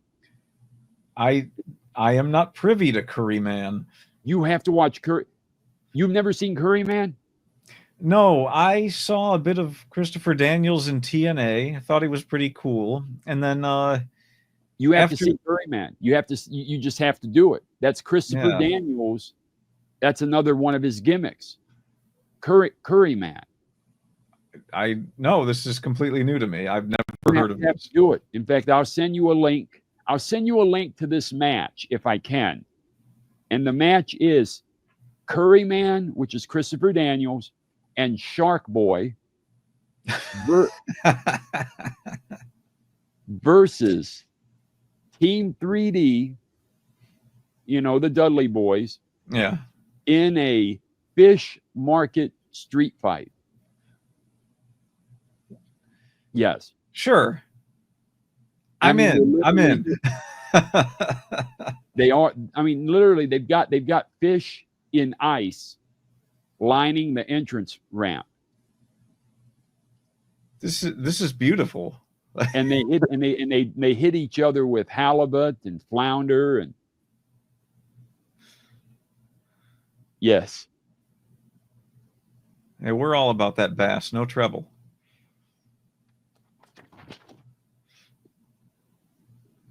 I mean, I apologize for that one. I throw my papers so many times today. It's unbelievable. So, chapter 52, final chapter.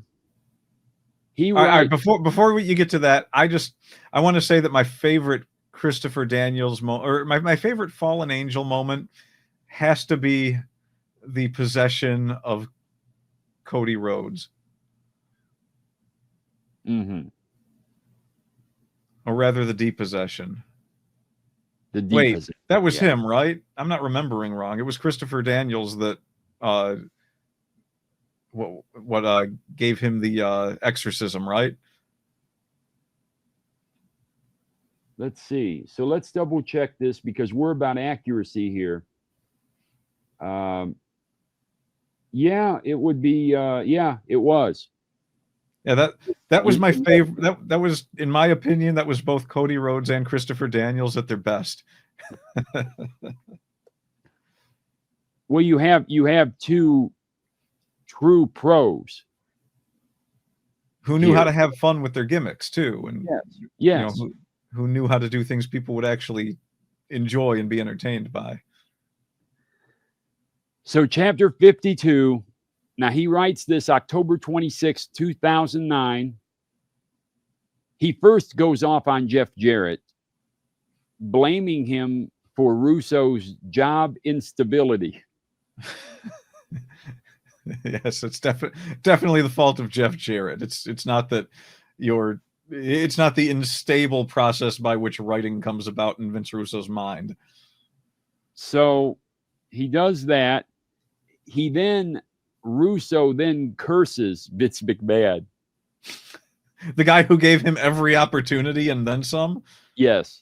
Okay. All right. Yes. So he curses Vincent Kennedy McMahon, saying that he will suffer a much greater wrath than what Vince McMahon ever did to Vince Russo. And then he puts over Scott D'Amore, D'Lo Brown, Simon Diamond. He goes gaga over Matt Conway. And then the next day, October 27th, 2009, is when Hulk Hogan and Eric Bischoff joined TNA. The fact that Russo lasted until January 2012 is mystifying, given all of that. Well, I mean, part of it was clandestine, so it's kind of needed a bit of a shakeup to get the last bit of the nonsense out of the jar. So there's some other, and so that is rope opera in a nutshell. I am so glad that you read that so I didn't have to. I mean, and we're talking 15 pages of notes here. We're talking, and this is like my third time reading this book. Glutton for punishment. Yeah. Well, I am a masochist, so it goes with the territory. It goes with the territory, yes. So now Russo said that Val Venis. Now here's some other notes outside of rope opera, but might be pertinent to your understanding of the man, Vince Russo. He says Val Venis was his second greatest character he ever wrote for, next to Goldust. But then later he says that, well, no, I like working with Goldust, but I really love working with David Flair and Eric Watts. Eric Watts? Yes. It's a familiar name. I can't place it though. And you wouldn't. You would unless you were an aficionado of Techno Team 2000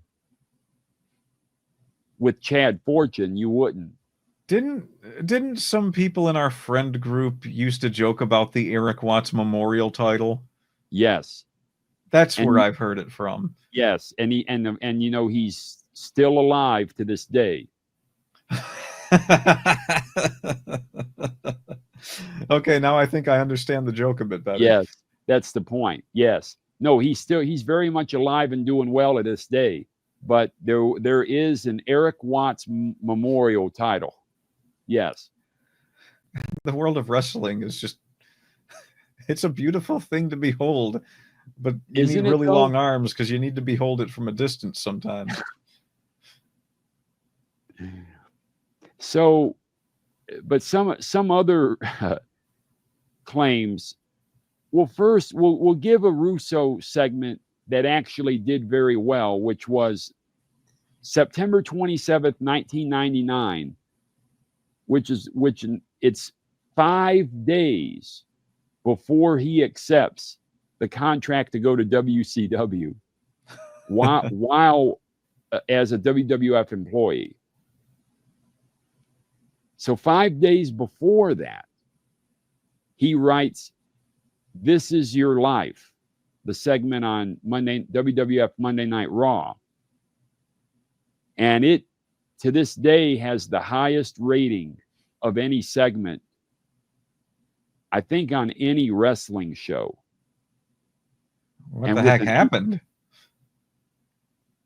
Well, you had The Rock and you had Mick Foley as Mankind. And then it's a This Is Your Life, where you bring back people from someone's life. And it did extremely well. But Russo, according to Bruce Pritchard, went over with the total segment time, mind you, he went over 15 minutes. Well, you know, if you go over 15 minutes, especially back then, you have to hit time cues. Yeah. And that screws everything else downstream. Oh, okay. So yeah. Right. So if you go over we'll say 30 minutes into the show, if you go over 15 minutes, well, now someone else can't wrestle because there's not enough time. I feel like you're about to tell me that something very pertinent got cut. Well, enough got cut that Russo got chewed out about it, and magically 5 days later he accepts a deal with WCW. Now think about that. So honestly, I mean, that was a great segment. That was well written. Yeah, I mean, I can believe it. I mean, it's not like he wasn't capable of writing something. I think that his biggest problem was that he either lacked maturity himself, or he believed he had very little faith in the intelligence of the audience, and so he may have just assumed that an idiotic product was what would get ratings from people. It's like maybe he believed all these people are stupid and they need stupid stuff to get their butts in the seats and get the ratings on television. But I tend to believe, especially after the contents of the book, that he was just really immature with the way he wanted to do storytelling. So if you look on the WrestleCrap site, at least for a year or so, Vince Russo wrote articles called "What You Didn't Understand, Bro," about X, Y, and Z. I mean, I did mention that I kind of enjoyed the interview that they had with him on WrestleCrap Radio. But it did seem like it was a very self-serving interview in a lot of ways. So he did an article called "What You Didn't Understand About Beaver Cleavage, Bro." He wrote an article for WrestleCrap about it. So he's already insinuating that the audience didn't get it, and that he was writing either at a meta level or at a higher level than the audience could understand, according to him. Yeah, no, there's too many wrestling fans for there not to be people that would be able to understand and interpret just about anything you could slip in there. It would have to be inside jokes, really, for people to not understand what you did. And what you did is you made beaver cleavage. That's what you did. So I mean, what was there to not understand? I didn't even see it, to be honest, but I remember people talking about it, and I feel like if I were to go and watch the beaver cleavage stuff, it would be pretty straightforward and just... It was. Yeah. It was. There was nothing that was meta about it or hard to follow. It's just a bad storyline. I mean, but he's also the same guy, King of the Ring 1998. People remember Undertaker and Mankind, Hell in a Cell. But what they should pay attention to is Brian Christopher, Scott Taylor versus Al Snow and the Head with Jerry Lawler as referee. Yes. Jerry Lawler's finest moment.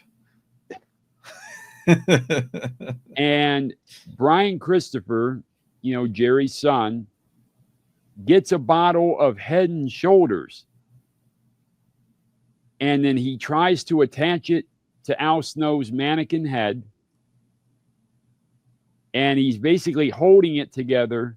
And because now the head has shoulders, the shoulders can get pinned. And therefore, he pinned the head. I mean, it's not the dumbest thing I've ever heard. It's kind of...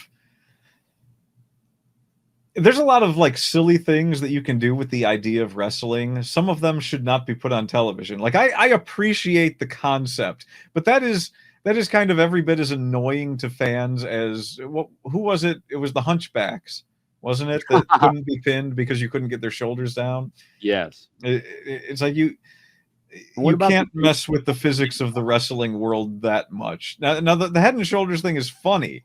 I will grant you that. I don't know if an actual wrestling match was the place for it, though. Like that should be like a wrestling magazine something thing or a parody or something. Yes. Well, Jim Ross called the match. I think it's the first time he ever called a match bowling shoe ugly. Was that match? Yes. That is a good turn of phrase. Yes. So, and then, you know, you have some others. They tried to do a takeoff on the Blair Witch Project with Stevie Richards and Blue Meanie when they came into WWF just before, this was August of 99. So, you know, about 9 weeks before Russo left, they did a takeoff and they called it the Blonde Bitch Project. And Vince Russo thought this was going to revolutionize segments and promos. You know, at that time, I mean, I'm not very wrestling savvy even now, but at that time I wasn't wrestling savvy at all. I think even I would have recognized that as a Vince Russo angle, just hearing that title. Yeah. Yeah. Well, it didn't really get over that well. Not really. Goldust was dressed as a baby. This was at the end. This was right after Jim Cornette was relieved of his duties on the booking committee in WWF. And it's left with just Vince Russo in WWF. So December 30th, 1997, Goldust is dressed as a baby with a rattle and a bonnet and a diaper, and he's Baby New Year. Yeah.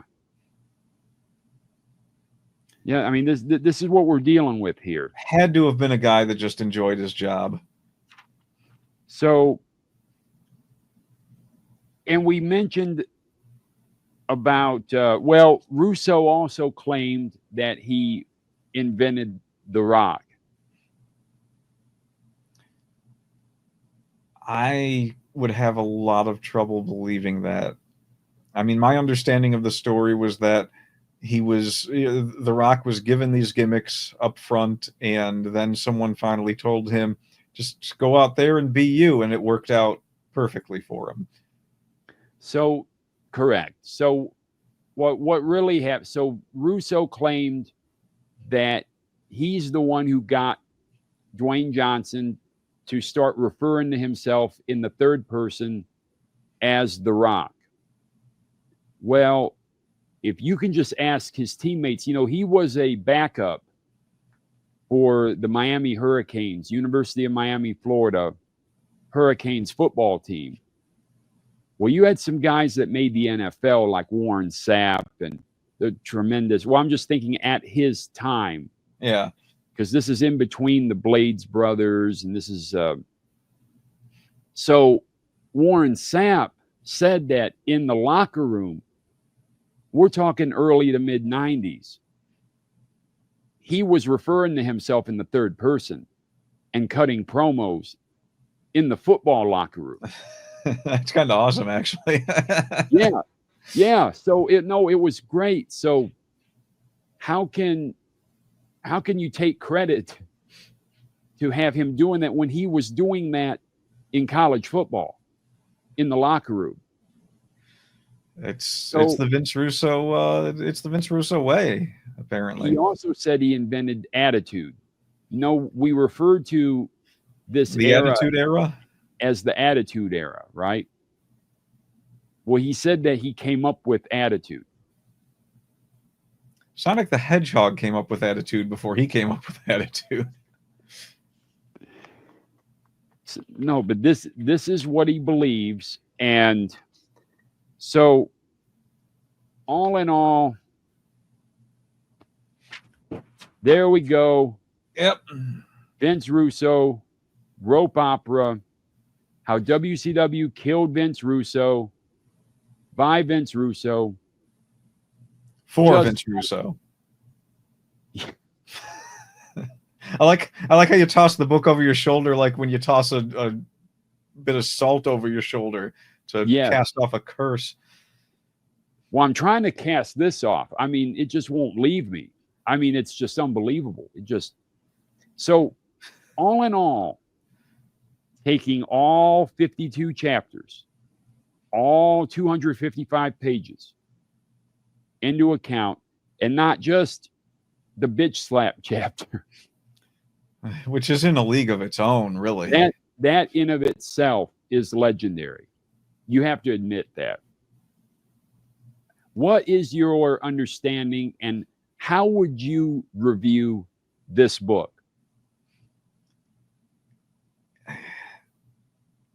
I'm not in the habit of reviewing autobiographies, but it is a self-effacing admission of one's, I don't want to say inability to do a job, but refusal to do the things you have to do, or at least should have to do. I mean, it really seems like, having taken it from the horse's mouth, that he had been given way more opportunities than anyone else that performed so poorly would ever be given. And I'm including like the people that I have worked with, where it's just like, they made who a manager? I mean, this is a common thing in every industry. So I'm not surprised that someone like Vince Russo got to where he got. It's one of those failing upward things, except I don't even think it was a failing upward thing. I think he just happened to meet the exact right people that were just like, yeah, we're going to give this guy a chance. Yeah, this guy seems like, I just think that there were too many people that were clueless about what people actually wanted to see, and believed that Vince Russo was the guy that could make it happen. I don't think that he failed upward so much as he kept falling into the right corners. And whatever friends he had, I don't know if it was a friend thing, or there were just people that were just like, no, we got to keep this guy around. He's a laugh a minute. Maybe it was that. Maybe he even got on well with so many people and was friendly enough with so many people that there were just enough people that liked him, that wanted to keep him around. But, the book itself, it's like, I don't understand why I get that he wanted to, poke a little fun at himself by showing the different names for the ideas he pitched to DirecTV. I feel like he was kind of poking some fun at himself there. So I want to take that all away from him by saying, why would you admit that you did this? It really did seem like the way he worded it was, he's having a little bit of humility. So no big deal there. The book itself, I mean, you read it, and everything about what happened in wrestling might be stupid in terms of the book. Everything about what he wrote as parts of his life, it may have just been a train wreck, but it I guess it did make for a book that could entertain people. And so you would have to give him that credit. You would have to say that, okay, it's, we get to see the, like, at least from his perspective, whether true, false, whether a lie or something that he interpreted as being true for some reason. It's something that, I mean, I've witnessed you open the chapter with Papa Woody like 3 times now. So there was entertainment value in the book. Not much, not my kind of entertainment. Definitely someone's. I'm sure a few people read the book and were like, okay, this is a lot of hilarious stuff. I think every autobiography to some degree suffers from a little bit of narcissism, because you kind of have to be a narcissist just to sit down and write a book sometimes. But you really have to be a little bit of maybe not even a narcissist to write an autobiography, but a lot of people like to defend themselves, and that's why they write autobiographies. And sometimes the ones that aren't a defense of oneself, I tend to believe were written by ghostwriters anyway. Like, I'm not really sure how much of Jackie Chan's autobiography he wrote. I believe a lot of what was in it, because all of it seems very humble, and all of it seems like things. There's one thing in that entire book that I remember that was not Jackie Chan being humble about his career, but it wasn't like overly selling himself or defending anything about himself or anything. There was just one little portion where he said, I mean, people would come to me about Bruce Lee and ask me about Bruce Lee all the time, and the honest thing was, there were things that he could do that I couldn't. There were things I could do that he couldn't. There were things that Sammo Hung could do that neither of us could do. And that was about the extent of him showing any, like, self-aggrandizing. And it wasn't that self-aggrandizing. It was just him. It's just him being honest about what learning martial arts really is. And I think that's where we end up with autobiographies. It's like, some of them are just defenses of one's own character or actions. Some of them are someone, like, I do believe that Jackie Chan's is legitimately trying to tell his life story. And that is probably the best autobiography I've ever read, to be honest. And then there are some where it's just written by a ghostwriter, and probably half of it's made up. I mean, I've heard ghostwriters confess that they make things up for these people sometimes, because they kind of know what these people want to be known about them. And it's not always all true. Right. So I would say, when we're reviewing a book, and this book doesn't really go into his 1997 and 1998 writing of WWF, that this book details toward the end of his WWF tenure. Yeah. And then WCW and then TNA up until 2009. So we are reviewing it also based on, we are also reviewing it based on that. He is known for some good things in wrestling. And it seems like, after our comprehensive review of this book, that it's all anti-Russo. Well, let us remember, we're reviewing the book. Now, if this is a referendum on the man and his booking style, we do know that if it wasn't for him, that we would not care one iota about Brian Christopher and Scott Taylor.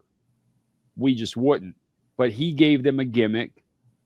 He turned Rikishi from being a fake sultan and making a difference into a character that at first was a powerful heel, but then he started dancing with Brian Christopher and Scott Taylor, and created the Too Cool gimmick. And that got over way more than you think it would. Yeah. The New Age Outlaws, for instance, Brian James, who's Road Dogg, and Billy Gunn, who is still working in AEW today, and he's in his 60s. And he is still more ripped than just about anyone in the locker room with him. Yes, it's incredible. This guy is ageless. I mean, and Billy Gunn writing for them and got them and utilized their talents. The New Age Outlaws were the most over tag team for, I would say, 18 months in that hot WWF period. So you have that. And then there are some other moments. Steve Austin commandeering a Zamboni. Steve Austin commandeering a beer truck. People remember them. Yeah. The Zamboni especially. I'm trying to remember if the beer truck, what time that was. All in all, Russo tried to write for everyone and tried to give the mid-card and lower and undercard things to do. And not a lot of bookers would do that. So he deserves a lot of credit for that. Yeah, if we're going to talk a referendum on Vince Russo, here's my opinion without all the we're making fun of Vince Russo. Here's my full opinion on him and what he did. Wrestling as an industry is a bit of a crapshoot in the sense that you don't always know what's going to stick, and you don't always know what people are going to care about at the end of the day. And so you have to be willing to try different things to find something that will stick. I think that he was good at coming up with new things for people to try, where I think he had a fault. And whether it's a big or small fault, I won't say, but I think it's definitely a fault. I think he would get hung up on the ideas he came up with for far too long, even when it seemed they weren't working. But that said, I have seen in a lot of places, you will generally have people who want to write, they've got an idea. That's the idea they want to write, and that's the one they're going to stick with. They don't even have that starting point of, I'm going to try several different ideas and maybe get attached to a few of them, which it's not bad to test the waters a little further sometimes. But that's it. I mean, I think that he just really hung on to things for too long, but he did try to do different things. I think that his pool of selection of the different things he wanted to try were a little immature in a lot of ways, but there was still variety. So it is fun to make fun of a lot of the stupid things that happened, and he kind of gets a bad rap. I think that he kind of, just the way he talks about himself might bring it about on himself, because when people try to defend themselves too much, it tends to make people want to poke at them a bit more. Overall, I don't think he's a horrendous person. I think that he's a guy that had a job to do, and he was making money doing it, and good for him. And some people just didn't like him. He rubbed he rubbed some people the wrong way because he didn't rise up through the ranks. You look at someone like Cornette, he was a photographer first, a ringside photographer.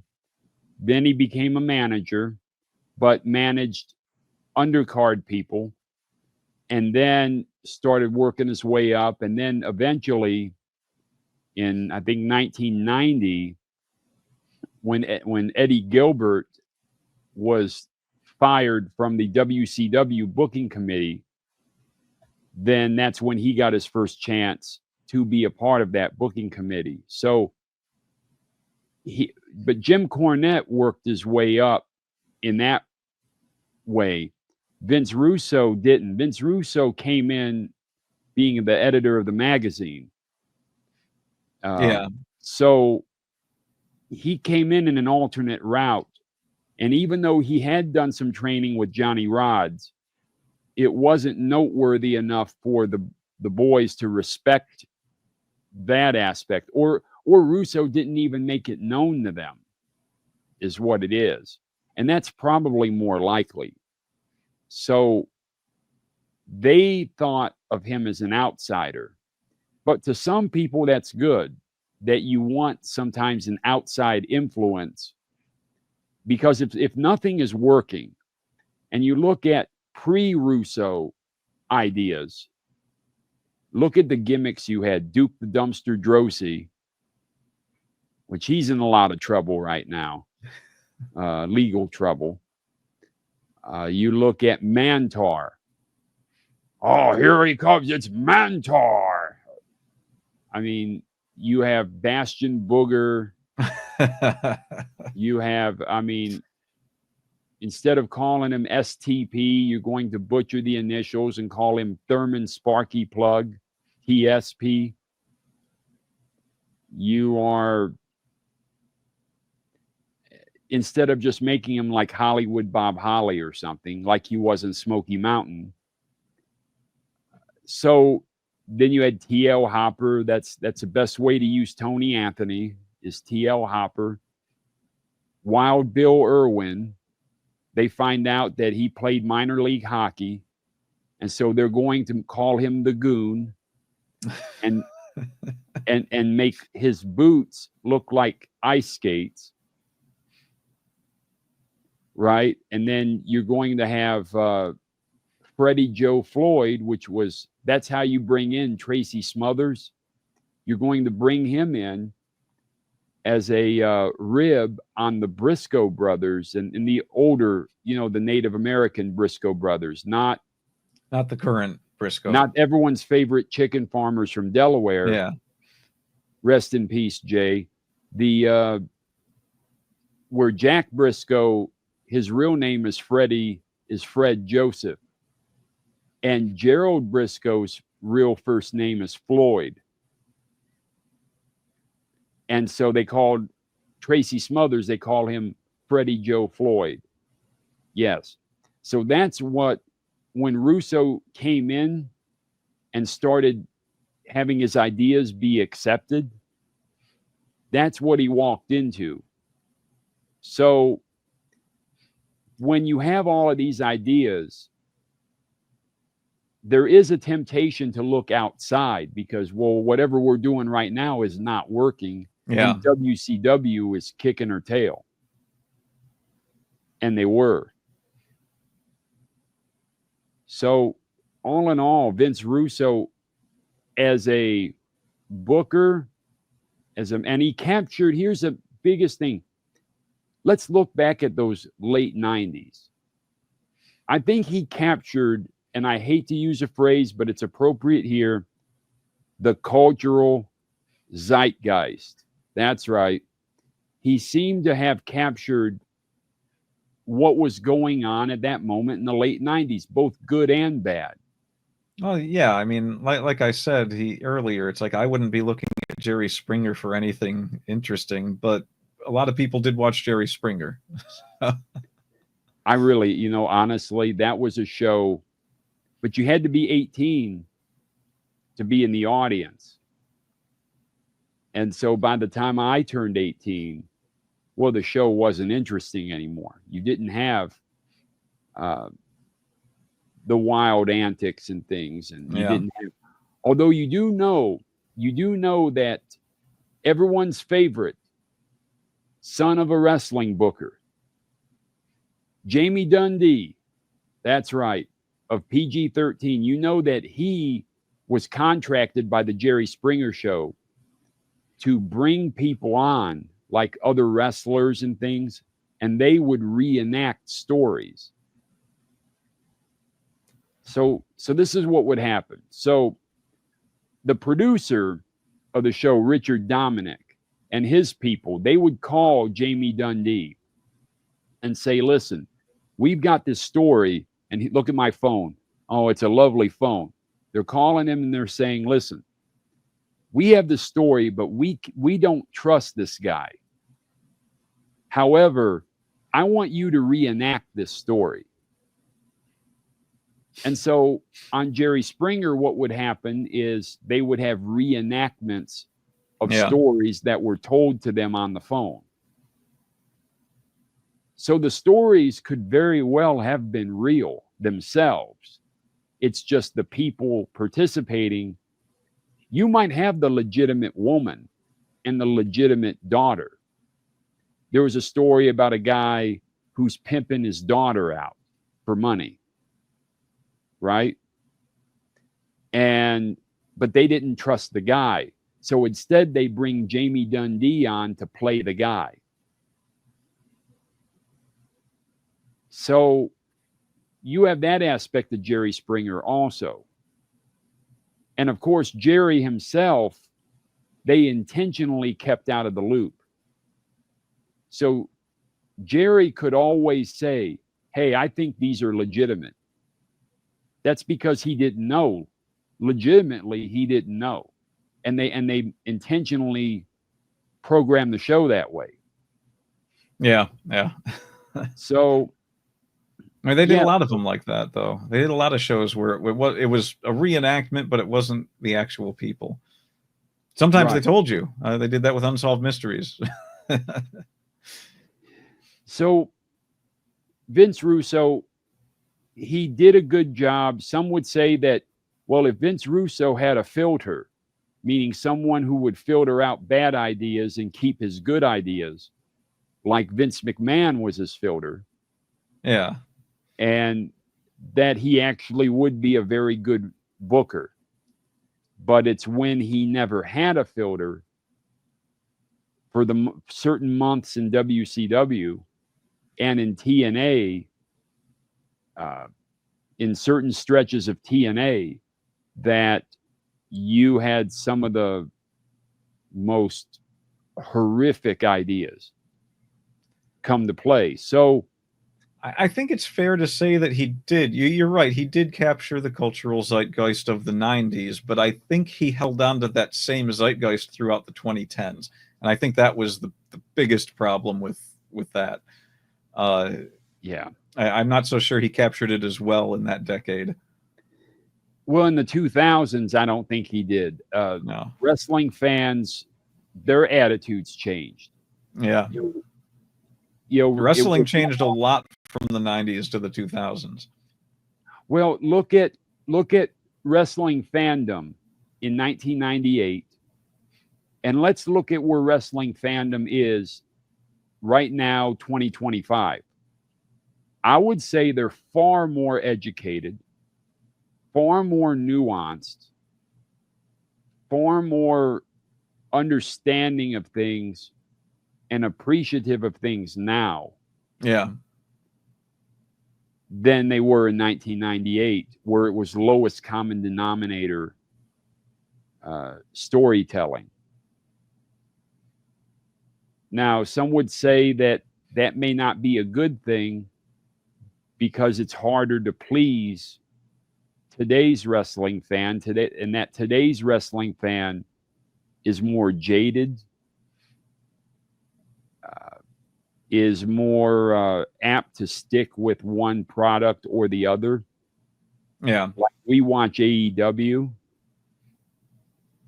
We know people where all they watch is WWE and won't even consider AEW. So we have, it's regimented almost. And they're not willing to cross over. So you have that aspect, but also there's a jaded in there, and with the rise of social media reinforcing these things, I would hate to see what social media would have done to wrestling in 1998, honestly. Yeah, that would have been atrocious. Oh my goodness. So was it a simpler time? Yes, it was. How do you cater to the modern wrestling fan?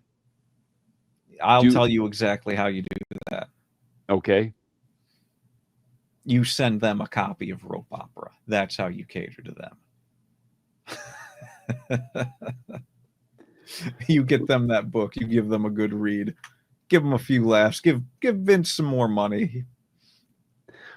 Well, no, I would say buy the book used. Do what I did. Buy it used. I mean, you can't. Come on now. Didn't you say that book is not in print anymore, so it's actually expensive to find?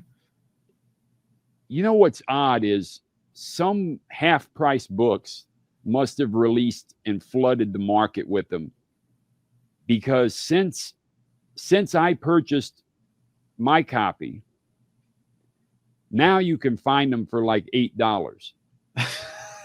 Go figure.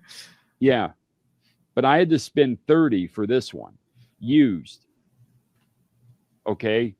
Now, having read the Vince Russo book 3 times, is it a book that someone could sit down and read and at least get some entertainment out of, and then never have to look at again?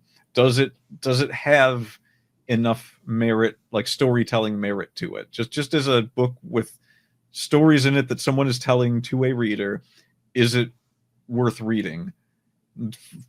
Forget about whatever price it is. Just, is it worth reading? Well, unfortunately, I think the price plays into it some. At $8, it is. Okay. If you have to spend $50, only if you are if you are a wrestling fan, like a diehard. Like I wouldn't count as a diehard. So I wouldn't want to spend $50 on it. But at $8, I might want to read it, right? Something like that. Well, that bitch slap chapter's worth $8 easily. Those few pages are worth the $8. Yes, they are. Okay. So you have that, and then his explanations for what happened at Bash at the Beach 2000 are, I mean, there's some prevarications in there. I won't go as far to say total outright lies, but I will say there's some kind of slips of the truth, but it's overall a better retelling than anywhere else I've seen. And the thing is, Dark Side of the Ring just came out not that long ago with an episode about Bash at the Beach 2000. If you, up until that point, up until several months ago, or now that was last year's season.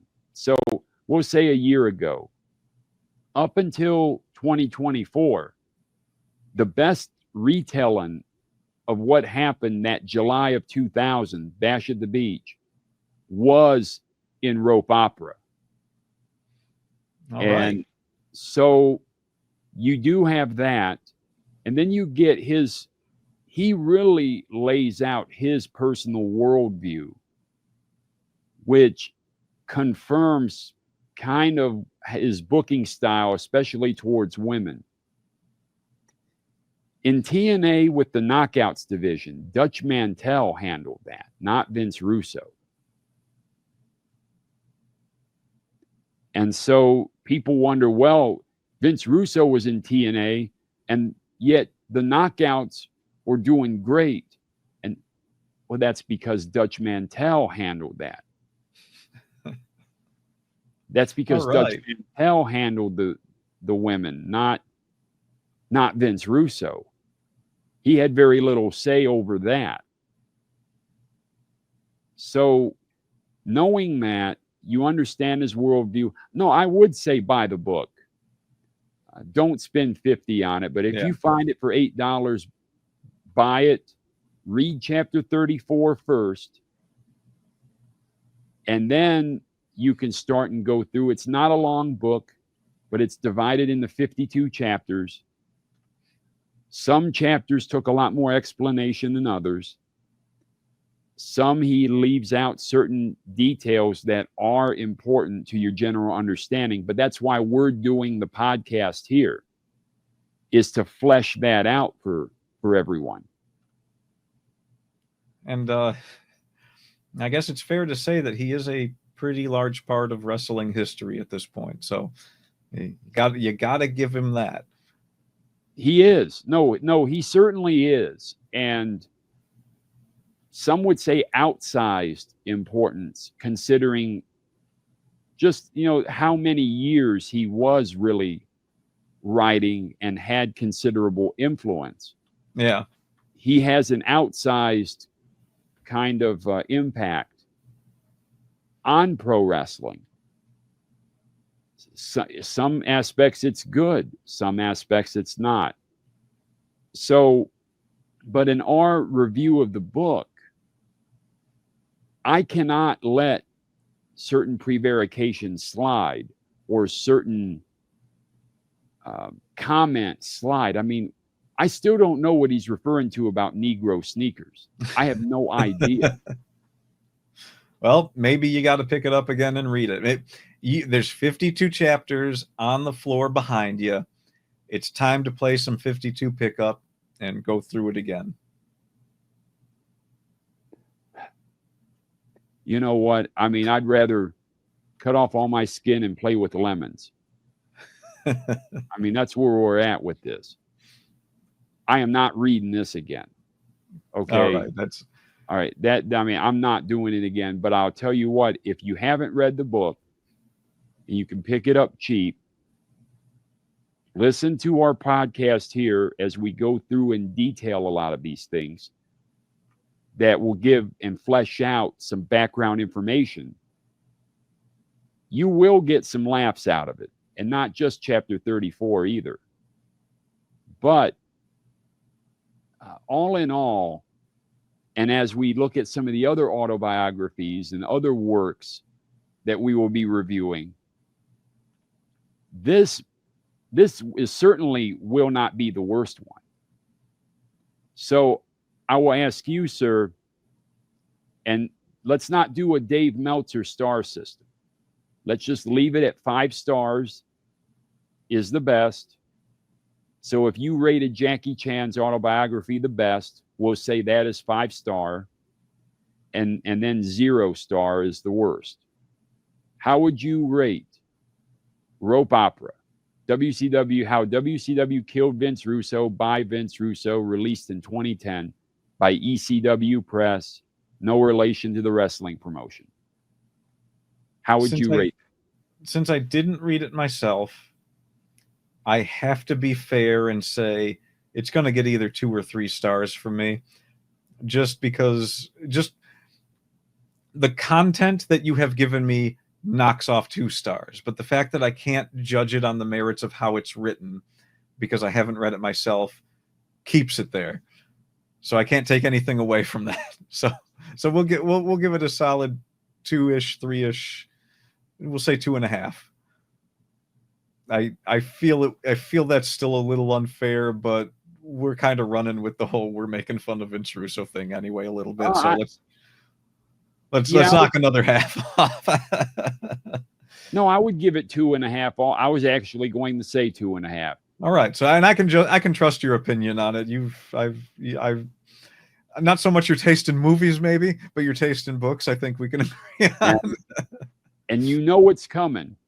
Yep. You know, Forbidden Zone, the full review and analysis and meta-analysis is coming. I don't know when, because I think reviewing these books like this, I think it's better for your sanity. Yeah. Right? Waiting for the Kick and Forbidden Zone and stuff like that, and Slaw, and yeah, those won't help a person's mental state, let me tell you. What about Mr. Go ahead. Remember that one? Which one? The one, Mr. America? Yeah. What shouldn't that have won an Academy Award? No.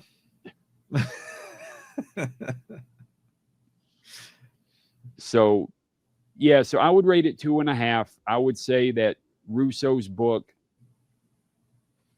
some of the aspects of the book is quite entertaining. the writing style is like a diary style. So I think that to the average reader, they could read it and it will read easily to them. And it does explain some things that were heretofore unknown as to dates and places and events occurring in Russo's life. He didn't put in enough dates. That's what we're here, and hopefully we've expounded upon.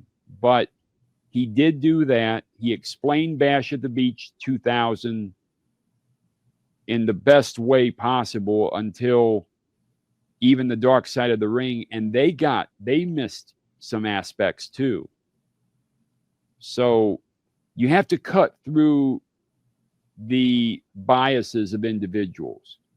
Yeah. Even if a person likes Eric Bischoff, let's say, you have to look at it through how Eric saw things. Then you have to look at how Vince Russo saw things. And then if you strip away potential biases and come up with what really happened, Russo's explanation is better. And then you have aspects of his life, and he's being forthright about his becoming born again. It reinforces his attitudes on women that people have long suspected. He never said he was perfect, and he most certainly is not perfect. Oh my gosh. But he is, I feel he is honest. At least, you know, he's honest to himself in writing the book. All right, well, that's fair enough. I think it's important to leave people with a question, something that they can reflect upon as concerns rope opera. And so the question I would leave them with, is it actually ironic that that was chapter 34? Is it, or was that just completely coincidence? That's all I got. That's the question. Was it just irony that that it was chapter 34? That is a great question. Was that intentionally put there for some, there's some symbolism involved. Uh-oh. We're stirring the pot now, and it's not Vince Russo meta is crazier than you can imagine. Listen, we can get into conspiracy theories and all of, it'll be a 24-hour live stream then. Yeah, I think we've run it into the ground though. I think we've done a good job. Any last questions, I guess, would be the thing we have to ask next. Yes. I would say, more pointedly, I would ask this. Has knowing all of what we've talked about with Vince Russo and his rope opera book, do you feel you've come away with a better understanding not only of the business, but of Russo's place in the business and his lasting contributions to said business? Well, I mean, if I'm the one answering it, then yeah, but only because I didn't know that much. So that's a question for a diehard fan. Yeah, for sure. And I think so. I think you understand his worldview. Yeah, that's the most important. Is if you understand his worldview, you can then see how he booked certain things in 1998, 1999, 2000, and then throughout TNA. You can understand and see, so this is why he booked it this way. That to me was the greatest understanding of things. I didn't know that about Bitch Slap. I didn't know that about Well, But it's not confirmed that it's real yet, though. So there's that too. well, Jeremy Borash, to my knowledge, has not confirmed that this happened, but he has not denied it either. So it's one of those neither confirm nor deny deals. I'm going to assume it's true just for fun. Oh, yeah. Well, don't you want to see the ass pirates? No, I don't. No. What do you mean? I do. Yeah, there we go. But not as a, not, you know, I don't know where he's coming from with that. Cornette wanted him to burn that paperwork and not go to DirecTV and show it.